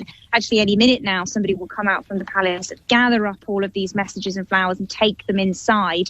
And I have been told that the Queen, certainly the royal family, will be able to see all of those messages and read these messages of love and condolence to her. Lastly, just quite a difficult one for the police here, really, because they can't be seen to enforce COVID restrictions and sort of try and arrest or caution or talk to people, because they're trying to show a sense of union and their mourning. So it's a difficult line for the police officers to tread here, lastly, Rachel. A really difficult line for them, and I think really they're going for the encouragement and education aspect of policing. You always hear them talk about that before they talk about enforcement, the 3 E's, and really you see them stepping forward. Excuse me, ma'am, excuse me, sir, could you move on? If you must lay down the flowers, could you then continue on? They do not want huge crowds of people gathering here, and thankfully the crowds are big, but the space is big enough that people can socially distance, but they just do not want to encourage huge groups of people here, because then there would be a real issue, and then the police would properly have to step in. Rachel Reynolds reporting from outside Windsor Castle. Let's go to Buckingham Palace, where crowds were also gathering earlier in the afternoon. Back to LBC's Matthew Thompson. What's happening there now, Matt?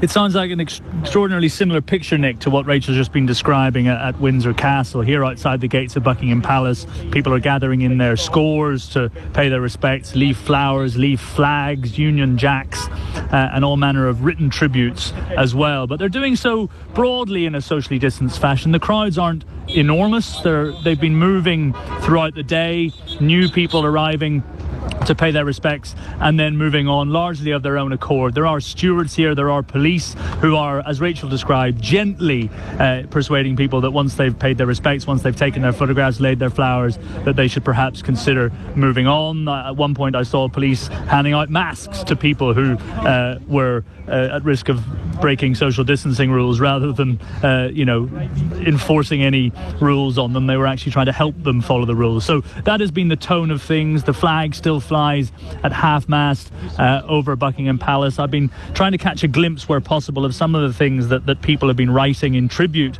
to the Duke of Edinburgh.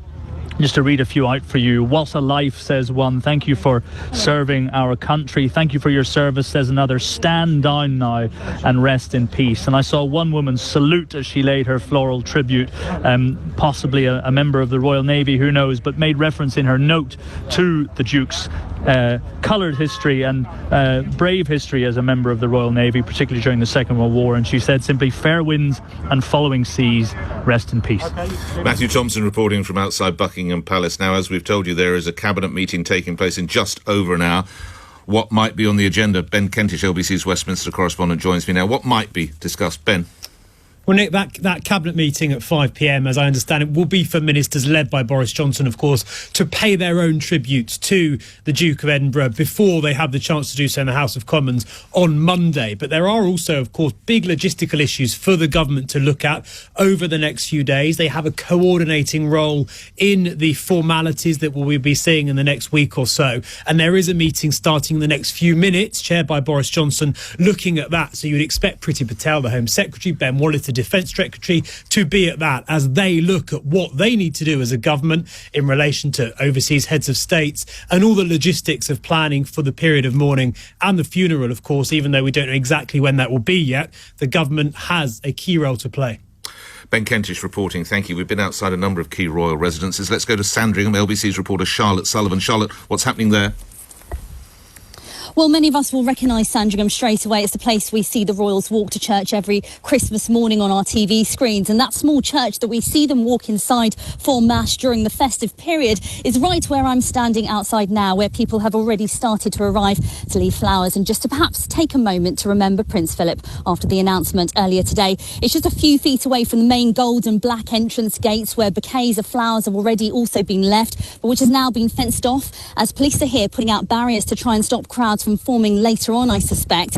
Now, Sandringham has been Prince Philip's main residence since he retired from public life in 2017, and it's also known to be the Duke's favourite royal home. He spent most of his time here over the last few years, living in Wood Farm on the estate. It's a much more informal place than Buckingham Palace or Windsor Castle, but back in November last year, the Duke returned to Windsor Castle with the Queen when England went into its second national lockdown so that they could isolate together. It's a very close-knit community here, even though it feels like, we're standing in the middle of the woods. I expect many people here will be coming over the next few hours to leave more flowers and messages of condolence. Charlotte Sullivan reporting from Sandringham. Let's have a final word with Sheila Fogarty. Sheila, it occurs to me we come to the end of our special. Eddie Mair, of course, continuing with coverage in just a few moments' time, but it's been about duty, hasn't it? It's been about duty through military, duty to a monarch through marriage as well. That's what we've heard. I can't think of him other than as the Queen's husband. I can't think of him in any other context.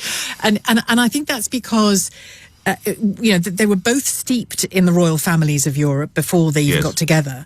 And George VI, the Queen's father, or my father, the King, as she still refers to him, he is thought to have said to Philip before they got married, when Philip asked, what is this job of consort? What am I supposed to do? And he said, she is the job.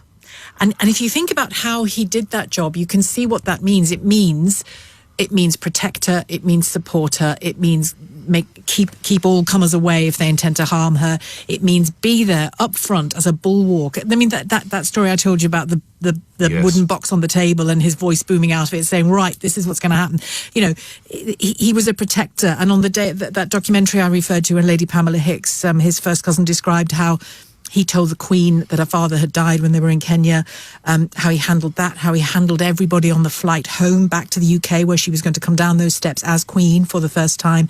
And she said he sustained the Queen on that flight, and he sustained us all on that flight. So I think a leader, a human and emotional leader, it seems to me. Clearly, lastly, briefly, you didn't get to the Queen unless you got past the Duke, did you? He was there, wasn't he? He was guard, like the Praetorian Guard. Actually, on that, Katie Brand, let me find it for you because I think it's worth it. Katie Brand, the comedian and writer, has said, I met the Duke of Edinburgh once. And I must find it for you because, here we go.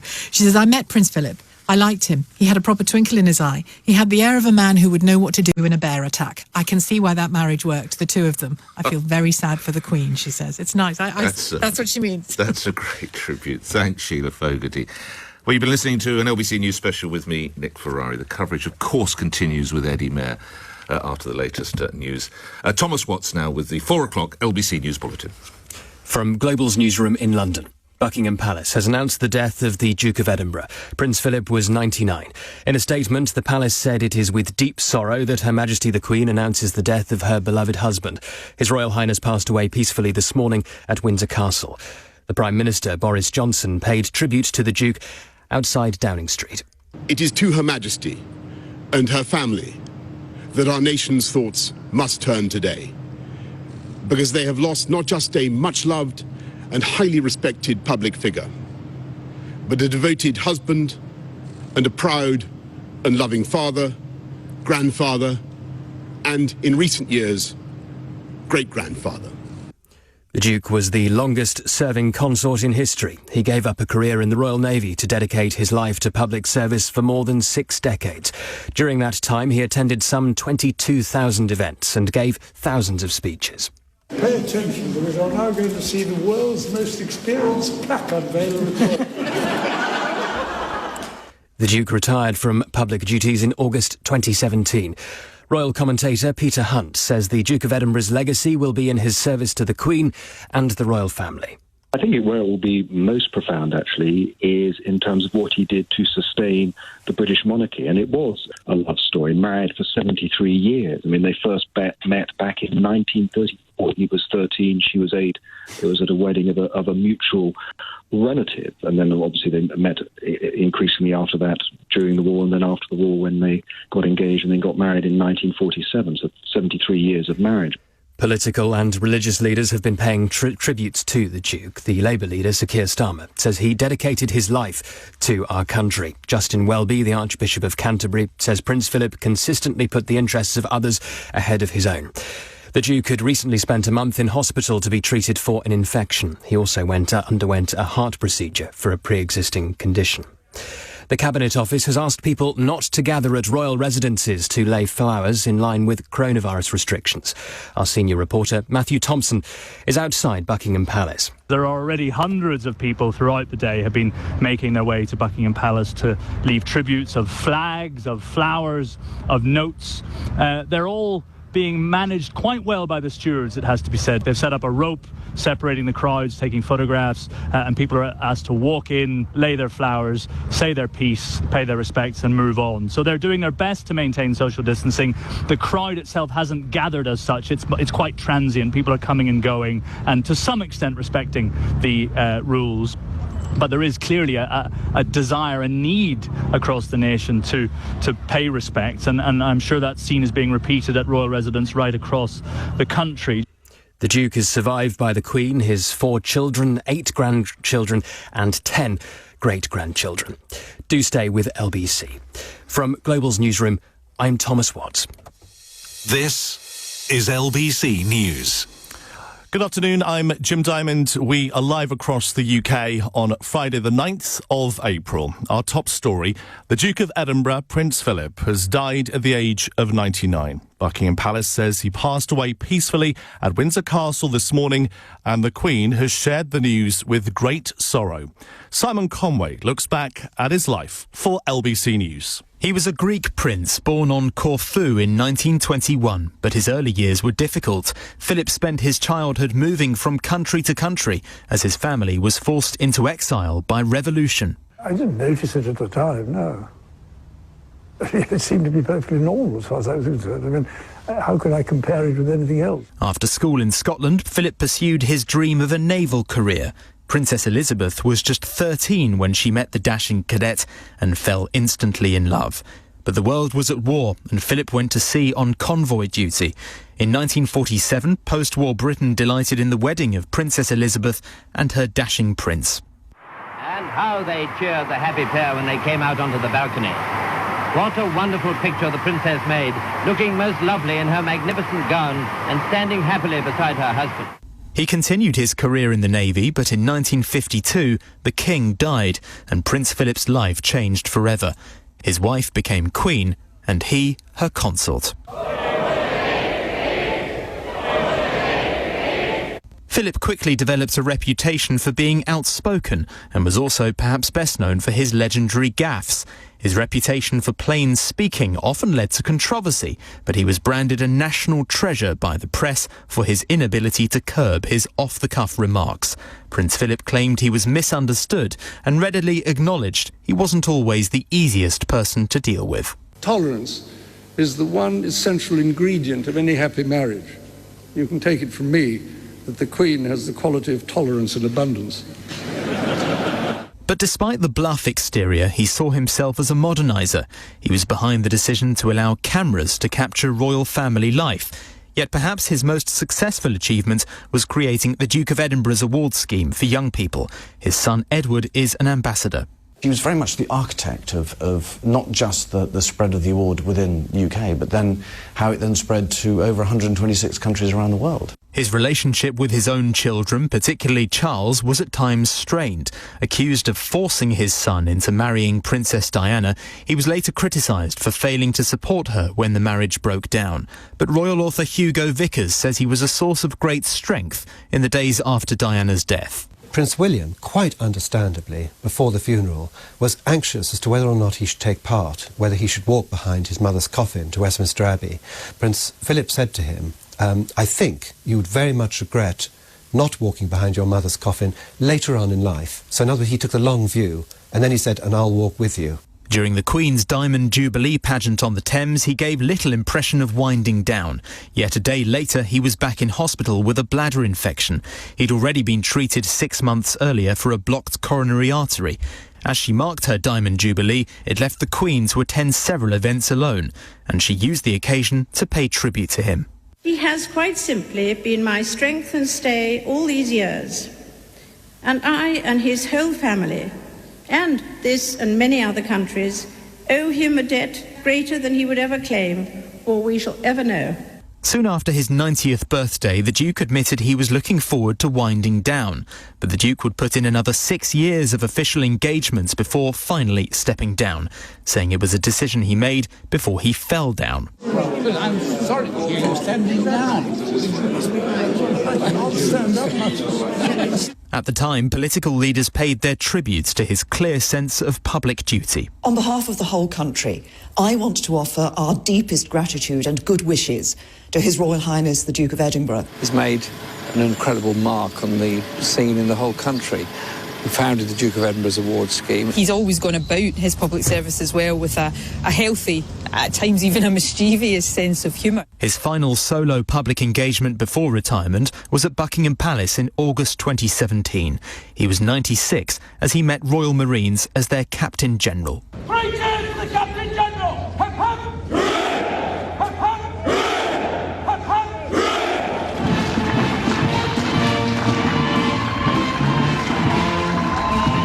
By then, he'd carried out more than 22,000 solo appearances since 1952. After retiring from public duties, the Duke hit the headlines when he was involved in a car crash while driving his Range Rover near the Sandringham estate in 2019. He was unharmed, but 2 women in the other car were injured. Prince Philip faced no action as he'd given up his driving licence. 2 years later, he'd spend a month in hospital to be treated for an infection and undergo a successful procedure for a heart condition at the age of 99. He is survived by the Queen, his 4 children, 8 grandchildren and 10 great-grandchildren. Dutiful, devoted and never dull, the Duke of Edinburgh was the longest-serving consort in British history. This is LBC News. 9 minutes after 4. Good afternoon, I'm Jim Diamond. We are hearing Westminster Abbey will toll its tenor bell once every 60 seconds, 99 times from 6 p.m. this evening in tribute to the Duke of Edinburgh. Members of the public are being encouraged to leave any tributes in Windsor at the Cambridge Gate on the Long Walk. Well-wishers arriving with flowers at the Henry VIII Gate in the town centre are being directed to the other location by police officers. Our team of reporters will be updating us throughout the afternoon here on LBC News. Let's head now to Windsor Castle and hear from LBC's senior correspondent Rachel Venables. Every few minutes somebody new is stepping forward with a big bunch of brightly coloured flowers and are lying them down here in rows. There's a huge space of ground here just outside one of the main entrances to Windsor Castle. It leads down onto the Long Walk, which is this long, historic, directly straight 3-mile stretch. It's also where, in that carriage ride, Harry and Meghan went quite famously immediately after they got married. And, of course, then there were crowds of tens of thousands of people cheering and waving. Now, of course, completely, indescribably different scene, but still many more people, certainly, than the palace would want, than the police would want, given the pandemic situation. And what I have been told by one member of the palace here is that they are encouraging people not to bring flowers, as they are doing. And those people who insist on laying flowers, because of course they've already bought them, they've already written notes, and they really want to do that moment where they lay them down and pay their respect, they're asking them to actually remove the plastic packaging from around the flowers, asking them before they do that for COVID reasons so that they don't risk transmitting the virus. I have been told that actually any minute now somebody will come out from the palace, gather up all of these messages and flowers and take them inside. And I have been told that the Queen, certainly the royal family, will be able to see all of those messages and read these messages of love and condolence to her. That is our senior correspondent Rachel Venables at Windsor. A period of mourning following the death of the Duke of Edinburgh will see planned government announcements and ministerial appearances cancelled.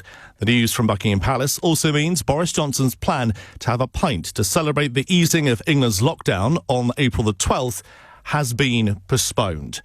We know that lots of people are gathering at Buckingham Palace as well this afternoon.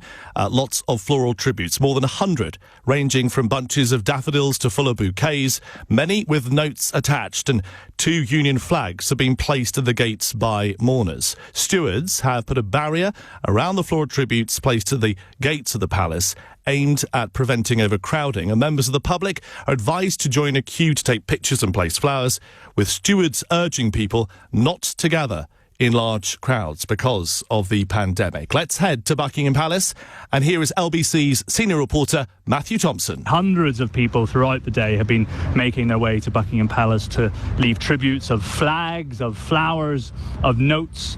They're all being managed quite well by the stewards, it has to be said. They've set up a rope separating the crowds, taking photographs, and people are asked to walk in, lay their flowers, say their piece, pay their respects and move on. So they're doing their best to maintain social distancing.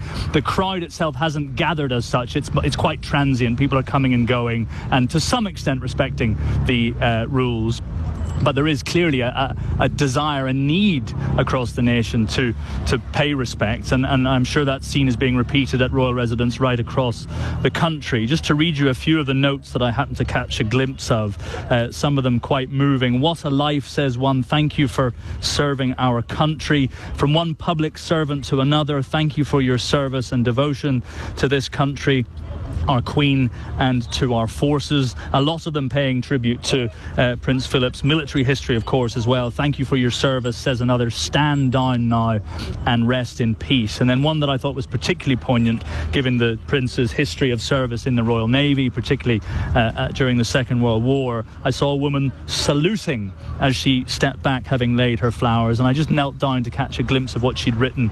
She may possibly have been a Navy person. She didn't want to speak to me, but she'd written, "Fair winds and following seas, rest in peace," which I thought was a particularly poignant tribute. But throughout the day, there has been an even almost larger crowd growing of media, because the international interest clearly in this story is intense. I've heard reports being given to my left and to my right from German television, from French television, from Australian, American, you name it, they're here. Journalists milling about the crowd, trying to speak to people and get their thoughts. And I managed to do a little bit of that myself and spoke to a few people in a socially distanced manner about why they'd made the trip. I haven't left the house in months, but I just felt really compelled to today. I really felt this is where I needed to be. Why did you feel that way? I just have such admiration for the royal family in general, particularly the Queen and Prince Philip. I think dedication and service to our country, and I just wanted to say thank you. I was in two minds with COVID and everything, but I think that the service that the Duke has given to this country, to the Queen, all the countries across the Commonwealth, because this is not just a British thing today, this is across the world.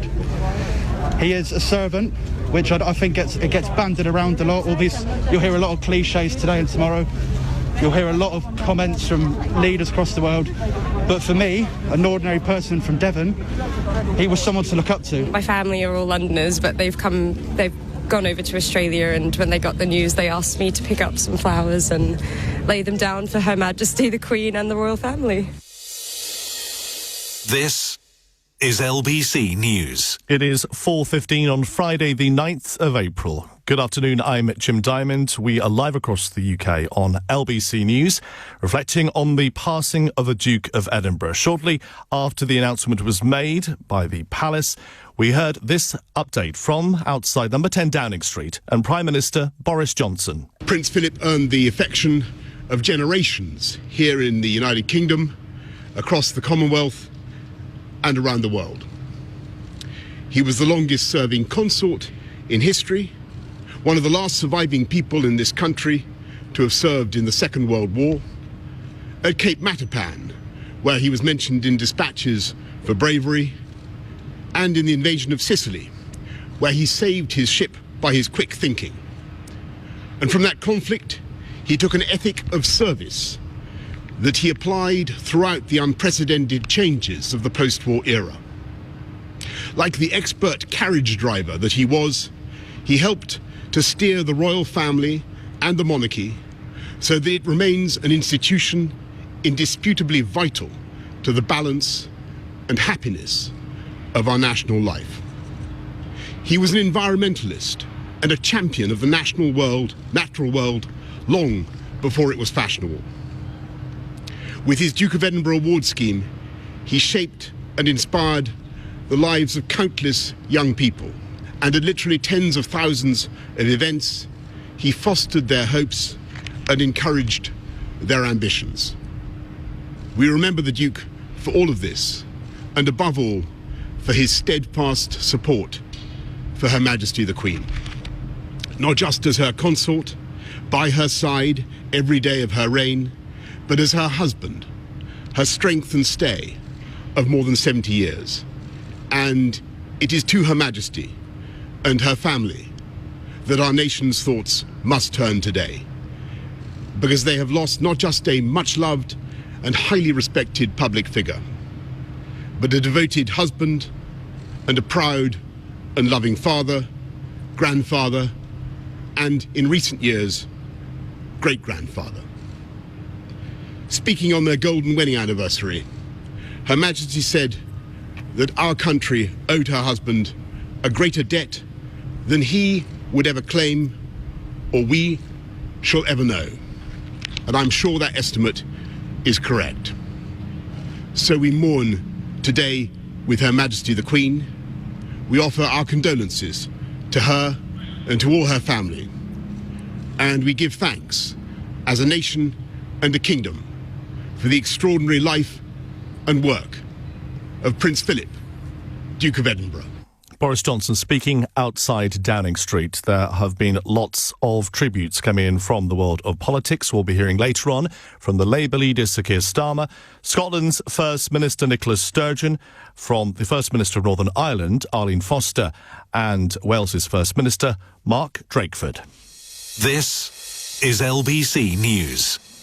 Well, we can get further reaction to this developing news story this afternoon. In Norfolk, visitors have been to Sandringham, as they have throughout the Easter break, to walk their dogs and enjoy the fresh air. Joining them today, though, on an equal number of footings, the reporters, photographers and police. Barriers and police have sealed off the main entrance for vehicles to Sandringham to allow people to lay flowers at the gates. A few dozen bouquets lay by the wrought iron gate, one accompanied by a card for the Queen. In the distance, a flag is flying at half-mast on Sandringham House. Let's get the latest from this story developing now in Norfolk, and LBC's Charlotte Sullivan. Many of us will recognise Sandringham straight away. It's the place we see the royals walk to church every Christmas morning on our TV screens, and that small church that we see them walk inside for Mass during the festive period is right where I'm standing outside now, where people have already started to arrive to leave flowers and just to perhaps take a moment to remember Prince Philip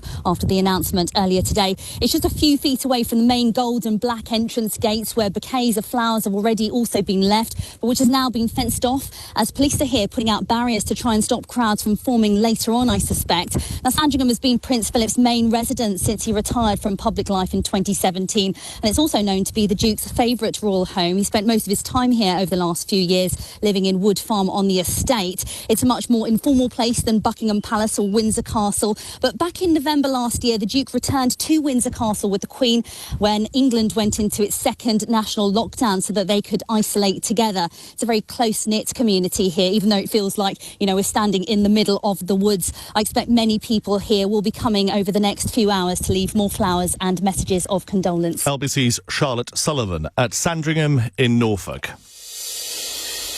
This is LBC News. It's 20 minutes after 4, shortly after midday today on Friday the 9th of April. Buckingham Palace announced the death of the Duke of Edinburgh, aged 99.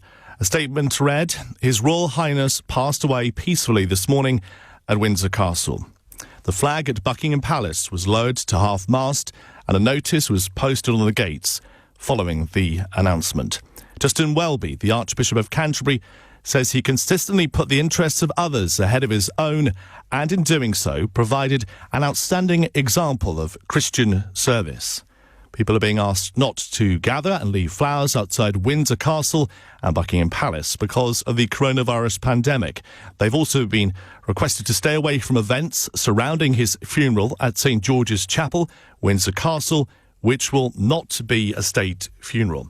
Parliament will honour him on Monday, with the House of Commons sitting at 2:30 in the afternoon for tributes following his death, while parties have suspended their election campaigning as a mark of respect. Let's get more now on this story. A short time ago, we had this update from our Westminster correspondent, Ben Kentish. A little bit of more info for you on how the next few days will pan out. Confirmation from Number 10 that all government visits, announcements, interviews, etc. will pause, at least during that period of mourning you just touched on. That means no press conferences, no big announcements. The Prime Minister, of course, perhaps expectedly, will no longer be making that visit to the pub on Monday. But they were keen to stress that urgent public health advice will, of course, continue to be issued. Confirmation too that Parliament is being recalled on Monday afternoon, and also confirmation that Boris Johnson has today spoken to his Labour counterpart Keir Starmer and agreed to suspend local election campaigning. Those elections, of course, taking place on May the 6th, so we are in the last few weeks. No sense just yet of how long that suspension will last, but I suspect it will be the length of those 8 days of mourning and then likely to resume. As for the next few hours, Boris Johnson will chair a meeting of ministers at 4 p.m. who will look at the operational coordination of the next few days and the next week or so. And then at 5 p.m. there will be a full cabinet meeting for ministers to pay tribute. So we might hear more from that later today. Just lastly, again, the government joining with royal households in asking people not to gather at royal palaces and not to lay flowers. And the book of condolences too, likely to be online only given the climate we are in. That's our Westminster correspondent, Ben Kentish. This is LBC News. We've just had a statement in from President Joe Biden and First Lady Jill Biden on the passing of Prince Philip. I'm going to read it to you now. On behalf of all of the people of the United States, we send our deepest condolences to Her Majesty Queen Elizabeth II, the entire royal family, and all the people of the United Kingdom on the death of His Royal Highness Prince Philip, the Duke of Edinburgh. Over the course of his 99-year life, he saw our world change dramatically and repeatedly. From his service during World War II to his 73 years alongside the Queen and his entire life in the public eye, Prince Philip gladly dedicated himself to the people of the UK, the Commonwealth, and to his family. The President's statement continues. The impact of his decades of devoted public service is evident in the worthy causes he lifted up as patron, in the environmental efforts he championed, in the members of the armed forces that he supported, in the young people he inspired, and so much more. His legacy will live on not only through his family, but in all of the charitable endeavours he shaped. It concludes, Jill and I are keeping the Queen and to Prince Philip's children, grandchildren and great-grandchildren in our hearts during this time. That statement just in the past few moments. Well, Prince Philip was indeed patron of around 800 charities and organisations during his lifetime, but perhaps the most notable was that after his own name. The Duke of Edinburgh Award has inspired millions to improve skills and trek across the great British countryside. LBC's James Goodison reflects on its legacy. Northamptonshire bicycle bells gracefully opened the show, watched by Prince Philip and Transport Minister Ernest Marple. It demonstrated the work of the National Cycling Proficiency Scheme, whose test has now been passed by 500,000 children. The Duke of Edinburgh always championed youth development and progress, and one didn't have to look further than the award named after him. The value doesn't lie in doing each section with brilliant success, but it lies in the side effects of the exposure to new activities. The Duke of Edinburgh Award has been in existence for nearly 7 decades.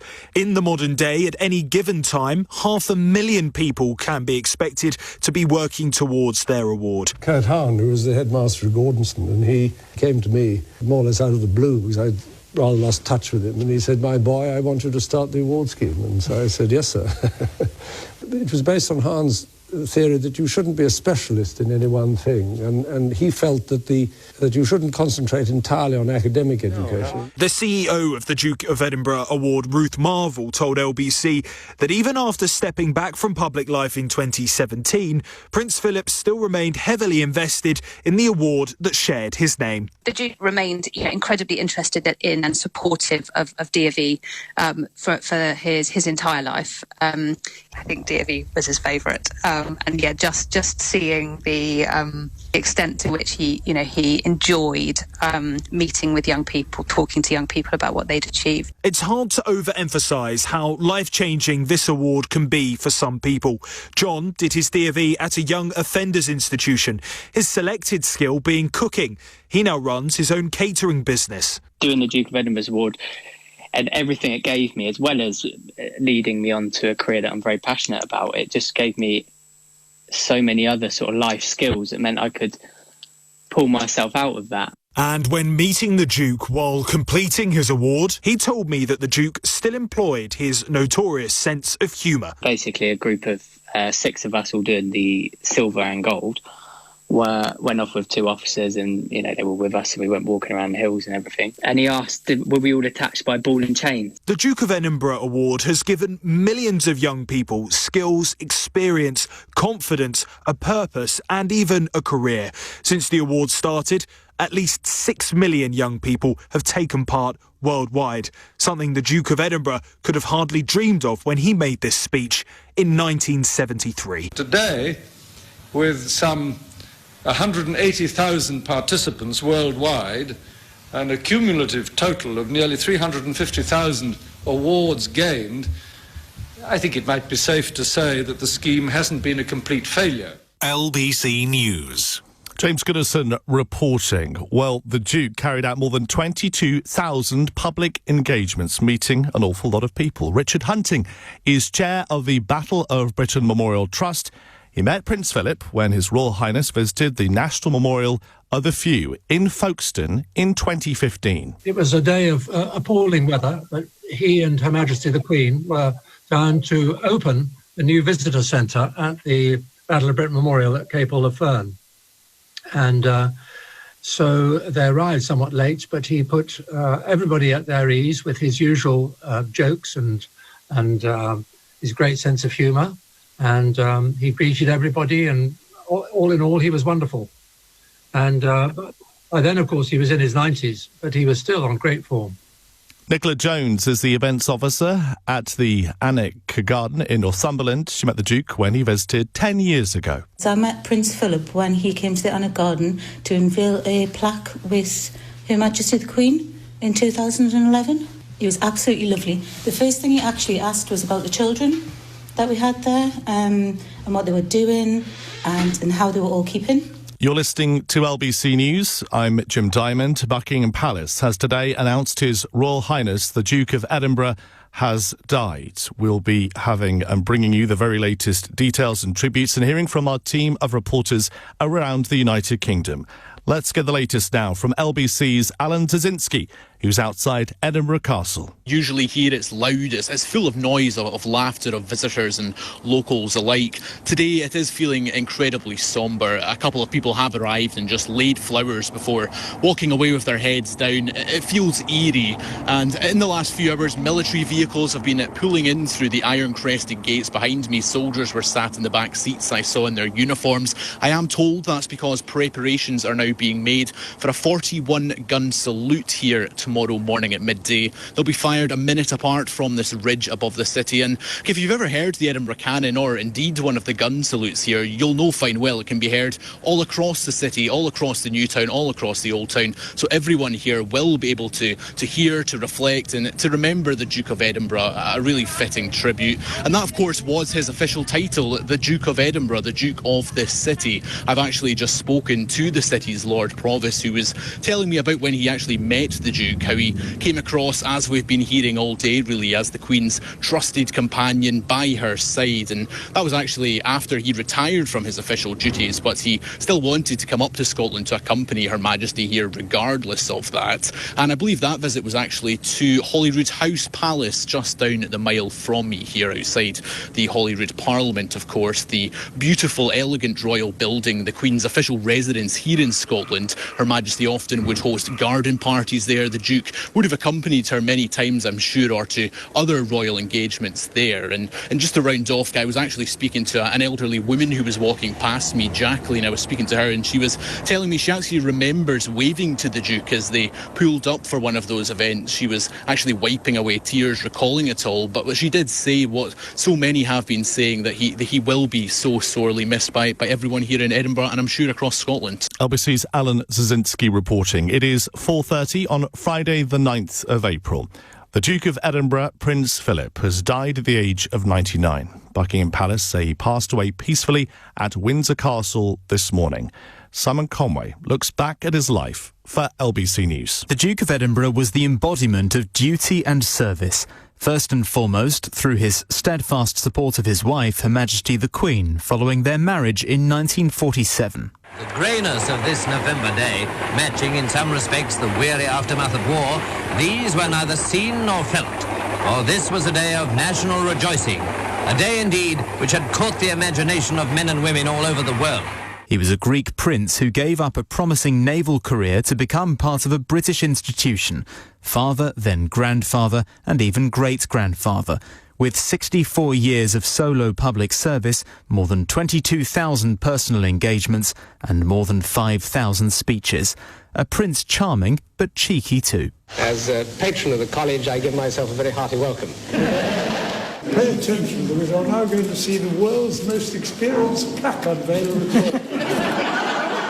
He unveiled countless plaques using that quip a few times. There were, however, some politically incorrect remarks as he trod a fine line between humour and honesty. But he could be serious and thoughtful on issues like the environment. At the basis of it all is this colossal increase in the human population. It's one of the living species of the planet, but it's reaching plague proportions. He was a passionate horseman and polo player. At 50, he took up carriage driving and is credited with turning it into a British sport. So I borrowed 4 horses from the stables in London, took them to Norfolk and practiced and thought, well, why not? The adventurous prince also set up the Duke of Edinburgh's awards scheme. The character-building programme for young people has been exported to more than 140 countries and territories. But also learning things like cooking by yourself, navigating, getting lost in the dark as well. That's a good experience. It's something you won't do in London. The Duke was patron or president of around 800 organisations, but after carrying out more than 22,000 solo appearances, he would eventually retire from public duties in 2017. Less than 2 years later, he was forced to give up his driving licence after crashing with another car near the Sandringham estate in Norfolk. And in 2021, he'd spend 4 weeks in hospital undergoing a heart procedure and treatment for an infection. In his final years, the Duke had adopted a more private profile, but as former Prime Minister David Cameron described, he never left the Queen's side. She said in a speech to mark their golden wedding anniversary that he had been, and I quote, her strength and stay all these years, and that she and his whole family, and this and many other countries, owe him a debt greater than he would ever claim or we shall ever know. His Royal Highness, the Duke of Edinburgh. LBC News. It is 4:34. Good afternoon to you. People have been gathering at York Minster to remember Prince Philip, who's died at the age of 99. The bells of the church rang 99 times earlier.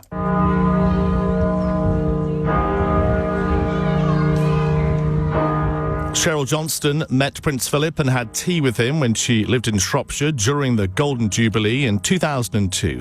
She's been speaking to LBC's Vicky Smith. I had tea with him. This was a few years ago. We were directors of Ludlow Festival, which is a predominantly Shakespearean festival. We were invited to have tea, and we had to line up meeting him. And you actually spoke to him more than me. And he said, "What do you do?" And my husband said, "Not a lot." He said, "Neither do I." And he said, "I have to rush. I've got a train to catch," because it was the royal train in 2002, something like that. That's just fantastic. So you got a really good flavour of his character then. Yeah. I think, I mean, obviously sometimes he spoke out of turn, but I think it's very sad. We've had lots of reaction in from the world of politics. Earlier we brought you details of what the Prime Minister, Boris Johnson, said outside number 10 at Downing Street. Let's hear from the Labour leader, Sir Keir Starmer. He dedicated his life to our country. And above all, I think he'll be remembered for his support and devotion to the Queen. And all of our thoughts are with the Queen, the royal family and the British public as they come together to mourn this huge loss. Let's hear from other leaders across the four nations. Here's Scotland's First Minister, Nicola Sturgeon. His was a life of public service and of seeking to advance causes he cared about. He was an environmentalist, perhaps before that was fashionable. But I think what he will be longest remembered for in terms of the charitable work he did is the Duke of Edinburgh award scheme. None of us can not know somebody, in my case many people right throughout my life and my time as First Minister, whose prospects have been transformed by participation in that scheme, who have learned a lot and become, better people as a result of that. And that is, I think, a really important and special legacy for anybody in life to leave, to have made life better for young people. We've been hearing from the First Minister of Northern Ireland, Arlene Foster. It is with deep sadness that I've learned of the death of His Royal Highness, the Duke of Edinburgh. It is a sadness that I know will be shared by countless others in Northern Ireland and right across the world. Prince Philip was widely respected for his active and dedicated service to the country and for his steadfast support to Her Majesty the Queen throughout her reign. He had a strong interest in Northern Ireland, and I had the privilege of meeting him here on a number of his many visits. He had a profound and positive impact on thousands of our young people who found their purpose, passion and place in the world through participation in the Duke of Edinburgh Awards. This inspirational programme is just one example of the many charities and voluntary organisations in which he was involved right up to his retirement from public service at the age of 96. I offer my deepest sympathies and condolences to Her Majesty the Queen and to all the members of the royal family at this sad time. Wales's First Minister, Mark Drakeford, shared this tribute outside the Welsh Government building in Cardiff. It is with great sadness that we learn today of the death of His Royal Highness the Duke of Edinburgh. Throughout his long life, Prince Philip served with selfless devotion and a remarkable generosity of spirit. On behalf of the Welsh Government and people in all parts of Wales, I offer our deepest condolences to Her Majesty the Queen, Her Majesty's children and their families on this sad occasion. The Duke of Edinburgh will be sorely missed by the many Welsh organisations that he supported as patron or president over so many decades of service. You're listening to LBC News. I'm Jim Diamond. The Duke of Edinburgh, Queen Elizabeth II's husband, has died aged 99. Buckingham Palace released a statement earlier today saying His Royal Highness passed away peacefully this morning at Windsor Castle.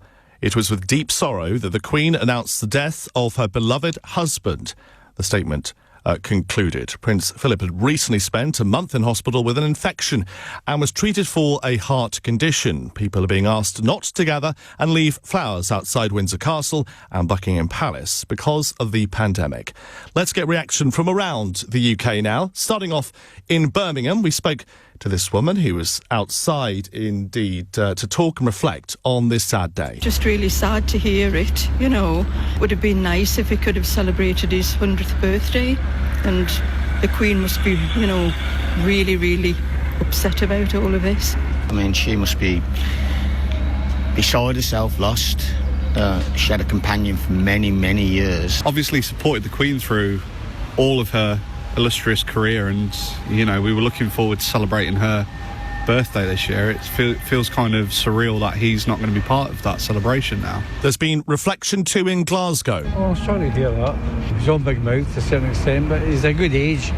What was he, 99? I feel sorry for the Queen, especially her. I mean, he's done a lot of work, charity work. I mean, Duke of Edinburgh, right enough, but my heart goes out to them. You know, it's sort of an end of an era, I think. You know, he's been around as long as I've been alive, so it's quite sad, and it's nearly his 100th birthday, wasn't it? But, you know, I feel quite sad about that. And we've heard tributes too from people in the Welsh capital, Cardiff. Well, it's obviously very sad news. Our heart goes out to the Queen, obviously, and we celebrate their long and loyal marriage one to another. It's sad. He's a gentleman that's been around for such a long time. I wish the Queen best. The 73 years married to someone, it's a long time, and she must be heartbroken. Westminster Abbey will toll its tenor bell once every 60 seconds, 99 times from 6 p.m. this evening, in tribute to the Duke.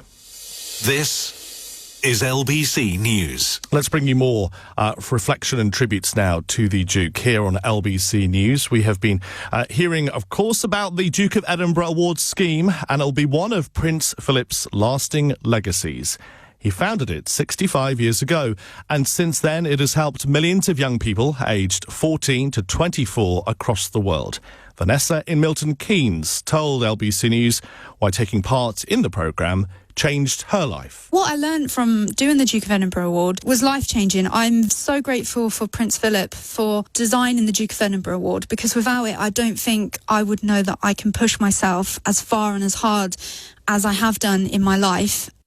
The Queen's former press secretary, Charles Anson, has been telling LBC News what will be happening in the royal household now. It's a moment that's clearly been anticipated for some time, and I'm sure the Queen will be dealing with it in a very stoical way, as one would expect from her, and will be surrounded by her close team in the bubble in Windsor Castle, looking after the Queen and the Duke of Edinburgh. So I think probably a quiet moment for herself, and also, you know, we'll be in touch with the Prince of Wales and members of her family over the coming 24 hours. You know, his first day after his death, she will be very much with her small group of people looking after her, and in touch by phone with the Prince of Wales and perhaps other members of the family. And she will have with her, you know, a lady-in-waiting, Sue Hussey, that's been with her for much of this time, and another lady-in-waiting. They take in turns.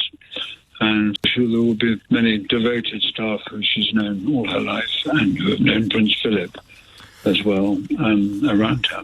Well, the world has been reacting to the news of the passing of the Duke of Edinburgh. This is an ABC News special report. Now reporting, George Stephanopoulos.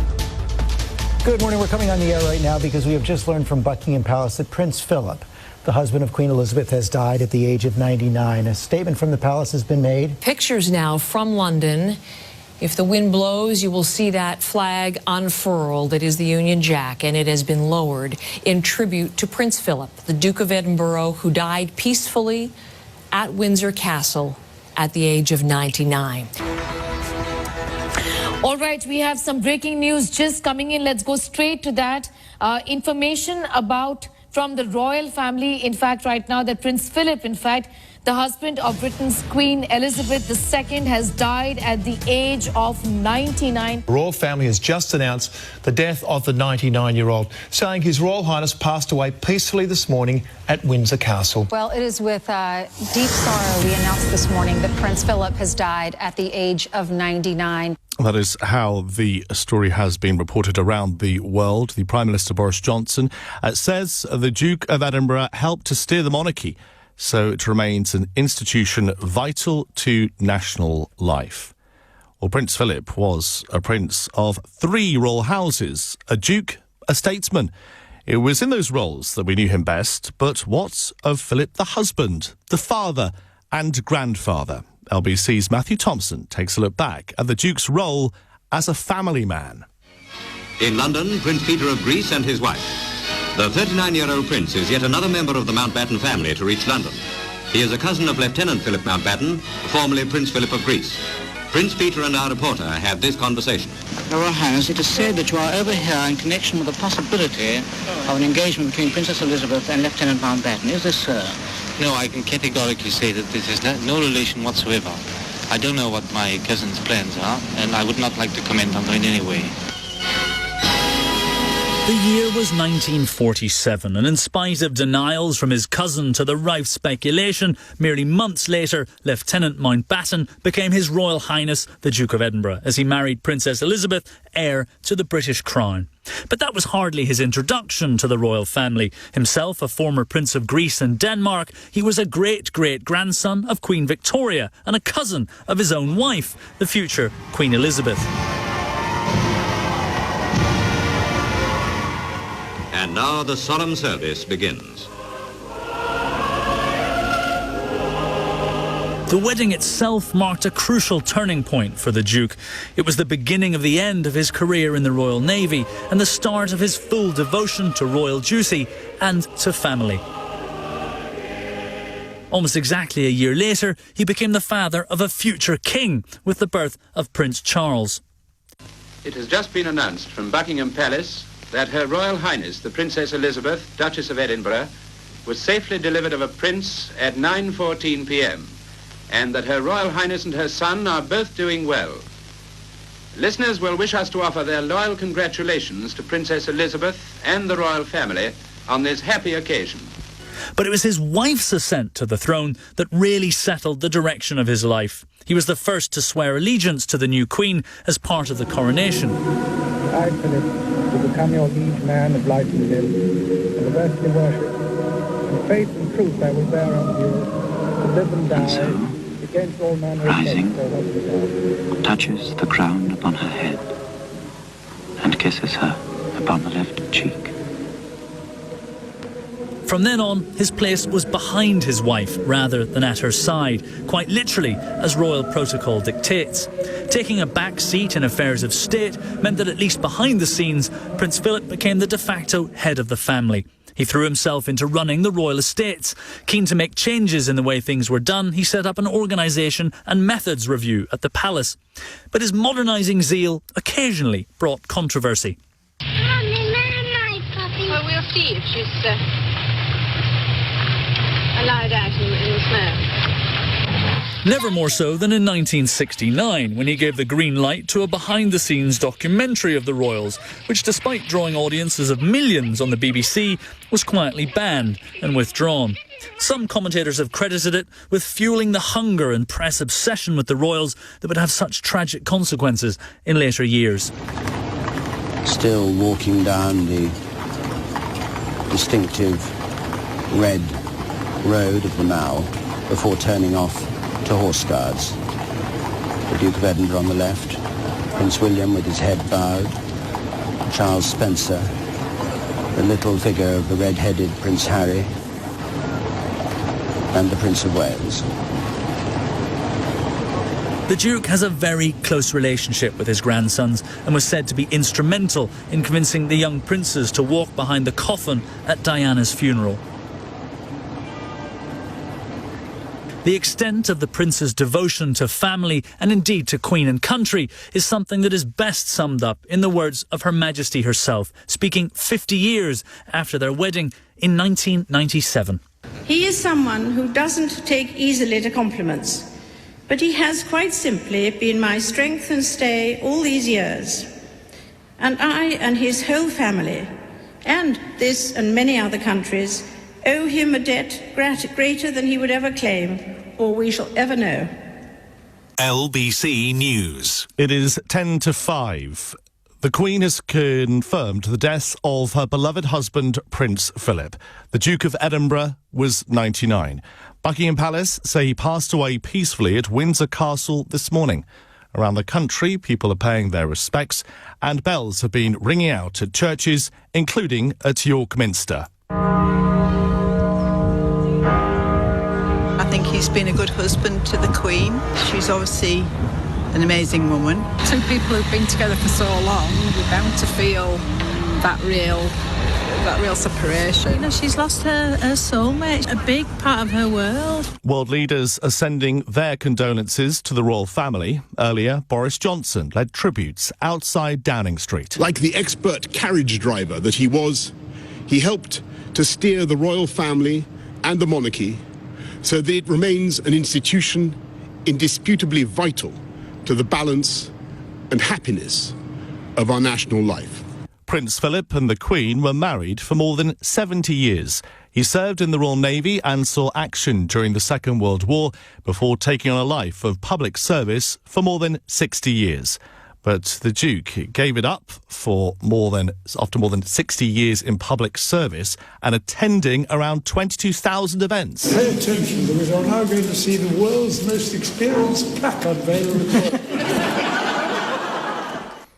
The government is urging people not to gather or leave flowers at the likes of Windsor Castle and Buckingham Palace because of the pandemic. A picture of the Duke of Edinburgh is being displayed at the iconic Piccadilly Circus billboard in central London in tribute to the Prince, who has died at the age of 99.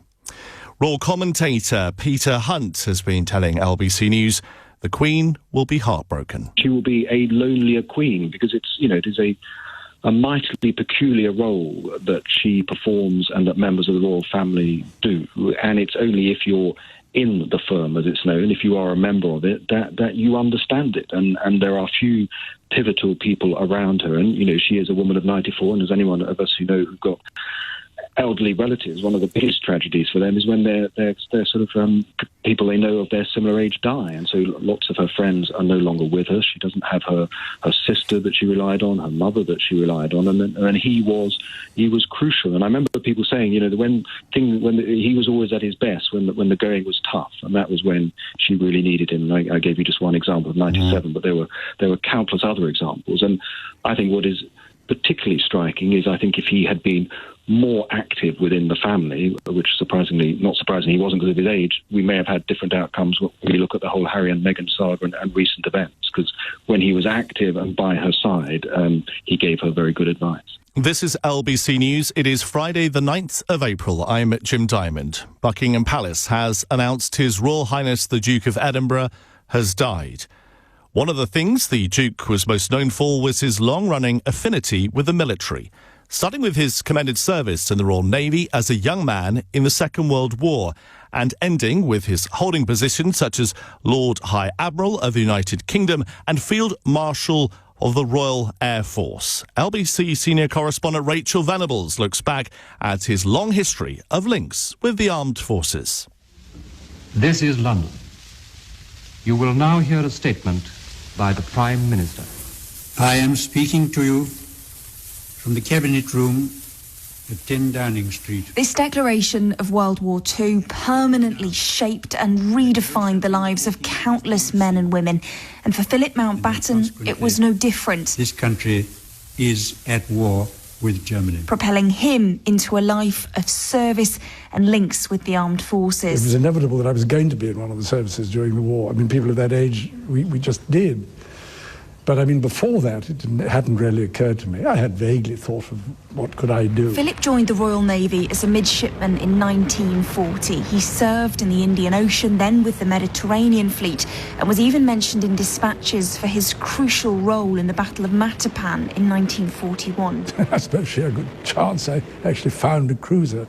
Somebody said train right or something, and there was another cruiser, and with that, everybody started shooting. He was one of the youngest in the Navy to be promoted to first lieutenant and was in Tokyo Bay when the Japanese surrender was signed. Being in Tokyo Bay with the surrender ceremony taking place in the battleship, which was, 200 yards away, and you could see what was going on with a pair of binoculars. Philip stayed with the Royal Navy in peace years, stationed in Malta with his wife, Princess Elizabeth, and their young family. Malta greets the arrival of Princess Elizabeth, and the welcome from warships in Valletta Harbour included one from HMS Chieftain. And was promoted to Lieutenant Commander with a shining career ahead of him.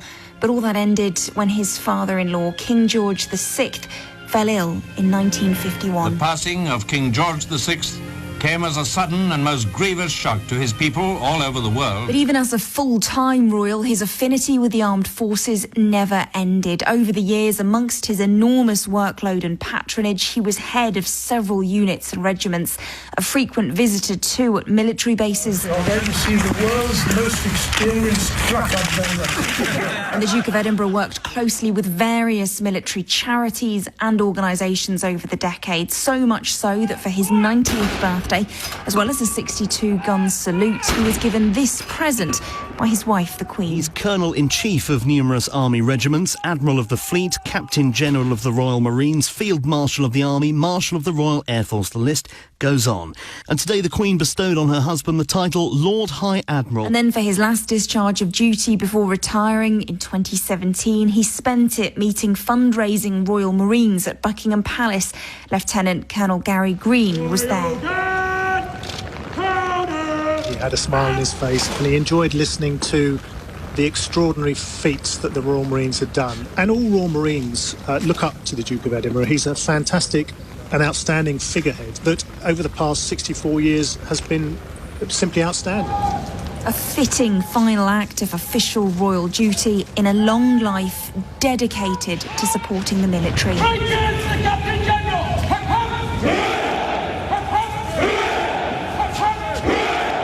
LBC senior correspondent Rachel Venables reporting. Joe Biden has highlighted the Duke of Edinburgh's decades of devoted public service, Second World War service and environmental efforts in remembering his legacy. The US President says he and his wife Jill are keeping the Queen and her family in their hearts as he led international tributes to Philip, who's died at the age of 99 today. We've also been hearing from religious leaders. Here's the Archbishop of Canterbury, Justin Welby. My first reaction was to think of Her Majesty the Queen and to feel a deep sense of sympathy and compassion for her and for the whole family at the loss of such a gigantic figure, particularly in her own life, married for well over 70 years, 73 years. I think I heard today that there's only 5% of the population who were alive, who have been alive longer than the Queen and the Duke of Edinburgh had known each other. So that was my first thought. I think, secondly, to feel an extraordinary sense of what a remarkable life. What a wonderful life of service, of duty, of service to his country, service to the crown, but with this formidable intelligence, insight, and a really extraordinary prophetic gift.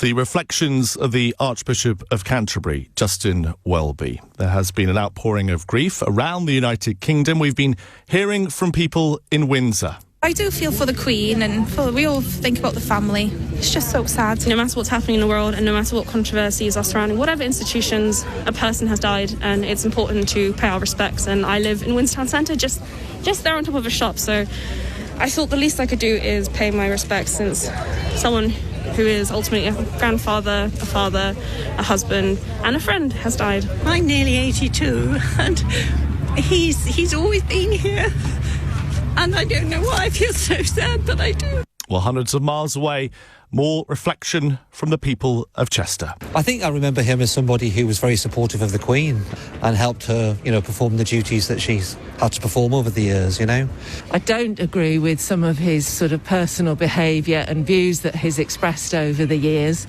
but that doesn't detract entirely from the fact that he has done well by the country. And these people in Birmingham in the Midlands have told LBC News it is a sad day. Just really sad to hear it, you know. Would have been nice if he could have celebrated his 100th birthday, and the Queen must be, you know, really, really upset about all of this. I mean, she must be beside herself, lost. She had a companion for many, many years. Obviously supported the Queen through all of her illustrious career, and, you know, we were looking forward to celebrating her birthday this year. It feels kind of surreal that he's not going to be part of that celebration now. This is LBC News. It's 5 o'clock on Friday the 9th of April. Good afternoon, I'm Jim Diamond. Our top story, the Duke of Edinburgh, Prince Philip, has died at the age of 99. Buckingham Palace say he passed away peacefully at Windsor Castle this morning, and the Queen has shared the news with great sorrow. Simon Conway looks back at his life for LBC News. He was a Greek prince born on Corfu in 1921, but his early years were difficult. Philip spent his childhood moving from country to country as his family was forced into exile by revolution. I didn't notice it at the time, no.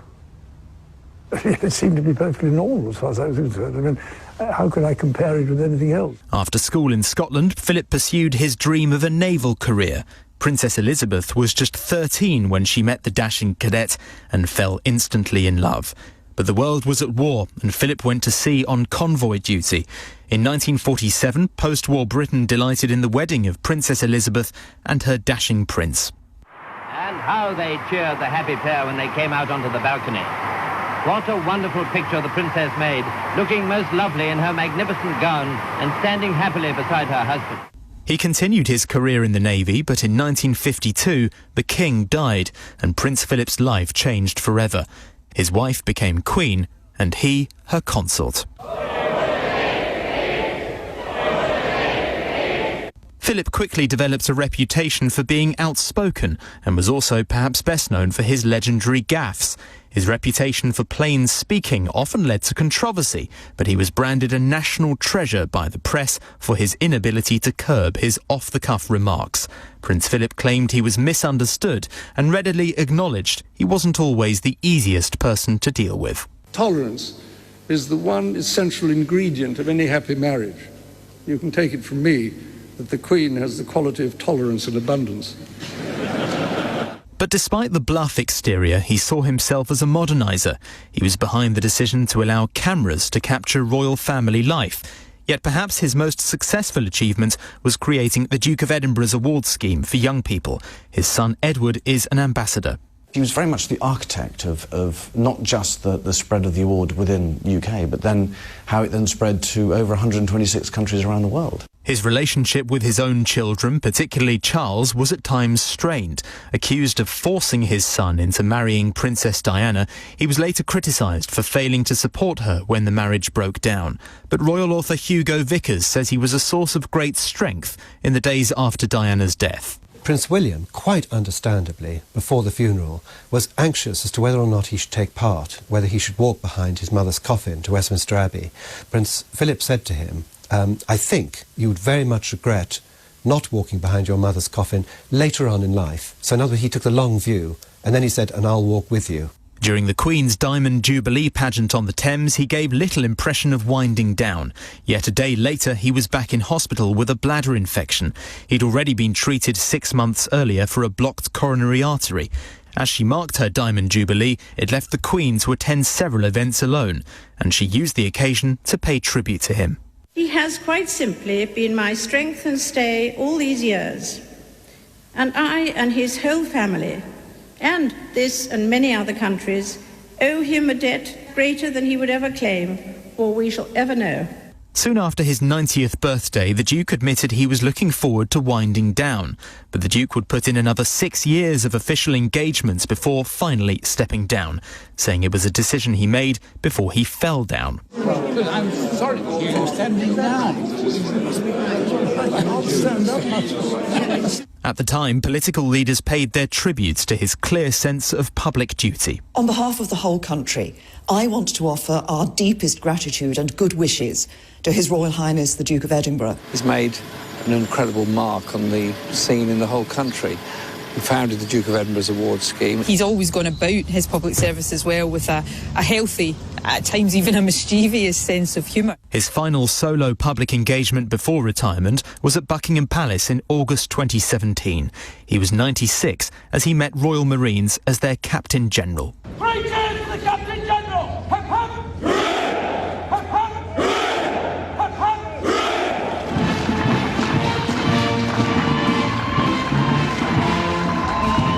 By then, he'd carried out more than 22,000 solo appearances since 1952.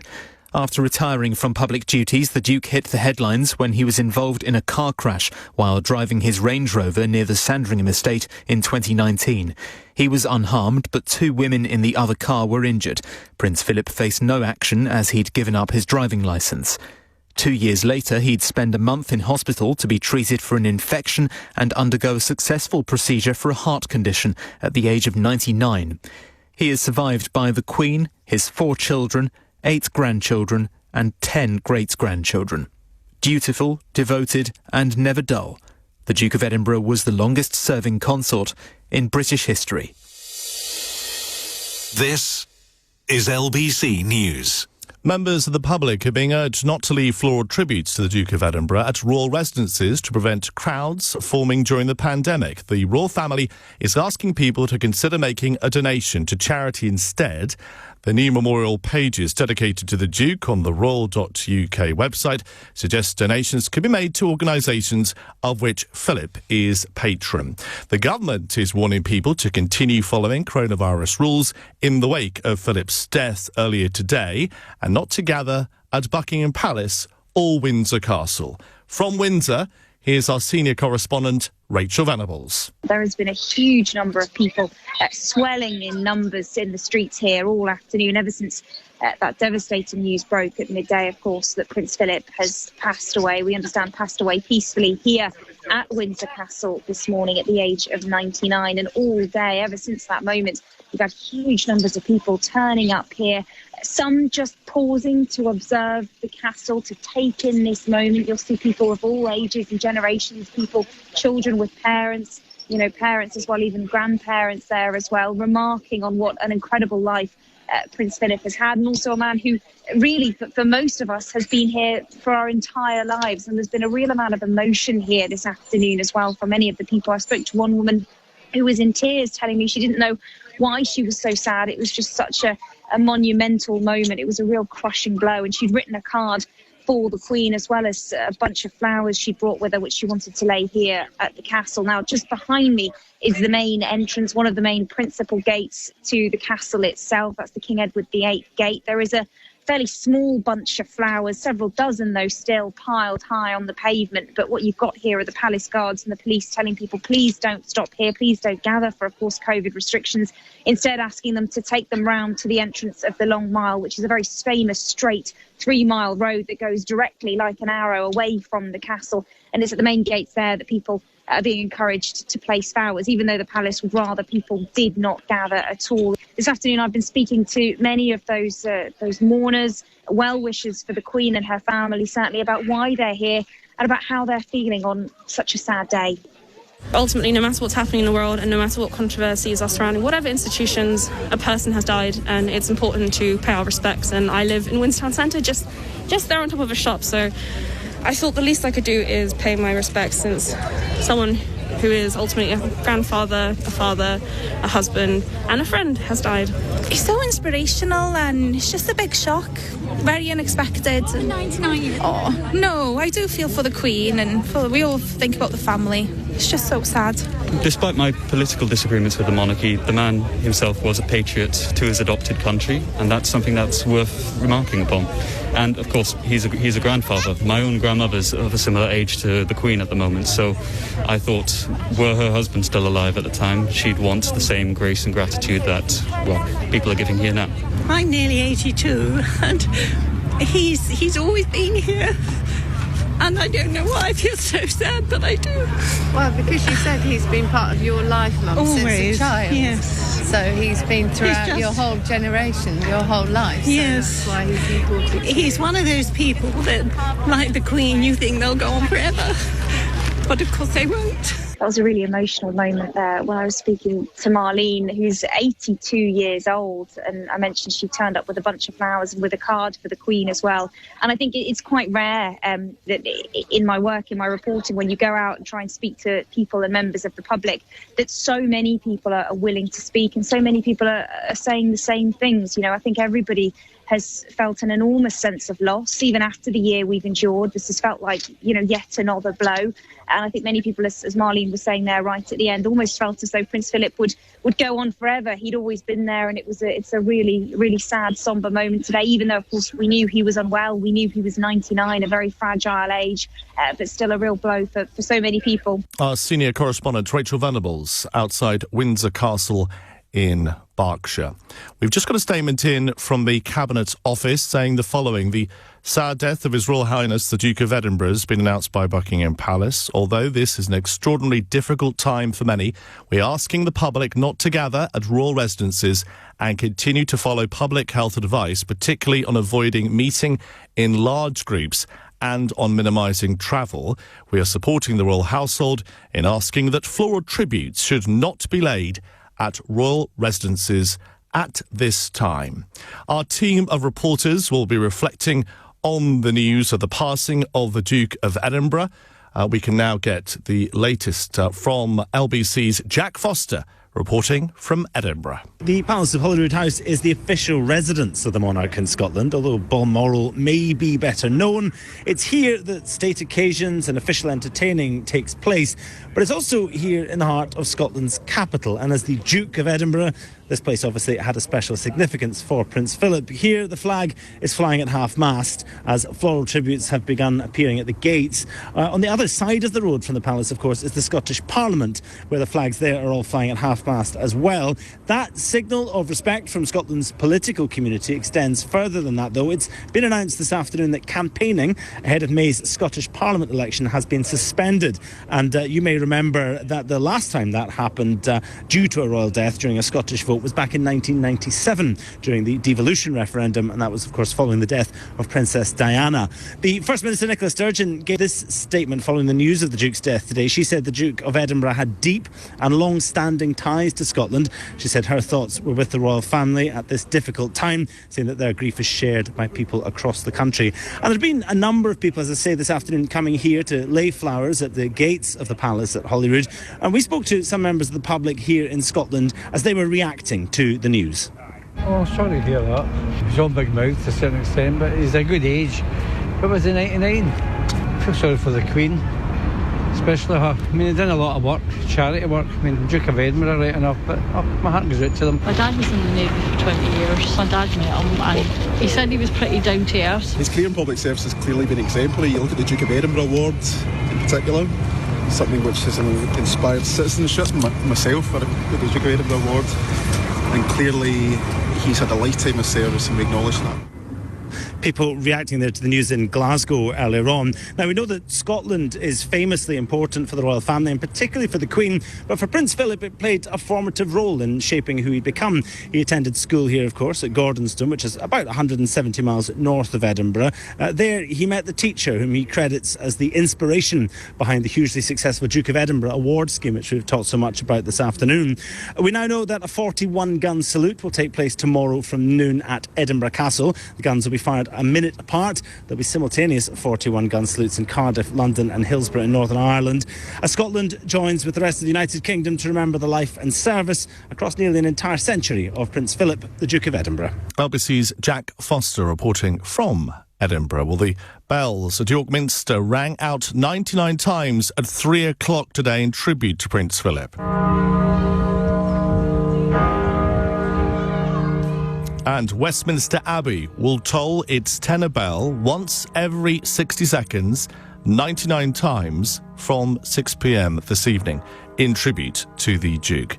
We've had reaction from the American President Joe Biden. He's paid tribute, saying that the Duke lifted up worthy causes, inspired young people and shaped charitable endeavours.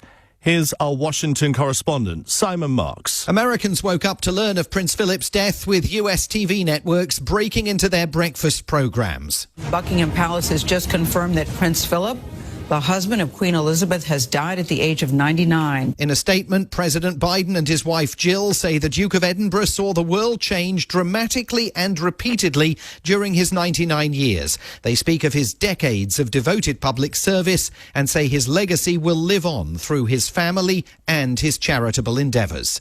Simon Marks, LBC News, Washington. Well, we've also heard from the Russian leader Vladimir Putin conveying his condolences, saying many important events in the contemporary history of your country are connected with the name of His Royal Highness.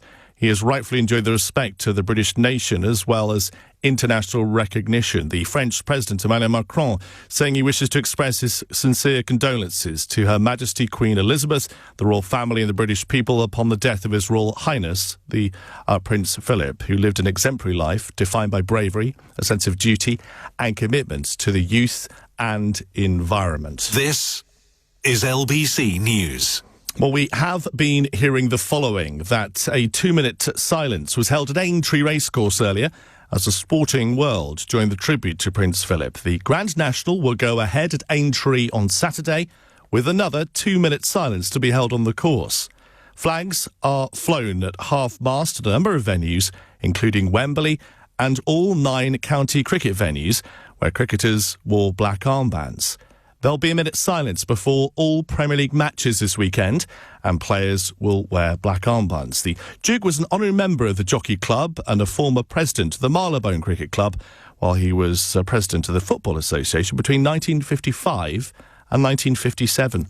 The Football Association has said it has sent its deepest condolences to the Queen and the Duke of Cambridge, who is the FA's current president. So what will happen on Monday in Parliament? The Commons was not due to sit on Monday, but will now meet at 2:30pm to allow tributes to be paid to the Duke of Edinburgh. The last such royal tributes were paid on the death of the Queen Mother in 2002. In a 2-hour sitting, there were set-piece speeches from the Prime Minister and party leaders, followed by the Father of the House, then backbenchers who had a particular connection. The Lords will pay tribute to Prince Philip after prayers at 1pm. They will be asked to agree a message of condolence to the Queen. There'll be speeches from party leaders, the Governor of the Crossbenchers and a Bishop. Then they're planning to continue with their legislative work for the day. The House of Lords will not sit on the day of the funeral. We have heard shortly after the announcement was confirmed by Buckingham Palace from Prime Minister Boris Johnson, who said this outside Downing Street. Prince Philip earned the affection of generations here in the United Kingdom, across the Commonwealth and around the world. He was the longest serving consort in history, one of the last surviving people in this country to have served in the Second World War, at Cape Matapan, where he was mentioned in dispatches for bravery, and in the invasion of Sicily, where he saved his ship by his quick thinking. And from that conflict, he took an ethic of service that he applied throughout the unprecedented changes of the post-war era. Like the expert carriage driver that he was, he helped to steer the royal family and the monarchy so that it remains an institution indisputably vital to the balance and happiness of our national life. He was an environmentalist and a champion of the natural world, long before it was fashionable. With his Duke of Edinburgh award scheme, he shaped and inspired the lives of countless young people, and at literally tens of thousands of events, he fostered their hopes and encouraged their ambitions. We remember the Duke for all of this, and above all, for his steadfast support for Her Majesty the Queen. Not just as her consort, by her side every day of her reign, but as her husband, her strength and stay of more than 70 years. And it is to Her Majesty and her family that our nation's thoughts must turn today, because they have lost not just a much-loved and highly respected public figure, but a devoted husband and a proud and loving father, grandfather, and in recent years, great-grandfather. Speaking on their golden wedding anniversary, Her Majesty said that our country owed her husband a greater debt than he would ever claim or we shall ever know. And I'm sure that estimate is correct. So we mourn today with Her Majesty the Queen. We offer our condolences to her and to all her family.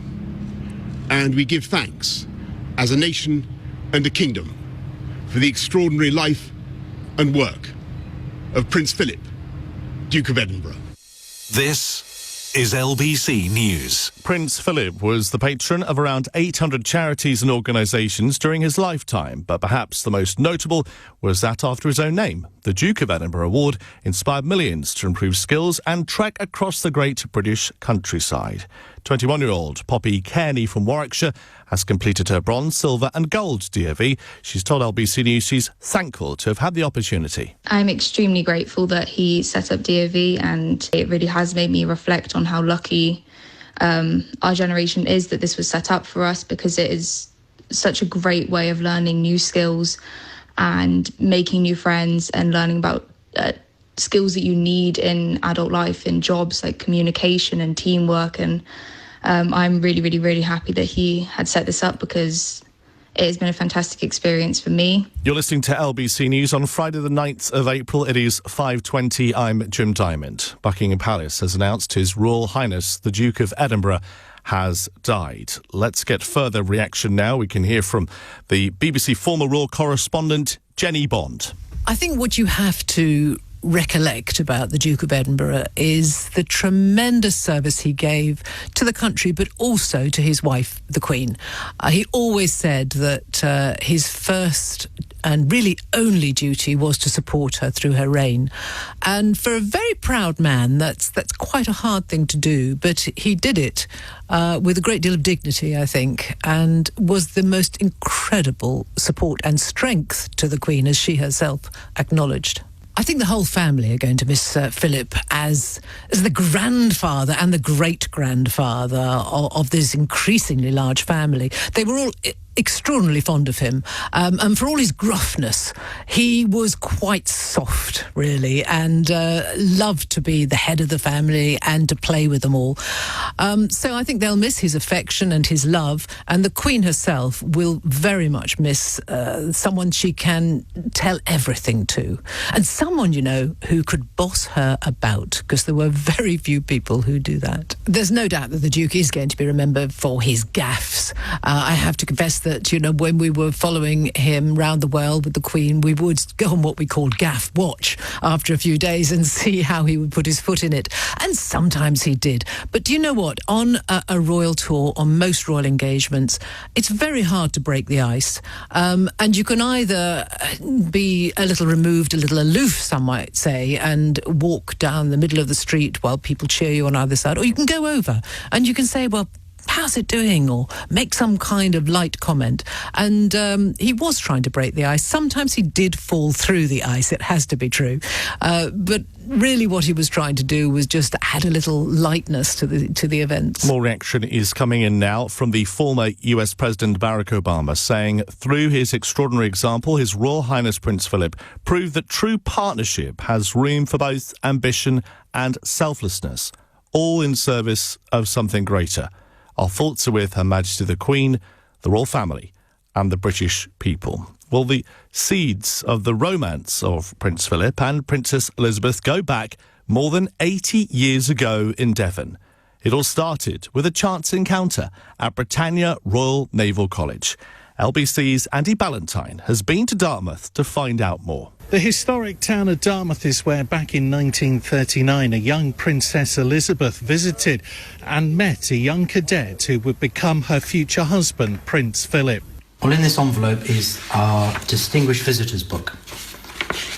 Our very first one in 1962, Her Majesty the Queen, the Duke of Edinburgh, Prince Philip. Well, under lock and key in Dartmouth Guildhall is where we find a special book signed by visiting dignitaries. 31st of July 1972, Her Majesty the Queen, Elizabeth, Duke of Edinburgh, Prince Philip and Princess Anne. Graham Webb is the town's current mayor.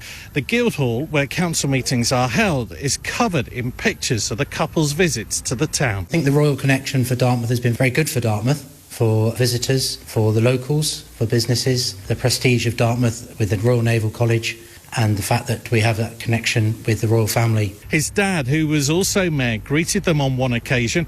Graham says it was a memorable day. He was very proud of the fact that he met them, and there was a picture of him greeting the Queen and Prince Philip, which sat proudly on our television set for many years. Handsome, blonde-haired, athletic Philip caught Elizabeth's eye as he entertained her by jumping over tennis nets.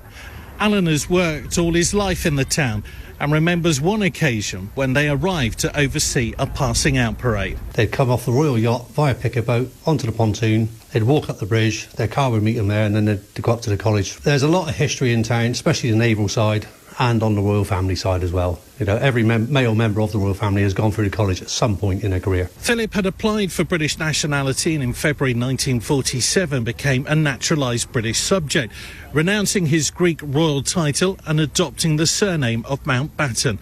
On his wedding day on the 20th of November 1947, he was made Duke of Edinburgh, a name he was widely known by for the rest of his life. It is 5:25, that report from LBC's Andy Ballantyne. Well, let's look at his career. One of the things the Duke of Edinburgh was known for was his long-running affinity with the military, starting with his commended service in the Royal Navy as a young man in the Second World War, and ending with his holding positions such as the Lord High Admiral of the United Kingdom and Field Marshal of the Royal Air Force. LBC's correspondent Rachel Venables looks back at his long links with the armed forces. This is London. You will now hear a statement by the Prime Minister.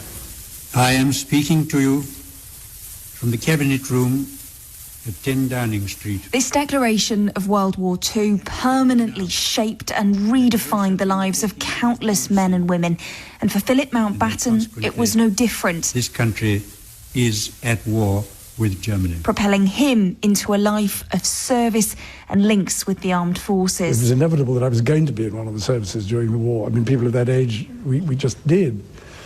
But I mean, before that, it hadn't really occurred to me. I had vaguely thought of what could I do. Philip joined the Royal Navy as a midshipman in 1940. He served in the Indian Ocean, then with the Mediterranean Fleet, and was even mentioned in dispatches for his crucial role in the Battle of Matapan in 1941. I suppose she had a good chance. I actually found a cruiser.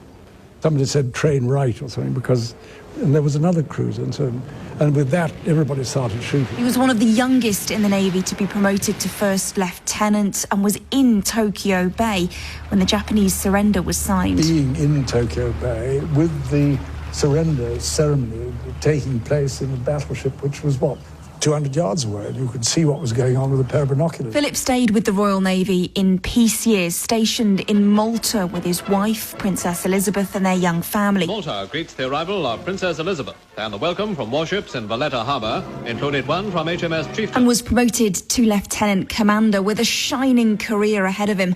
But all that ended when his father-in-law, King George VI, fell ill in 1951. The passing of King George VI came as a sudden and most grievous shock to his people all over the world. But even as a full-time royal, his affinity with the armed forces never ended. Over the years, amongst his enormous workload and patronage, he was head of several units and regiments, a frequent visitor too at military bases. You're going to see the world's most experienced truck observer.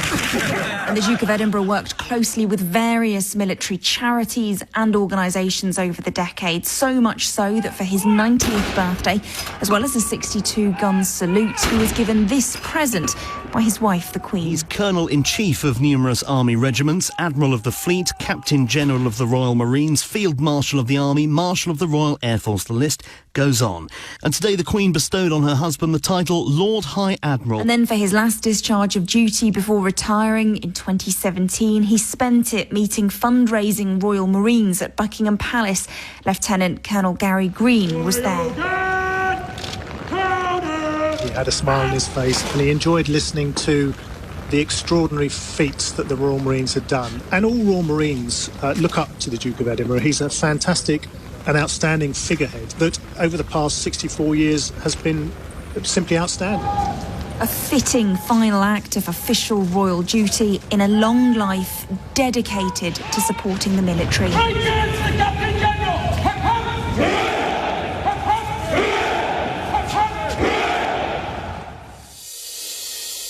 This is LBC News. It is 5:30 on Friday the 9th of April. I'm Jim Diamond. Our top story, Prince Philip, Queen Elizabeth II's husband, has died aged 99. Buckingham Palace has confirmed in a statement issued just after midday, speaking of the Queen's deep sorrow following his death at Windsor Castle earlier this morning. The Duke of Edinburgh, the longest-serving royal consort in British history, was at the Queen's side with her for more than 6 decades of reign. Prime Minister Boris Johnson saying that he inspired the lives of countless young people. Speaking at Downing Street, the Prime Minister saying that the Duke had earned the affection of generations here in the United Kingdom, across the Commonwealth and around the world. The flag at Buckingham Palace was lowered to half-mast and a notice posted on the gates following the announcement of the Duke's death. People have placed floral tributes outside the palace, while hundreds have visited Windsor Castle to pay their respects. The government is urging the public not to gather or leave tributes at royal residences amid the coronavirus pandemic. LBC's Charlotte Sullivan is at Sandringham in Norfolk, where well-wishers have been laying floral tributes. Most of us can recognise Sandringham instantly as the place we see the royal family walk to church every Christmas morning on our TV screens. That church is just a few feet away from the main huge gold and black entrance gates where bouquets of flowers have already been left. The Sandringham estate, which covers around 20,000 acres and is set in the middle of a huge forest, is a busy place for walkers anyway, so there's a real mix of people here right now, of both locals out for their stroll, the media, and then people who've come here today specifically to pay their respects after the announcement about Prince Philip earlier on. There's also a number of police cars driving around and also blocking some roads and entrances around the estate, while an area around the main gate is being partially fenced off by barriers right now, I suspect to stop crowds forming over the next few hours and even days. Sandringham has been Prince Philip's main residence since he retired from public life in 2017, and this is known to be the Duke's favourite royal home. Sandringham is much more of an informal place than Buckingham Palace or Windsor Castle. It's, wellies and wet dogs rather than state dinners and tiaras. And the Duke has spent most of his time here over the last few years living in Wood Farm on the estate. That's a property the Queen and the Duke use when they're not hosting events in the main house. But back in November last year, the Duke returned to Windsor Castle with the Queen so that they could isolate there together. Now, it's a really close-knit community here, and people living nearby are actually quite protective of the royal family. Andy Clements was the chief executive of the British Trust for Ornithology based in Thetford, which isn't far away at all, of which the Duke of Edinburgh was patron. He said the Duke was always involved in their work. The things that the Duke did, he did two particular things for us in recent years. So first of all, he opened the extension to our building here at the nunnery in Thetford. And that was a very important occasion. It was very good for staff. It was very good for our supporters to see him here. And then, of course, every year the BTO has an award ceremony in London at the Society of Wildlife Artists.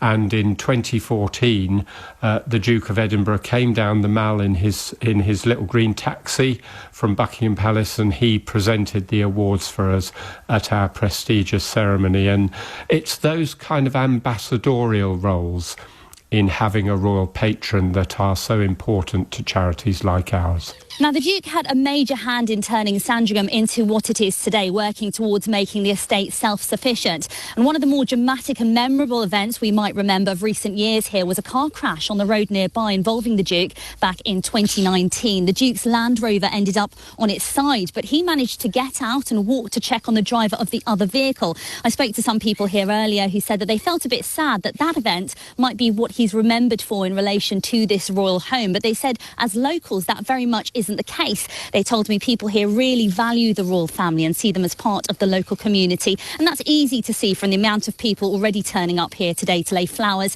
and even have a socially distanced chat with each other. I've heard some sharing memories and just take a moment to remember someone they very much saw, I suppose, as a neighbour. LBC's Charlotte Sullivan reporting from Sandringham in Norfolk. LBC News. I'm hearing a 41-gun salute is due to take place in Cardiff on Saturday following the death of the Duke of Edinburgh. Flags on Welsh Government and Cardiff Council buildings across the city are flying at half-mast. The Duke and Duchess of Sussex's website's been transformed into a memorial page for the Duke of Edinburgh. A short message set against a dark background reads, in loving memory of His Royal Highness the Duke of Edinburgh, 1921 to 2021. It adds, "Thank you for your service. You will be greatly missed." An online book of condolence in memory of the Duke of Edinburgh has been set up for those who wish to send a personal message. The royal family's Twitter account says the book of condolence is available on the royal website. It adds that a selection of messages will be passed on to members of the royal family and may be held in the royal archives for posterity. Lots of reaction coming in following the news, the confirmation from Buckingham Palace announcing today His Royal Highness the Duke of Edinburgh has died. LBC's Charlotte Lynch is at Durham Cathedral. Durham Castle and Cathedral are both flying the flag of the United Kingdom at half-mast following the death of Prince Philip, the Duke of Edinburgh. Earlier, a single bell rang out of the cathedral on the minute, every minute, to pay tribute to him. The historic city of Durham is one that the royals have said they love to visit, and Prince Philip was no different, most notably in 2002, and 10 years later in 2012, he accompanied the Queen to Durham Castle as part of Her Majesty's Golden and then Diamond Jubilee celebrations. In 1951, the Duke was awarded an honorary doctorate of civil law by the University of Durham. Right Reverend Paul Butler, Bishop of Durham, met Prince Philip several times. He's paid tribute to his dedication to Queen and country and his personable nature. The thing that struck me about him was his absolute attention to the people with whom he was talking. So he took great interest in everybody and came up with kind of really good questions and so forth. So the one that really sticks in my mind was when he met my daughter, who was an archaeologist. And his next question was, "So how are your knees?" Which showed actually a real understanding of some of the challenges that archaeologists go through. The Lord Lieutenant of County Durham, Sue Snowden, said the Duke's been an important figurehead for our country, playing a prominent part during times of enormous social change. Here, people have been walking by to admire and observe the castle and cathedral, remarking that the flag is flying at half-mast in tribute to Prince Philip, and some I've seen have been stopping to look at it and to reflect, remarking to each other what a wonderful man he was. An online book of condolences has been opened by the Church of England, which Durham Cathedral is inviting people to sign, and they say that when the time is right, they will hold their own memorial service for him. It was at 2 minutes past midday when an email was sent out from the palace saying the following: "It is with deep sorrow that Her Majesty the Queen announces the death of her beloved husband, His Royal Highness the Prince Philip, Duke of Edinburgh. His Royal Highness passed away peacefully this morning at Windsor Castle. The royal family join with people around the world in mourning his loss." Royal commentator Peter Hunt says he'll be best remembered for what he did to sustain the British monarchy. It was a love story, married for 73 years. I mean, they first met back in 1934. He was 13, she was 8. It was at a wedding of a mutual relative. And then obviously they met increasingly after that during the war, and then after the war when they got engaged and then got married in 1947. So 73 years of marriage. But I think it's the support he showed to the Queen and to the institution. I mean, remember, he was the son-in-law of a king. He was the father of a future king. He was the husband of a queen, but he never had any formal role. And as anyone who has watched The Crown knows, that irked him at times in the 50s. But he managed to find an accommodation with it in a way that others in the royal family haven't, more recent members. And his life, his destiny, once he married her and she became the monarch, obviously he had hoped and they had hoped that they would have had a longer period of time before she became the monarch. The ill health that beset her father prevented that. And it was a life where he walked 2 paces behind her. But I think, he made a huge contribution to her reign, particularly during the difficult times, and there were plenty of them in the 80s, the Queen's most difficult week after the death of Diana, Princess of Wales. And it's, I suppose, given all of that, it is absolutely no surprise that she called him, quite simply, in one of her speeches of tribute to him, her strength and stay. We are hearing with regard to the gun salute that will be happening at noon tomorrow. It's a 41-gun salute. It'll be held simultaneously in London, Edinburgh, Cardiff and Hillsborough in Northern Ireland, starting at noon, with a gun firing every minute. This is LBC News. Harry Tanya is a former police armed response sergeant from Devon. He worked with the Duke many times during his years on VIP protection and has told LBC News about some of his fondest memories. I would sort of be moving along the line in front, maybe doing a bit of an advance in earshot, but just, trying to blend in as much as you can in a suit. And he made his way towards some disabled people in wheelchairs, and they had a silver, the foil blankets that they give athletes to just keep them warm. I never really understand how those things work. And he went along to them and he said, "And so what are they going to do with you? Put you in the oven?" And of course they just burst out laughing. Everyone chuckled around. But to think of something unique to individual people like that, and maybe risk a little bit of, on the edge humour like that, some boringly politically correct people might think was too risque, you might upset someone. But that's why it made these visits fun with him. And there was another occasion, I think the driver told me, his driver, he always sat in the front, and they were coming to drop him off at the helicopter again. And I, again, had done the advance that day, and I was standing there and I saw the car trying to swing round to get alongside the helicopter, and I stepped back to avoid it and ended up getting in the way of it. And the driver told me afterwards that Prince Philip sort of tapped his hand, the driver's hand, and said, "What are you trying to do? You trying to run him over?" It was this sort of thing. But it was all, it was completely, for a few seconds, the driver was mortified, but completely got it. That this is him. This is the way he was. He was just fun to be with and be on visits, and people loved him visiting them. This is LBC News. Prince Philip was the patron of around 800 charities and organisations during his lifetime, but perhaps the most notable one was the one after his own name, the Duke of Edinburgh Award, inspiring millions to improve skills and trek across the great British countryside. LBC's James Goodison reflects on its legacy. Northamptonshire bicycle bells gracefully opened the show, watched by Prince Philip and Transport Minister Ernest Marple. It demonstrated the work of the National Cycling Proficiency Scheme, whose test has now been passed by 500,000 children. The Duke of Edinburgh always championed youth development and progress, and one didn't have to look further than the award named after him. The value doesn't lie in doing each section with brilliant success, but it lies in the side effects of the exposure to new activities. The Duke of Edinburgh Award has been in existence for nearly 7 decades. In the modern day, at any given time, 500,000 people can be expected to be working towards their award. Kurt Hahn, who was the headmaster of Gordonston, and he came to me more or less out of the blue because I'd rather lost touch with him, and he said, "My boy, I want you to start the award scheme." And so I said, "Yes, sir."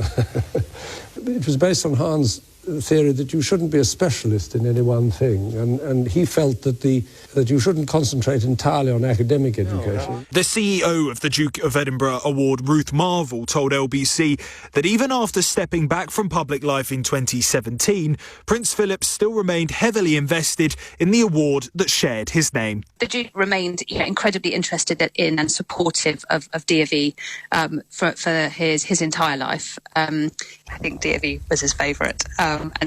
Just seeing the extent to which he enjoyed meeting with young people, talking to young people about what they'd achieved. It's hard to overemphasise how life-changing this award can be for some people.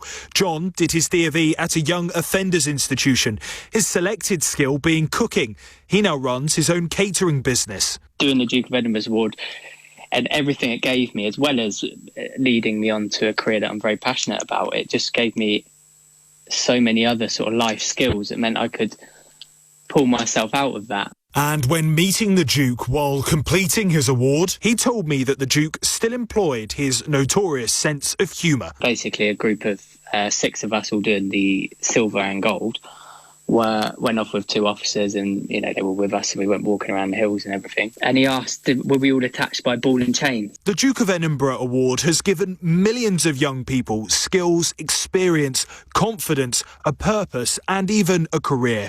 Since the award started, at least 6 million young people have taken part worldwide, something the Duke of Edinburgh could have hardly dreamed of when he made this speech in 1973. Today, with some 180,000 participants worldwide and a cumulative total of nearly 350,000 awards gained, I think it might be safe to say that the scheme hasn't been a complete failure.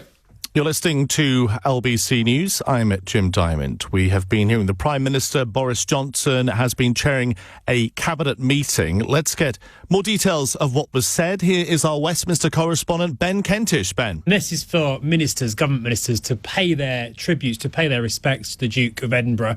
There is also a second role for those ministers, many of them. There was a separate meeting slightly earlier when it comes to the operational elements, lots of things for them to get in order to, of course, in conjunction with the palace when it comes to the funeral and the arrangements for the next few days, dealing perhaps with foreign dignitaries and heads of states, and lots of logistics.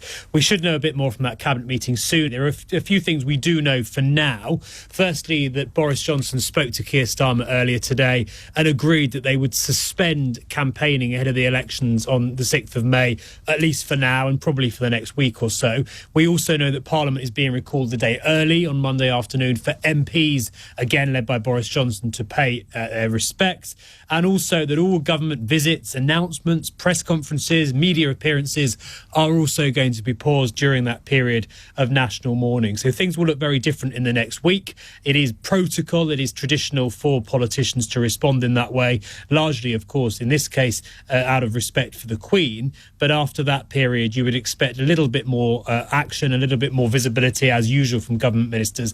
It is worth saying, lastly, though, Number 10, very clear that when it comes to COVID announcements and issues of public health, as you might expect at the moment, those will continue. LBC News. We've been hearing reaction today from the Queen's former Press Secretary Charles Anson, telling LBC News how he remembers the Duke. I think of him even in these days of frailty at the end of his life. I think of him for all his huge contribution to areas of public life, whether it be in support of the Queen or encouraging young people in the Duke of Edinburgh Awards or looking at the environment and so on. He's just a man of immense energy, as well as in parallel being such a marvellous consort to the Queen and a marvellous mixture of characteristics. He much more open-minded and assertive with his views, the Queen more reserved. They were a lovely mix in terms of qualities and what they brought to life, and it made for a tremendous team, and one felt that team working for them. One felt that sense of team at the top all the time, and of course it then infused in the people around them, and it made for a really marvellous sort of working relationship. It was most exhilarating. The Conservative MP for the New Forest, Sir Desmond Swayne, was Vice-Chamberlain of Her Majesty's household from 2013 to 2014 and met Prince Philip multiple times. He's told LBC News the Duke will be deeply missed by the public and, of course, Her Majesty the Queen. He's one of those most engaging and interesting people, the sort of person that if you met them on a bus or in the street, you'd look at a watch and say, they're open, let's go for a pint. He was so easy to talk to, a man of such experience and warmth, a life well lived. She has the support of her family and also the support of the nation in its prayers, but clearly it's, he has been, as she said herself, her mainstay over so many years, and that is clearly going to require a great deal of getting over. Andrew Pearce is the associate editor at the Daily Mail. He says people often forgot that the Duke was from the royal family himself. Albeit the Greek royal family, which had been exiled, and he found it incredibly difficult, not so much to walk one step behind the Queen, he got that, but he was very troubled that his children were not to take his name of Mountbatten. There was a compromise in the end many years into the marriage, that to him was a really, really difficult moment because, as you say, he was an old-fashioned man, a man's man who had pretty rich, raw views about life, as you know, and he certainly felt he was being diminished in some way by the way the royal family expected him to be so subservient, not least by not allowing his children to take his name. The Duke and Duchess of Sussex have paid tribute to the Duke of Edinburgh on their Archibald website, which features the words, "Thank you for your service, you'll be greatly missed." The site has switched to a memorial page with a dark brown background. It reads simply, "In loving memory of His Royal Highness, the Duke of Edinburgh, 1921 to 2021. Thank you for your service, you'll be greatly missed." Harry is likely to travel from America to attend his grandfather's funeral. The Duke is living in California with the Duchess of Sussex and has not returned to the UK since stepping down as a senior royal just over a year ago. Funeral arrangements for Philip, who died this morning at the age of 99, have yet to be confirmed, but it's likely Harry will be among the small number of mourners. It is not known at this stage whether the Duchess of Sussex, who is pregnant with her second child, will accompany him. During England's national lockdown, funerals can be attended by a maximum of 30 people. We are hearing that given his status as a member of the royal family, travelling to support the Queen, Harry might be considered exempt from the travel restrictions. This is LBC News. Our team of reporters are stationed outside many of the royal palaces, including at Windsor Castle, where we've had this update from LBC's senior correspondent, Rachel Venables. Ever since the tragic news broke this morning that Prince Philip has died at the age of 99, that he passed away here peacefully this morning at Windsor Castle, people have been turning up to pay their respects. You'll see people milling around Windsor Castle, the streets of Windsor full with people, many of them stopping to mark this sombre moment, to pay their respects, many bringing flowers and laying cards, writing messages to the Queen, to the family, writing about Prince Philip and what he meant to them. And there's been real emotion on the streets here this morning as well. I spoke to one woman who was in her 80s who started to cry. She said she didn't know why she was feeling so sad, but it was clear that this death, the loss of Prince Philip, a man who had always been there, of course, had really hit her quite badly. And I think it really speaks to the way the nation is feeling. Many people today quite shocked. We knew, of course, the 99-year-old Duke had been unwell for some time, but it still came as such a shock, as he has always been such a solid, such a firm character in our lives. And as I speak to you now, people are turning up trying to lay flowers here, but the palace guards are telling them to take them instead to the Long Walk. And there, I think hundreds of bunches have already been laid out in rows outside the gates there. Palace officials are asking people not to gather because of COVID, but it's not stopping them. People want to pay their respects. On the other side of the road here, you have the world's media. They've been gathered out here for hours. There are many more all the way through the town. You can hear people speaking in languages from all over the world because, of course, the loss of Prince Philip isn't just a national matter. It is a global story. He was globally renowned, globally known and respected, and his loss will be felt around the globe today. Senior correspondent Rachel Venables outside Windsor Castle. This is LBC News. President Biden's paid tribute to the Duke of Edinburgh, saying he lifted up worthy causes, inspired young people and shaped charitable endeavours.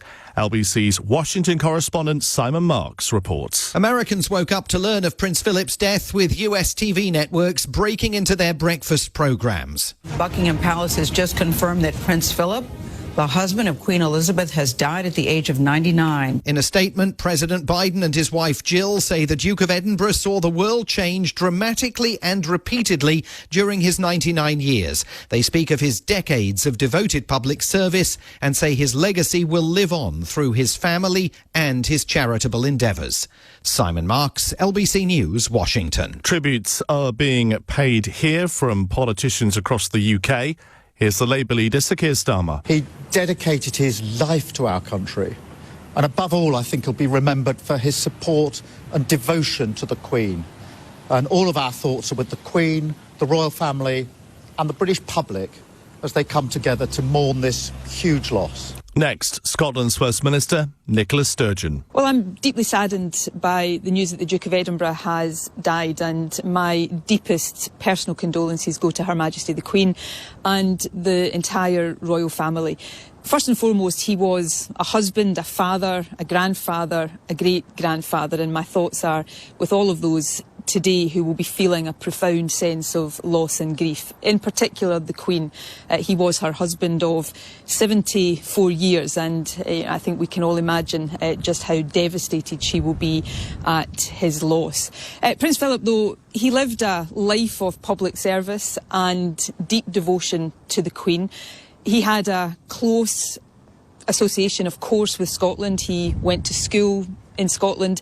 I know that he enjoyed all of the time he spent at Balmoral. He had a very long association as Chancellor with the University of Edinburgh. But probably above all of that, the Duke of Edinburgh Awards scheme transformed the lives and gave hope and inspiration to countless numbers of young people. So I think we should deeply appreciate the massive contribution that he made to public life and to the whole country. Sharing this tribute outside the Welsh Government building in Cardiff, Wales's First Minister, Mark Drakeford. It is with great sadness that we learn today of the death of His Royal Highness the Duke of Edinburgh. Throughout his long life, Prince Philip served with selfless devotion and a remarkable generosity of spirit. On behalf of the Welsh Government and people in all parts of Wales, I offer our deepest condolences to Her Majesty the Queen, Her Majesty's children and their families on this sad occasion. The Duke of Edinburgh will be sorely missed by the many Welsh organisations that he supported as patron or president over so many decades of service. He carried out more than 22,000 public engagements, met many, many people, including Richard Hunting, who's chair of the Battle of Britain Memorial Trust. He met Prince Philip when His Royal Highness visited the National Memorial of the Few in Folkestone in 2015.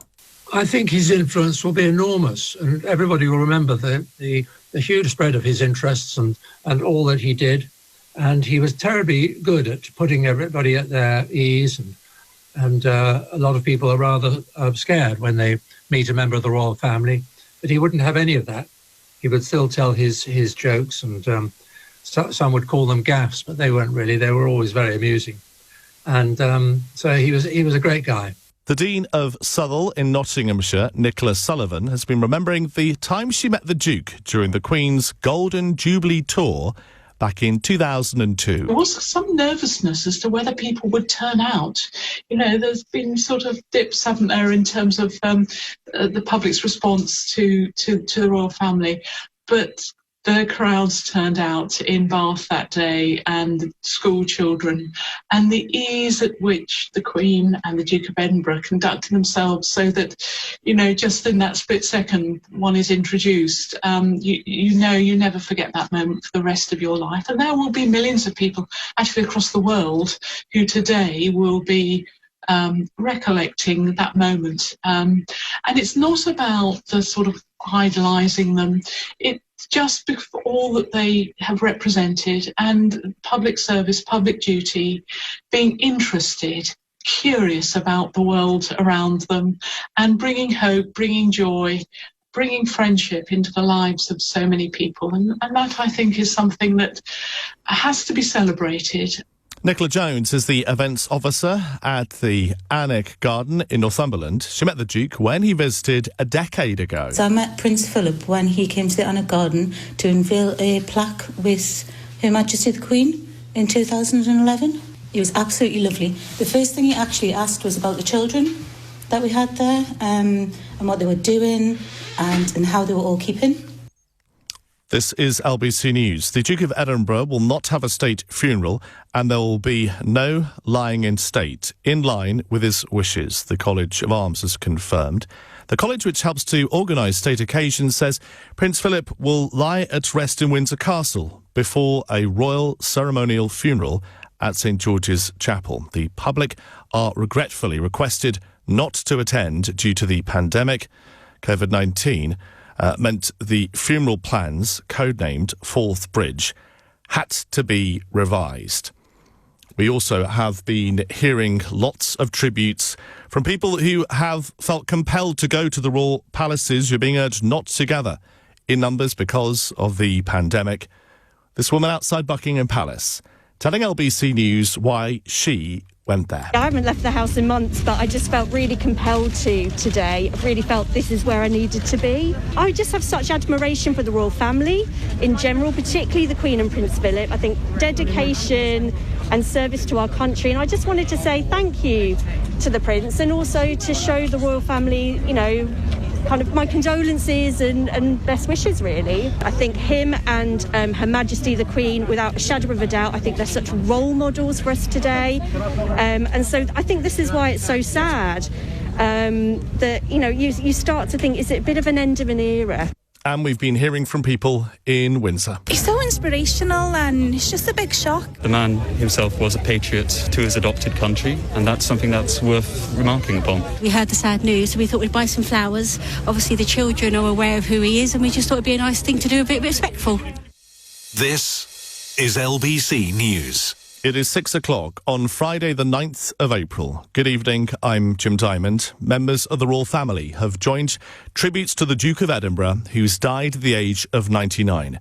They've thanked Prince Philip for his service and say he'll be greatly missed. Buckingham Palace say he passed away peacefully at Windsor Castle this morning. Simon Conway looks back at his life for LBC News. He was a Greek prince born on Corfu in 1921, but his early years were difficult. Philip spent his childhood moving from country to country as his family was forced into exile by revolution. I didn't notice it at the time, no. It seemed to be perfectly normal as far as I was concerned. I mean, how could I compare it with anything else? After school in Scotland, Philip pursued his dream of a naval career. Princess Elizabeth was just 13 when she met the dashing cadet and fell instantly in love. But the world was at war and Philip went to sea on convoy duty. In 1947, post-war Britain delighted in the wedding of Princess Elizabeth and her dashing prince. And how they cheered the happy pair when they came out onto the balcony. What a wonderful picture the princess made, looking most lovely in her magnificent gown and standing happily beside her husband. He continued his career in the Navy, but in 1952, the King died and Prince Philip's life changed forever. His wife became Queen and he her consort. Philip quickly developed a reputation for being outspoken and was also perhaps best known for his legendary gaffes. His reputation for plain speaking often led to controversy, but he was branded a national treasure by the press for his inability to curb his off-the-cuff remarks. Prince Philip claimed he was misunderstood and readily acknowledged he wasn't always the easiest person to deal with. Tolerance is the one essential ingredient of any happy marriage. You can take it from me that the Queen has the quality of tolerance and abundance. But despite the bluff exterior, he saw himself as a moderniser. He was behind the decision to allow cameras to capture royal family life. Yet perhaps his most successful achievement was creating the Duke of Edinburgh's award scheme for young people. His son Edward is an ambassador. He was very much the architect of not just the spread of the award within UK, but then how it then spread to over 126 countries around the world. His relationship with his own children, particularly Charles, was at times strained. Accused of forcing his son into marrying Princess Diana, he was later criticised for failing to support her when the marriage broke down. But royal author Hugo Vickers says he was a source of great strength in the days after Diana's death. Prince William, quite understandably, before the funeral, was anxious as to whether or not he should take part, whether he should walk behind his mother's coffin to Westminster Abbey. Prince Philip said to him, I think you would very much regret not walking behind your mother's coffin later on in life. So in other words, he took the long view, and then he said, and I'll walk with you. During the Queen's Diamond Jubilee pageant on the Thames, he gave little impression of winding down. Yet a day later, he was back in hospital with a bladder infection. He'd already been treated 6 months earlier for a blocked coronary artery. As she marked her Diamond Jubilee, it left the Queen to attend several events alone, and she used the occasion to pay tribute to him. He has quite simply been my strength and stay all these years, and I and his whole family and this and many other countries owe him a debt greater than he would ever claim or we shall ever know. Soon after his 90th birthday, the Duke admitted he was looking forward to winding down. But the Duke would put in another 6 years of official engagements before finally stepping down, saying it was a decision he made before he fell down. I'm sorry to hear you standing down. I'll stand up much. At the time, political leaders paid their tributes to his clear sense of public duty. On behalf of the whole country, I want to offer our deepest gratitude and good wishes to His Royal Highness the Duke of Edinburgh. He's made an incredible mark on the scene in the whole country. He founded the Duke of Edinburgh's award scheme. He's always gone about his public service as well with a healthy, at times even a mischievous sense of humour. His final solo public engagement before retirement was at Buckingham Palace in August 2017. He was 96 as he met Royal Marines as their Captain General. 3 cheers for the Captain General! Hip hip! Hip hip! Hip hip!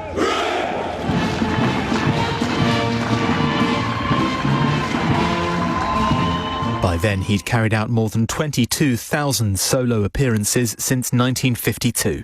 After retiring from public duties, the Duke hit the headlines when he was involved in a car crash while driving his Range Rover near the Sandringham estate in 2019. He was unharmed, but 2 women in the other car were injured. Prince Philip faced no action as he'd given up his driving licence.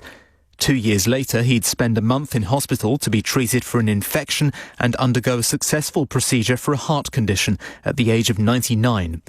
He is survived by the Queen, his 4 children, 8 grandchildren and 10 great-grandchildren. Dutiful, devoted and never dull, the Duke of Edinburgh was the longest-serving consort in British history. LBC News. It's 5 minutes after 6. The Duke of Edinburgh has died at the age of 99 after more than 7 decades supporting his wife, the Queen. He'd recently been in hospital for an infection and heart surgery. His life spanned nearly a century of European history, starting with his birth as a member of the Greek royal family and ending up as Britain's longest-serving consort. It was a role that both defined and constricted his life. Earlier, the Prime Minister, Boris Johnson, led the tributes from Number 10. We remember the Duke for all of this, and above all, for his steadfast support for Her Majesty the Queen. Not just as her consort, by her side every day of her reign, but as her husband, her strength and stay of more than 70 years. The Duke had only retired from public duties in August 2017. The Archbishop of Canterbury, Justin Welby, says Prince Philip lived a remarkable life. My first reaction was to think of Her Majesty the Queen and to feel a deep sense of sympathy and compassion for her and for the whole family at the loss of such a gigantic figure, particularly in her own life, married for well over 70 years, 73 years. After a career in the Navy, the Duke took part in many thousands of public appearances and supported more than 800 charities. One of his most enduring achievements was his awards programme for young people, set up in 1956. Peter Westgarth was its chief executive for 14 years. 300,000 young people are doing this award at any one time, and what they're getting is this life-changing experience. The Duke's relationship with young people was actually quite a surprising thing. The way in which he engaged with young people when he met with them was extraordinary. President Joe Biden and First Lady Jill Biden are among the global leaders to send messages to the Queen. Here's our Westminster correspondent, Ben Kentish. They've issued a statement on behalf, they say, of all the people of the United States, sending their deepest condolences to the Queen, the entire royal family and all the people of the United Kingdom. They say about the Duke of Edinburgh, over the course of his 99-year life, he saw our world change dramatically and repeatedly, from his service during World War II to his 73 years alongside the Queen and his entire life in the public eye. Prince Philip gladly dedicated himself to the people of the UK, the Commonwealth and his family. Right now, the bell at Westminster Abbey is chiming 99 times, one for each year of the Duke of Edinburgh's life. It is ringing out every 60 seconds, has been since 6 p.m. Parliament is being recalled on Monday to allow members of the public to pay tribute. The Duke and Duchess of Sussex's website has been transformed as well into a memorial page to the Duke of Edinburgh. And across the United Kingdom, there will be moments of reflection. LBC's Daniel Bevan has the latest from outside the Welsh Parliament building in Cardiff. There's a very solemn atmosphere here in the Welsh capital following the desperately tragic news of the death of His Royal Highness the Duke of Edinburgh at the age of 99. The flags here next to the Senedd right in front of me are flying at half-mast out of respect, and all major political parties have suspended campaigning for the Welsh Parliament elections today.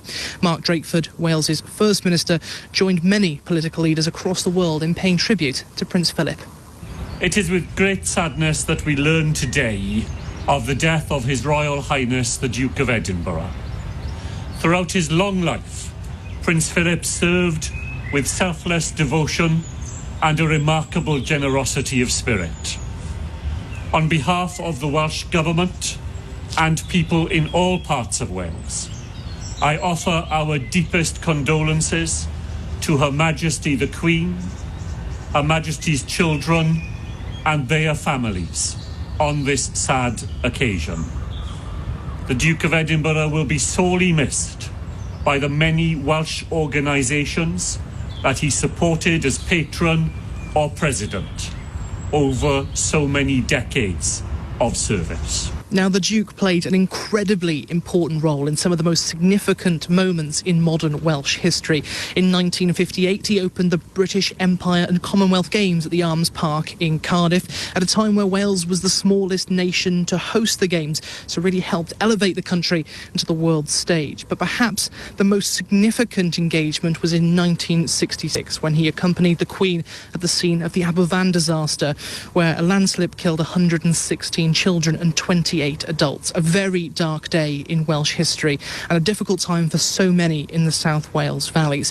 And almost certainly supporting the Queen at this event, where they were meeting many mourned families, laid the bedrock for his public image as the man who walked 2 steps behind his wife, both symbolically and literally, of course. And when I spoke to people in Cardiff earlier, Her Majesty the Queen was very much at the forefront of their minds. I think he's done a lot for this country. There is a good side to it. At least he was at home. If the Queen was able to be with him. I certainly think he's been a real stabilising influence for the royal family and confidant for the Queen. I think he brought a little warmth and a little bit of humanity to the royal family, which was to be welcomed. Well, it's obviously very sad news. Our heart goes out to the Queen, obviously, and we celebrate their long and loyal marriage one to another. It's sad. He's a gentleman that's been around for such a long time. I wish the Queen best. The 73 years married to someone, it's a long time, and she must be heartbroken. And the legacy of the Duke of Edinburgh will live long into the future, but especially in Llanelli, where you'll find Prince Philip Hospital. It was named in honour of His Royal Highness when it opened in May 1990. And in a joint statement, the Chair and Chief Executive of Hull Dda Health Board said, "We come together in remembering the life of Prince Philip and the contribution he made as a committed and loyal public servant." A sentiment that is definitely echoed across Wales today. Daniel Bevan reporting there for LBC News. A 2-minute silence was held at Aintree Racecourse earlier as the sporting world joining the tributes to Prince Philip. The Grand National will go ahead at Aintree tomorrow with another 2-minute silence to be held on the course. Flags were flown at half-mast at a number of venues, including Wembley and all 9 county cricket venues, where cricketers wore black armbands. There'll be a minute's silence before all Premier League matches this weekend, and players will wear black armbands. The Duke was an honorary member of the Jockey Club and a former president of the Marylebone Cricket Club, where he was president of the Football Association between 1955 and 1957. The Football Association says it has sent its deepest condolences to the Queen and the Duke of Cambridge, who is the FA's current president. It is 13 minutes after 6 on Friday the 9th of April. The Duke of Edinburgh, Queen Elizabeth II's husband, has died today, aged 99. Buckingham Palace released a statement just after midday, saying His Royal Highness passed away peacefully this morning at Windsor Castle, adding, "It is with deep sorrow that the Queen announces the death of her beloved husband." Prince Philip had recently spent a month in hospital with an infection and was treated for a heart condition. People are being asked not to gather and leave flowers outside the royal palaces because of the pandemic. We've heard the landmark London attraction, the London Eye, will mark the passing of His Royal Highness Prince Philip, the Duke of Edinburgh, by turning off its lights from sunset this evening, adding, in line with the current government COVID-19 guidelines, the light change is to mark a moment of remembrance and not to encourage the public to travel to view it. We've had lots of reaction here on LBC News, including from the royal commentator Peter Hunt, who says the Duke will be best remembered for what he did to sustain the British monarchy. It was a love story, married for 73 years. I mean, they first met back in 1934. He was 13, she was 8. It was at a wedding of a mutual relative. And then obviously they met increasingly after that during the war, and then after the war when they got engaged and then got married in 1947. So 73 years of marriage. But I think it's the support he showed to the Queen and to the institution. I mean, remember, he was the son-in-law of a king. He was the father of a future king. He was the husband of a queen, but he never had any formal role. And as anyone who has watched The Crown knows, that irked him at times in the 50s. But he managed to find an accommodation with it in a way that others in the royal family haven't, more recent members. And his life, his destiny, once he married her and she became the monarch, obviously he had hoped and they had hoped that they would have had a longer period of time before she became the monarch. For the ill health that beset her father prevented that. And it was a life where he walked 2 paces behind her. But I think, he made a huge contribution to her reign, particularly during the difficult times, and there were plenty of them in the 80s, the Queen's most difficult week after the death of Diana, Princess of Wales. And it's, I suppose, given all of that, it is absolutely no surprise that she called him, quite simply, in one of her speeches of tribute to him, her strength and stay. 6:15, the Ministry of Defence has said that gun salutes will be fired at Cardiff Castle, Edinburgh Castle and Hillsborough Castle in Belfast, as well as in Gibraltar. They'll be fired at 2 locations in London, Woolwich Barracks and HM Tower of London. There'll also be gun salutes at HM Naval Base Devonport and HM Naval Base Portsmouth, and on ships at sea, including HMS Diamond and HMS Montrose. This is LBC News. Let's look at the life and times of Prince Philip. He was a prince of 3 royal houses, a duke, a statesman. It was in those roles that we knew him best. But what of Philip the husband, the father and grandfather? LBC's Matthew Thompson takes a look back at the Duke's role as a family man. In London, Prince Peter of Greece and his wife. The 39-year-old prince is yet another member of the Mountbatten family to reach London. He is a cousin of Lieutenant Philip Mountbatten, formerly Prince Philip of Greece. Prince Peter and our reporter had this conversation. Your Royal Highness, it is said that you are over here in connection with the possibility of an engagement between Princess Elizabeth and Lieutenant Mountbatten. Is this so? No, I can categorically say that this is no relation whatsoever. I don't know what my cousin's plans are, and I would not like to comment on them in any way. The year was 1947, and in spite of denials from his cousin to the rife speculation, merely months later, Lieutenant Mountbatten became His Royal Highness the Duke of Edinburgh as he married Princess Elizabeth, heir to the British crown. But that was hardly his introduction to the royal family. Himself a former Prince of Greece and Denmark, he was a great-great-grandson of Queen Victoria and a cousin of his own wife, the future Queen Elizabeth. And now the solemn service begins. The wedding itself marked a crucial turning point for the Duke. It was the beginning of the end of his career in the Royal Navy and the start of his full devotion to royal duty and to family. Almost exactly a year later, he became the father of a future king with the birth of Prince Charles. It has just been announced from Buckingham Palace that Her Royal Highness, the Princess Elizabeth, Duchess of Edinburgh, was safely delivered of a prince at 9:14 p.m. and that Her Royal Highness and her son are both doing well. Listeners will wish us to offer their loyal congratulations to Princess Elizabeth and the royal family on this happy occasion. But it was his wife's ascent to the throne that really settled the direction of his life. He was the first to swear allegiance to the new Queen as part of the coronation. I, Philip, will become your liege man of life and limb, and of earthly worship. And faith and truth I will bear unto you, to live and die, against all manner of things, so help me God. Touches the crown upon her head and kisses her upon the left cheek. From then on, his place was behind his wife rather than at her side, quite literally, as royal protocol dictates. Taking a back seat in affairs of state meant that at least behind the scenes, Prince Philip became the de facto head of the family. He threw himself into running the royal estates. Keen to make changes in the way things were done, he set up an organisation and methods review at the palace. But his modernising zeal occasionally brought controversy. Well, we'll see if she's allowed out in the snow. Never more so than in 1969, when he gave the green light to a behind-the-scenes documentary of the royals, which, despite drawing audiences of millions on the BBC, was quietly banned and withdrawn. Some commentators have credited it with fueling the hunger and press obsession with the royals that would have such tragic consequences in later years.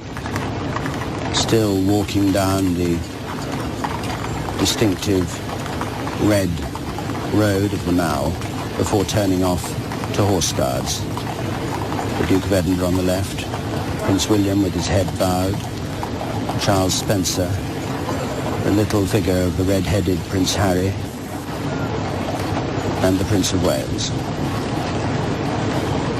The Duke has a very close relationship with his grandsons and was said to be instrumental in convincing the young princes to walk behind the coffin at Diana's funeral.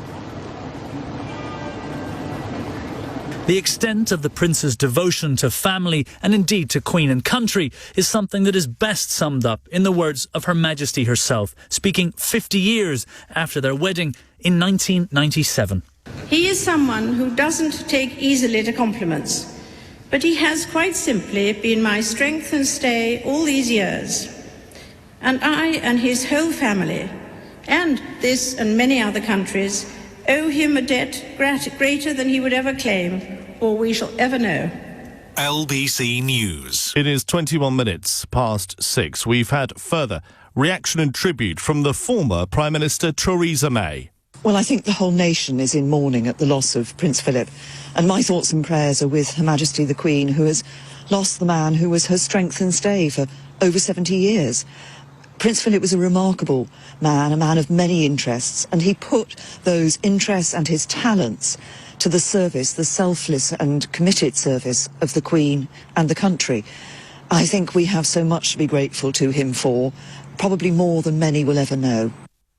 Well, the seeds of the romance of Prince Philip and Princess Elizabeth go back more than 80 years ago in Devon. It all started with a chance encounter at Britannia Royal Naval College. LBC's Andy Ballantyne's been to Dartmouth to find out more. The historic town of Dartmouth is where back in 1939 a young Princess Elizabeth visited and met a young cadet who would become her future husband, Prince Philip. Well, in this envelope is our Distinguished Visitors book. Our very first one in 1962. So Her Majesty the Queen and the Duke of Edinburgh, Prince Philip. Well, under lock and key in Dartmouth Guildhall is where we find a special book signed by visiting dignitaries. 31st of July 1972. Her Majesty the Queen, Elizabeth, Duke of Edinburgh, Prince Philip and Princess Anne. Graham Webb is the town's current mayor. The Guildhall, where council meetings are held, is covered in pictures of the couple's visits to the town. I think the royal connection for Dartmouth has been very good for Dartmouth, for visitors, for the locals, for businesses, the prestige of Dartmouth with the Royal Naval College and the fact that we have that connection with the royal family. His dad, who was also mayor, greeted them on one occasion. Graham says it was a memorable day. He was very proud of the fact that he met them, and there was a picture of him greeting the Queen and Prince Philip, which sat proudly on the television set for many years. Handsome, blonde-haired, athletic Philip caught Elizabeth's eye as he entertained her by jumping over tennis nets. Alan has worked all his life in the town and remembers one occasion when they arrived to oversee a passing out parade. They'd come off the Royal Yacht via picker boat onto the pontoon, they'd walk up the bridge, their car would meet them there, and then they'd go up to the college. There's a lot of history in town, especially the naval side and on the royal family side as well. You know, every male member of the royal family has gone through college at some point in their career. Philip had applied for British nationality and in February 1947 became a naturalised British subject, renouncing his Greek royal title and adopting the surname of Mountbatten. On his wedding day on the 20th of November 1947, he was made Duke of Edinburgh, a name he was widely known by for the rest of his life. Auntie Ballantyne reporting a death gun salute will be fired at noon on Saturday to mark the death of the Duke of Edinburgh. The Ministry of Defence has confirmed. Saluting batteries will fire 41 rounds at 1 round every minute for 40 minutes at locations across the UK, in Gibraltar and on HM ships at sea. The gun salutes will take place behind closed doors, but will be broadcast online, and the public are encouraged to observe them from home. What of the funeral arrangements? Here is our senior correspondent, Rachel Venables, with an update from outside Windsor Castle. We know that the funeral is going to take place here at Windsor Castle. It's going to take place in St George's Chapel, as was expected, a very famous chapel here and very important chapel to the royal family. You'll remember it's where, of course, Prince Harry and Meghan Markle, they had their wedding here. There have been many other weddings, funerals, other important moments for the royal family taking place here inside the castle over the years, and this will be yet another one. We understand after his funeral, Prince Philip will then lie in rest again here at Windsor Castle. He's expected to be buried possibly in Frogmore Gardens, which is again something we have always expected would happen. And he's a man who historically always didn't want to fuss. So even though he would be entitled to a state funeral, even if we weren't in pandemic times, we know he always wanted to have a private, small funeral. And that is what we're expecting to happen here. And certainly the palace and the local police will be asking people not to turn up on that day. But as I'm sure you'll be able to hear the noise and the chatter of the crowds telling people not to gather, not to come and pay their respects hasn't worked today. And I'd be very surprised if it worked on the day of his funeral as well. Rachel Venables reporting from Windsor Castle in Berkshire. Mark Drakeford, the First Minister of Wales, has offered his condolences to the Queen and royal family on behalf of the Welsh Government. LBC's Daniel Bevan reports from outside the Welsh Parliament. There's a very solemn atmosphere here in the Welsh capital following the desperately sad news of the death of His Royal Highness the Duke of Edinburgh at the age of 99. The flags next to the Senedd, which is right in front of me, are at half-mast out of respect, and all major political parties are suspending their Welsh election campaign today. Mark Drakeford, the First Minister of Wales, has joined many political leaders in paying tribute to Prince Philip. It is with great sadness that we learn today of the death of His Royal Highness the Duke of Edinburgh. Throughout his long life, Prince Philip served with selfless devotion and a remarkable generosity of spirit. On behalf of the Welsh Government and people in all parts of Wales, I offer our deepest condolences to Her Majesty the Queen, Her Majesty's children and their families on this sad occasion. The Duke of Edinburgh will be sorely missed by the many Welsh organisations that he supported as patron or president over so many decades of service. The Duke played an incredibly important role in some of the most significant moments in modern Welsh history. In 1958, he opened the British Empire and Commonwealth Games in the Arms Park in Cardiff. At the time, Wales was the smallest nation to host the Games and helped elevate the country onto the world stage. But perhaps most significantly was in 1966, when he accompanied the Queen to the scene of the Aberfan disaster, where a landslip killed 116 children and 28 adults. A very dark day in Welsh history and a difficult time for so many in South Wales. Almost certainly supporting the Queen while speaking to grieving families at such a sad time laid the bedrock for his image in the public as a man who walked 2 steps behind his wife, both symbolically and literally. And when I spoke with people in Cardiff earlier, Her Majesty the Queen was at the forefront of their minds. I think he's done a lot for this country. There is a good side to it. At least he was at home and the Queen was able to be with him. I certainly think he's been a real stabilising influence for the royal family and confidant for the Queen. I think he brought a little warmth and a little bit of humanity to the royal family, which was to be welcomed. Well, it's obviously very sad news. Our heart goes out to the Queen, obviously, and we celebrate their long and loyal marriage one to another. It's sad. He's a gentleman that's been around for such a long time. I wish the Queen best. The 73 years married to someone, it's a long time, and she must be heartbroken. But there's no doubt that the legacy of the Duke of Edinburgh will live long into the future, especially in Llanelli, where you'll find Prince Philip Hospital, which was named after His Royal Highness when it opened in May 1990.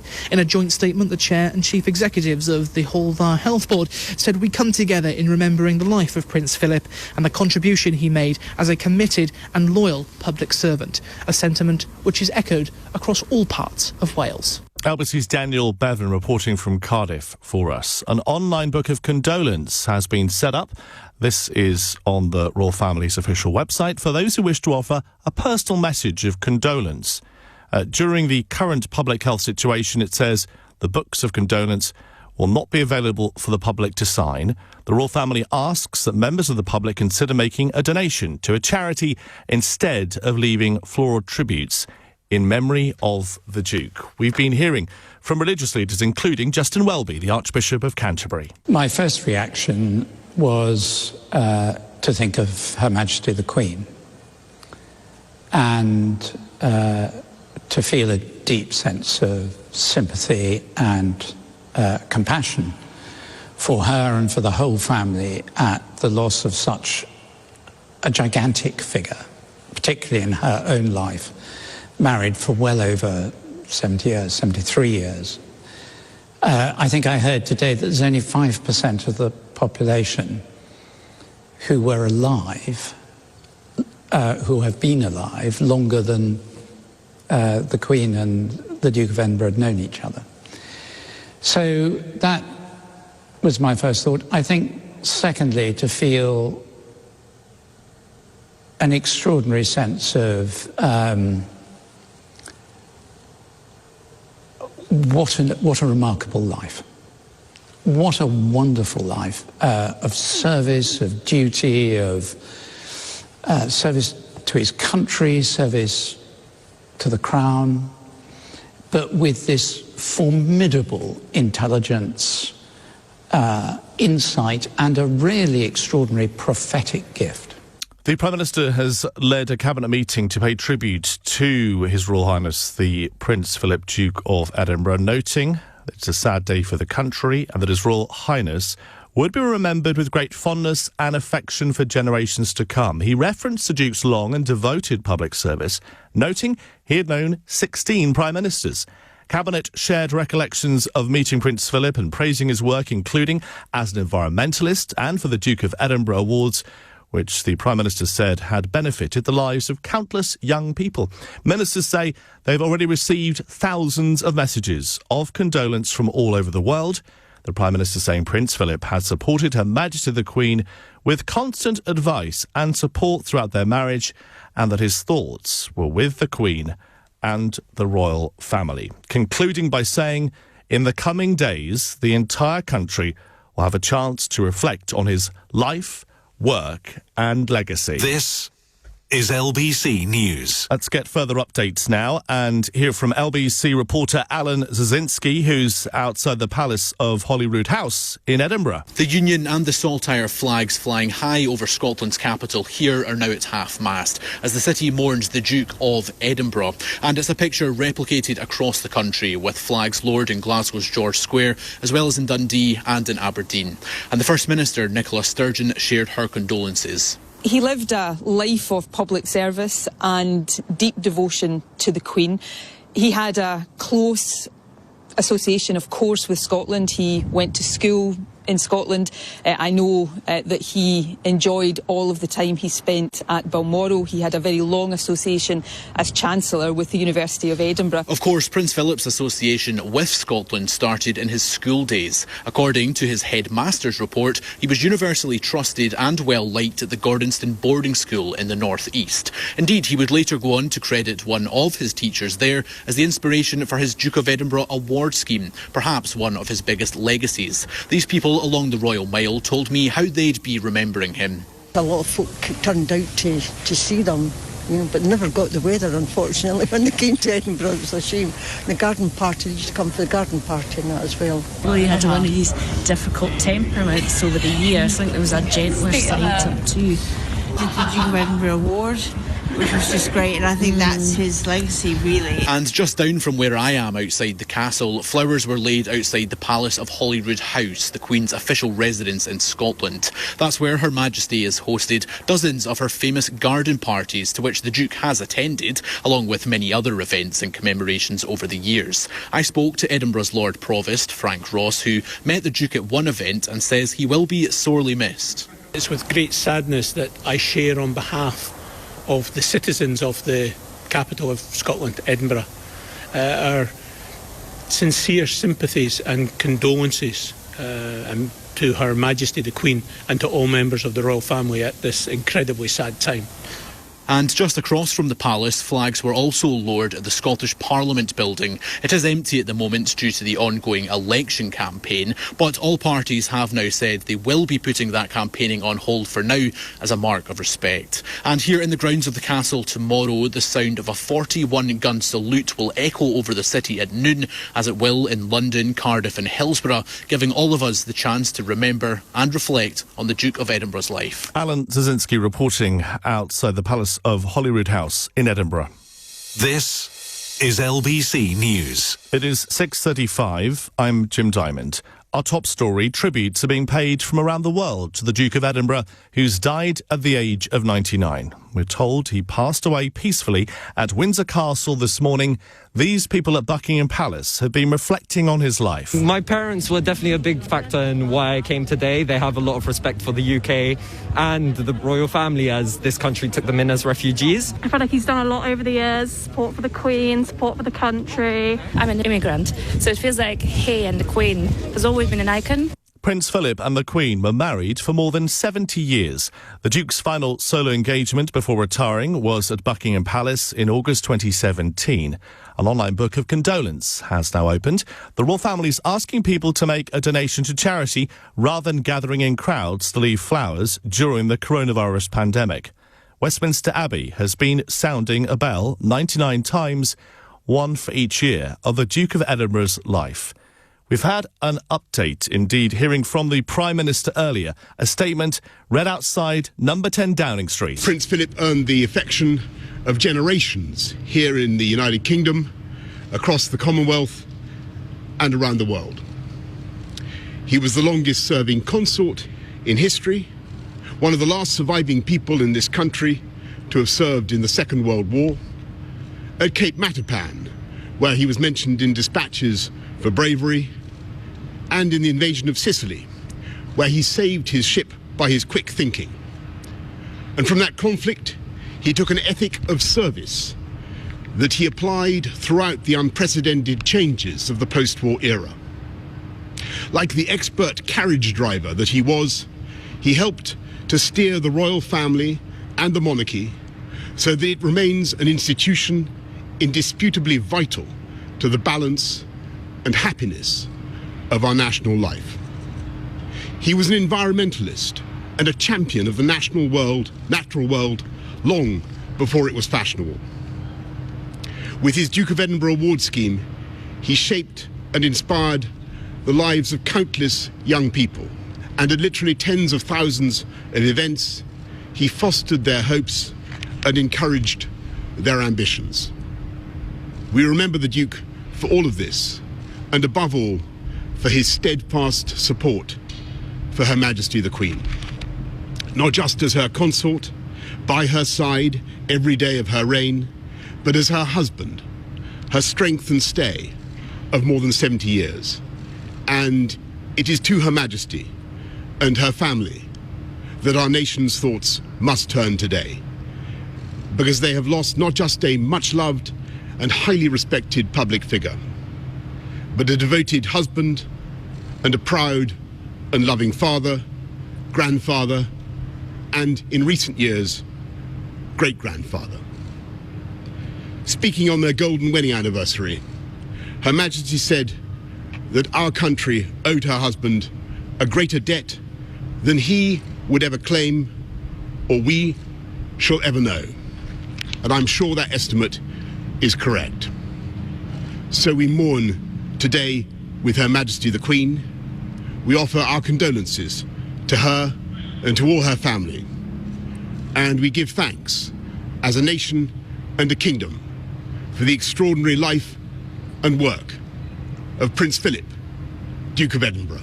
Prime Minister Boris Johnson speaking outside Downing Street a little bit earlier on today. There's plenty more videos, images and reflections on the life and times of the Duke of Edinburgh online right now at lbc.co.uk. Our team of reporters are reflecting on what has happened, including LBC's Charlotte Sullivan, who's at Sandringham in Norfolk, where well-wishers have been laying floral tributes. Most of us can recognise Sandringham instantly, set in around 20,000 acres of woodland. It's the place we see the royal family walk to church every Christmas morning on our TV screens. And just a few yards away from that church that we see are the main huge gold and black entrance gates where I am now, where a number of bouquets of flowers have already been left, some with messages of condolences to the Queen on, while others thank the Duke directly for his service. Now, there's been a mix of people here at the Sandringham estate today, locals out for a stroll, some of the media, and then people who've come here specifically to pay their respects after hearing the announcement about Prince Philip earlier on. There's also police officers blocking some roads and entrances around the estate to manage traffic flow and, of course, making sure visitors here still respect the current COVID restrictions in place and socially distance while laying their flowers. Sandringham, which is known to be the Duke's favourite royal home, has been Prince Philip's main residence since he retired from public life in 2017. He'd been living in Wood Farm on the estate, which is a property the Queen and the Duke use when they're not hosting events in the main house. But back in November last year, the Duke returned to Windsor Castle with the Queen so that they could isolate together. I spoke earlier to the Bishop of Norwich, who told me the Duke had a major hand in turning Sandringham into what it is today and that he enjoyed spending time here. The royal family love being here at Sandringham, and certainly in recent years, since the Duke of Edinburgh retired from public life, he spent a lot of his time living quietly here on the estate, where he was much loved and he really enjoyed being with local people. Indeed, looking around us on the estate, we can see a lot of his legacy in terms of the trees that he planted, in the design of the estate, in how it functions, is very much his legacy. It is a really close-knit community here too, and people living nearby are actually quite protective of the royal family. This woman here earlier told me it's lovely to have them as neighbours. It's a wonderful facility here. I mean, they opened it up for the public. It's kept in the most beautiful condition. The house is lovely. They lend us the house to look at. I mean, you know, if you had an oligarch owning something like this, we'd have nothing. But the royal family are generous and they do their duty, and I think it's a very sad day, and I feel so sorry for the Queen and her family. Another woman I spoke to told me she cried when she heard the news today, as it feels almost personal to her. But most of the people I have spoken to here today say their thoughts are first and foremost with the Queen, and that's why many have made a trip here today to show their support to Her Majesty. This is LBC News. We are live across the UK. I'm Jim Diamond. It is 6:42. Westminster Abbey is tolling its bell for 99 minutes as the nation mourns the death of Prince Philip. The tenor bell is being rung once every 60 seconds, as is tradition for the death of a member of the royal family. A small group of Pacific Islanders came to worship with the Duke of Edinburgh. Although he never visited the island of Tanna, the community revered him as a reincarnation of an ancient warrior. It's a belief they've held since the 1960s. Matthew Bayliss wrote a book about it and explains why Prince Philip was held in such high regard there. In that part of the world, a lot of prestige is attached to people who have connections. And just as in Britain, we might sort of attach a lot of prestige to the person who has the biggest house. On Tanna, the person who has the biggest network is the biggest cheese on the island. This is LBC News. Prince Philip was the patron of around 800 charities and organisations during his lifetime. Perhaps the most notable, the one after his own name, the Duke of Edinburgh Award, inspiring millions to improve their skills. LBC's James Goodison reports. Northamptonshire bicycle bells gracefully opened the show, watched by Prince Philip and Transport Minister Ernest Marple. It demonstrated the work of the National Cycling Proficiency Scheme, whose test has now been passed by 500,000 children. The Duke of Edinburgh always championed youth development and progress, and one didn't have to look further than the award named after him. The value doesn't lie in doing each section with brilliant success, but it lies in the side effects of the exposure to new activities. The Duke of Edinburgh Award has been in existence for nearly 7 decades. In the modern day, at any given time, 500,000 people can be expected to be working towards their award. Kurt Hahn, who was the headmaster of Gordonston, and he came to me more or less out of the blue because I'd rather lost touch with him, and he said, "My boy, I want you to start the award scheme." And so I said, "Yes, sir." It was based on Hahn's theory that you shouldn't be a specialist in any one thing, and he felt that you shouldn't concentrate entirely on academic education. The CEO of the Duke of Edinburgh Award, Ruth Marvel, told LBC that even after stepping back from public life in 2017, Prince Philip still remained heavily invested in the award that shared his name. The Duke remained incredibly interested in and supportive of DofE for his entire life. I think DofE was his favourite. And yeah, just seeing the extent to which he enjoyed meeting with young people, talking to young people about what they'd achieved. It's hard to overemphasise how life-changing this award can be for some people.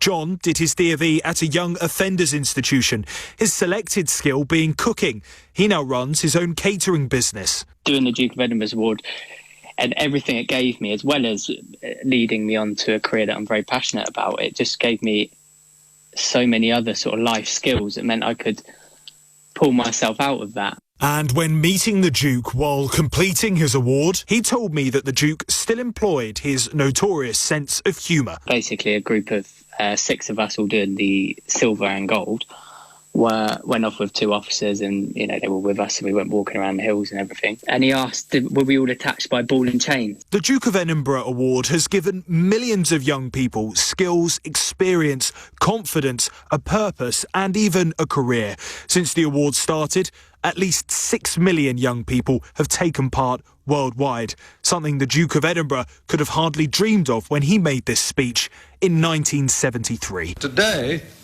with some 180,000 participants worldwide and a cumulative total of nearly 350,000 awards gained, I think it might be safe to say that the scheme hasn't been a complete failure. James Goodison reporting there. It is 6:46. We've had further tributes and reaction coming in. Here is the Archbishop of York, the Most Reverend Stephen Cottrell.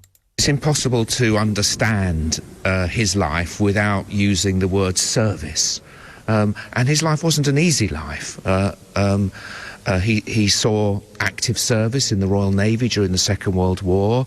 His early years were years of exile. So it was out of upheavals and horrors that many of us thankfully never have to face that I think his understanding of faithfulness, sacrifice, service were formed, and they've served our nation so well, be it down a mine in Rotherham or at the high courts of the establishments of the world. So it's hard for us to imagine life without him, because you have to be pretty old to not remember a time when he hasn't been part of our national life. There is now an online book of condolence for the Duke, who has died at the age of 99, and a lot of thoughts towards the Queen. Royal commentator Peter Hunt says Her Majesty will be heartbroken. She will be a lonelier Queen, because it is a mightily peculiar role that she performs and that members of the royal family do. And it's only if you're in the firm, as it's known, if you are a member of it, that you understand it. And there are few pivotal people around her. And, she is a woman of 94, and as anyone of us who know who've got elderly relatives, one of the biggest tragedies for them is when they're sort of people they know of their similar age die, and so lots of her friends are no longer with her. She doesn't have her sister that she relied on, her mother that she relied on, and he was crucial. And I remember people saying, when he was always at his best when the going was tough, and that was when she really needed him. And I gave you just one example of 97, but there were countless other examples. And I think what is particularly striking is, I think, if he had been more active within the family, which not surprisingly, he wasn't because of his age, we may have had different outcomes when we look at the whole Harry and Meghan saga and recent events, because when he was active and by her side, he gave her very good advice. Well, the Queen's former press secretary, Charles Anson, has told LBC News what will be happening in the royal household. It's a moment that's clearly been anticipated for some time, and I'm sure the Queen will be dealing with it in a very stoical way, as one would expect from her, and will be surrounded by her close team in the bubble in Windsor Castle, looking after the Queen and the Duke of Edinburgh.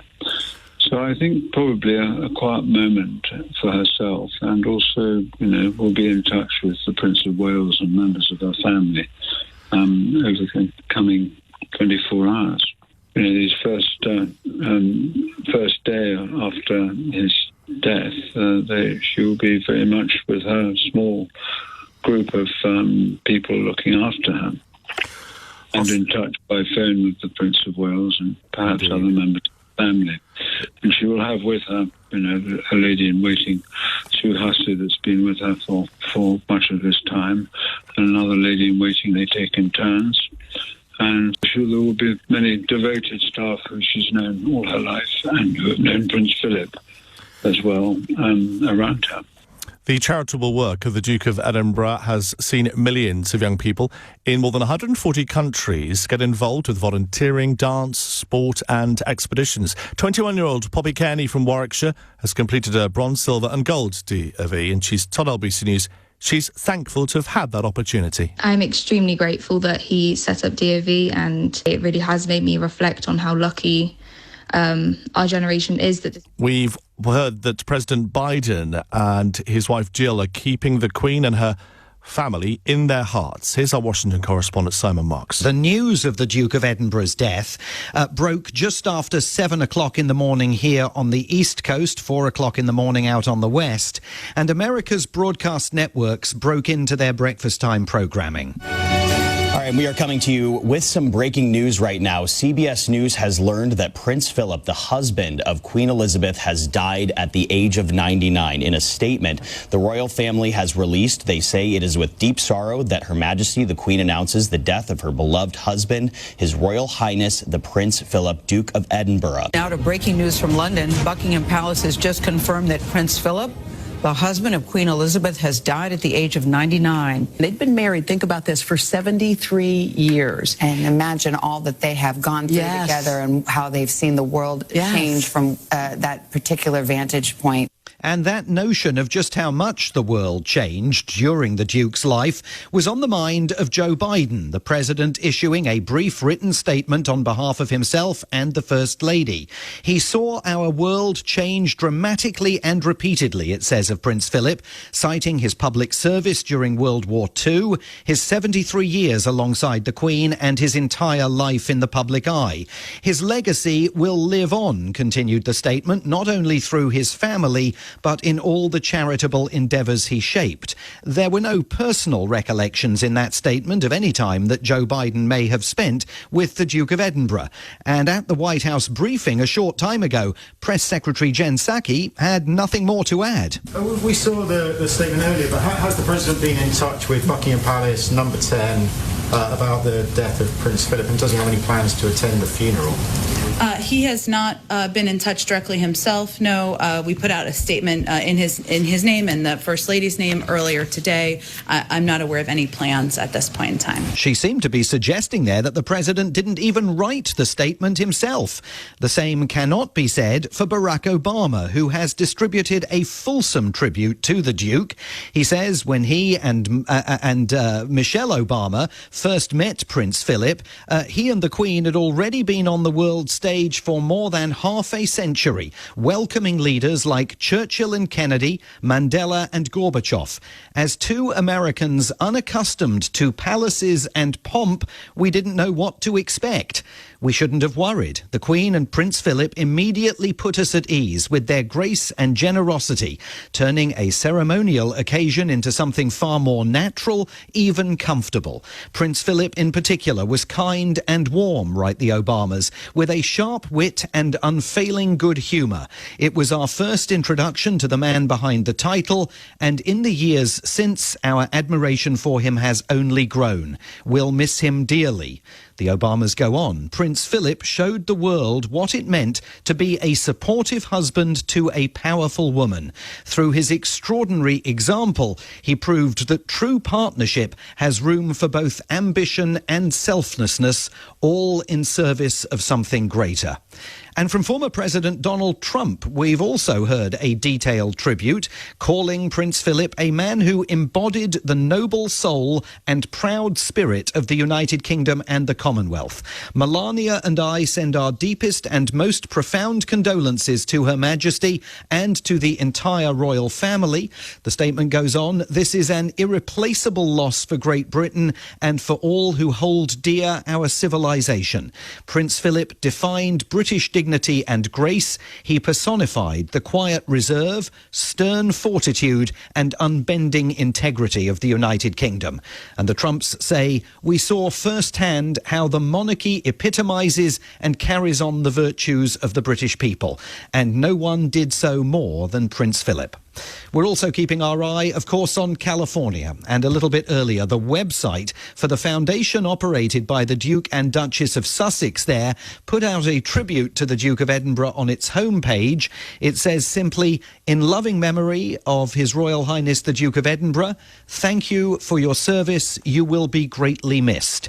There is, of course, tremendous interest here and there in whether either or both the Sussexes make a return visit to the UK ahead of the funeral. Simon Marks reporting. Let's look back at Prince Philip's life. He was a Greek prince born on Corfu in 1921, but his early years were difficult. Philip spent his childhood moving from country to country as his family was forced into exile by revolution. I didn't notice it at the time, no. It seemed to be perfectly normal as far as I was concerned. I mean, how could I compare it with anything else? After school in Scotland, Philip pursued his dream of a naval career. Princess Elizabeth was just 13 when she met the dashing cadet and fell instantly in love. But the world was at war and Philip went to sea on convoy duty. In 1947, post-war Britain delighted in the wedding of Princess Elizabeth and her dashing prince. And how they cheered the happy pair when they came out onto the balcony. What a wonderful picture the princess made, looking most lovely in her magnificent gown and standing happily beside her husband. He continued his career in the Navy, but in 1952, the King died and Prince Philip's life changed forever. His wife became Queen and he her consort. Philip quickly developed a reputation for being outspoken and was also perhaps best known for his legendary gaffes. His reputation for plain speaking often led to controversy, but he was branded a national treasure by the press for his inability to curb his off-the-cuff remarks. Prince Philip claimed he was misunderstood and readily acknowledged he wasn't always the easiest person to deal with. Tolerance is the one essential ingredient of any happy marriage. You can take it from me that the Queen has the quality of tolerance and abundance. But despite the bluff exterior, he saw himself as a moderniser. He was behind the decision to allow cameras to capture royal family life. Yet perhaps his most successful achievement was creating the Duke of Edinburgh's award scheme for young people. His son Edward is an ambassador. He was very much the architect of not just the spread of the award within UK, but then how it then spread to over 126 countries around the world. His relationship with his own children, particularly Charles, was at times strained. Accused of forcing his son into marrying Princess Diana, he was later criticised for failing to support her when the marriage broke down. But royal author Hugo Vickers says he was a source of great strength in the days after Diana's death. Prince William, quite understandably, before the funeral, was anxious as to whether or not he should take part, whether he should walk behind his mother's coffin to Westminster Abbey. Prince Philip said to him, I think you would very much regret not walking behind your mother's coffin later on in life. So in other words, he took the long view, and then he said, and I'll walk with you. During the Queen's Diamond Jubilee pageant on the Thames, he gave little impression of winding down. Yet a day later, he was back in hospital with a bladder infection. He'd already been treated 6 months earlier for a blocked coronary artery. As she marked her Diamond Jubilee, it left the Queen to attend several events alone, and she used the occasion to pay tribute to him. He has quite simply been my strength and stay all these years, and I and his whole family, and this and many other countries, owe him a debt greater than he would ever claim, or we shall ever know. Soon after his 90th birthday, the Duke admitted he was looking forward to winding down, but the Duke would put in another 6 years of official engagements before finally stepping down, saying it was a decision he made before he fell down. Well, I'm sorry to hear you standing down. I can't stand up much. At the time, political leaders paid their tributes to his clear sense of public duty. On behalf of the whole country, I want to offer our deepest gratitude and good wishes to His Royal Highness the Duke of Edinburgh. He's made an incredible mark on the scene in the whole country. He founded the Duke of Edinburgh's award scheme. He's always gone about his public service as well with a healthy, at times even a mischievous sense of humour. His final solo public engagement before retirement was at Buckingham Palace in August 2017. He was 96 as he met Royal Marines as their Captain General. 3 cheers for the Captain General! Hip hip! Hip hip! Hip hip!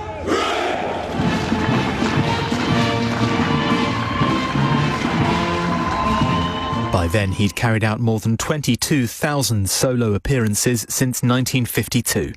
After retiring from public duties, the Duke hit the headlines when he was involved in a car crash while driving his Range Rover near the Sandringham estate in 2019.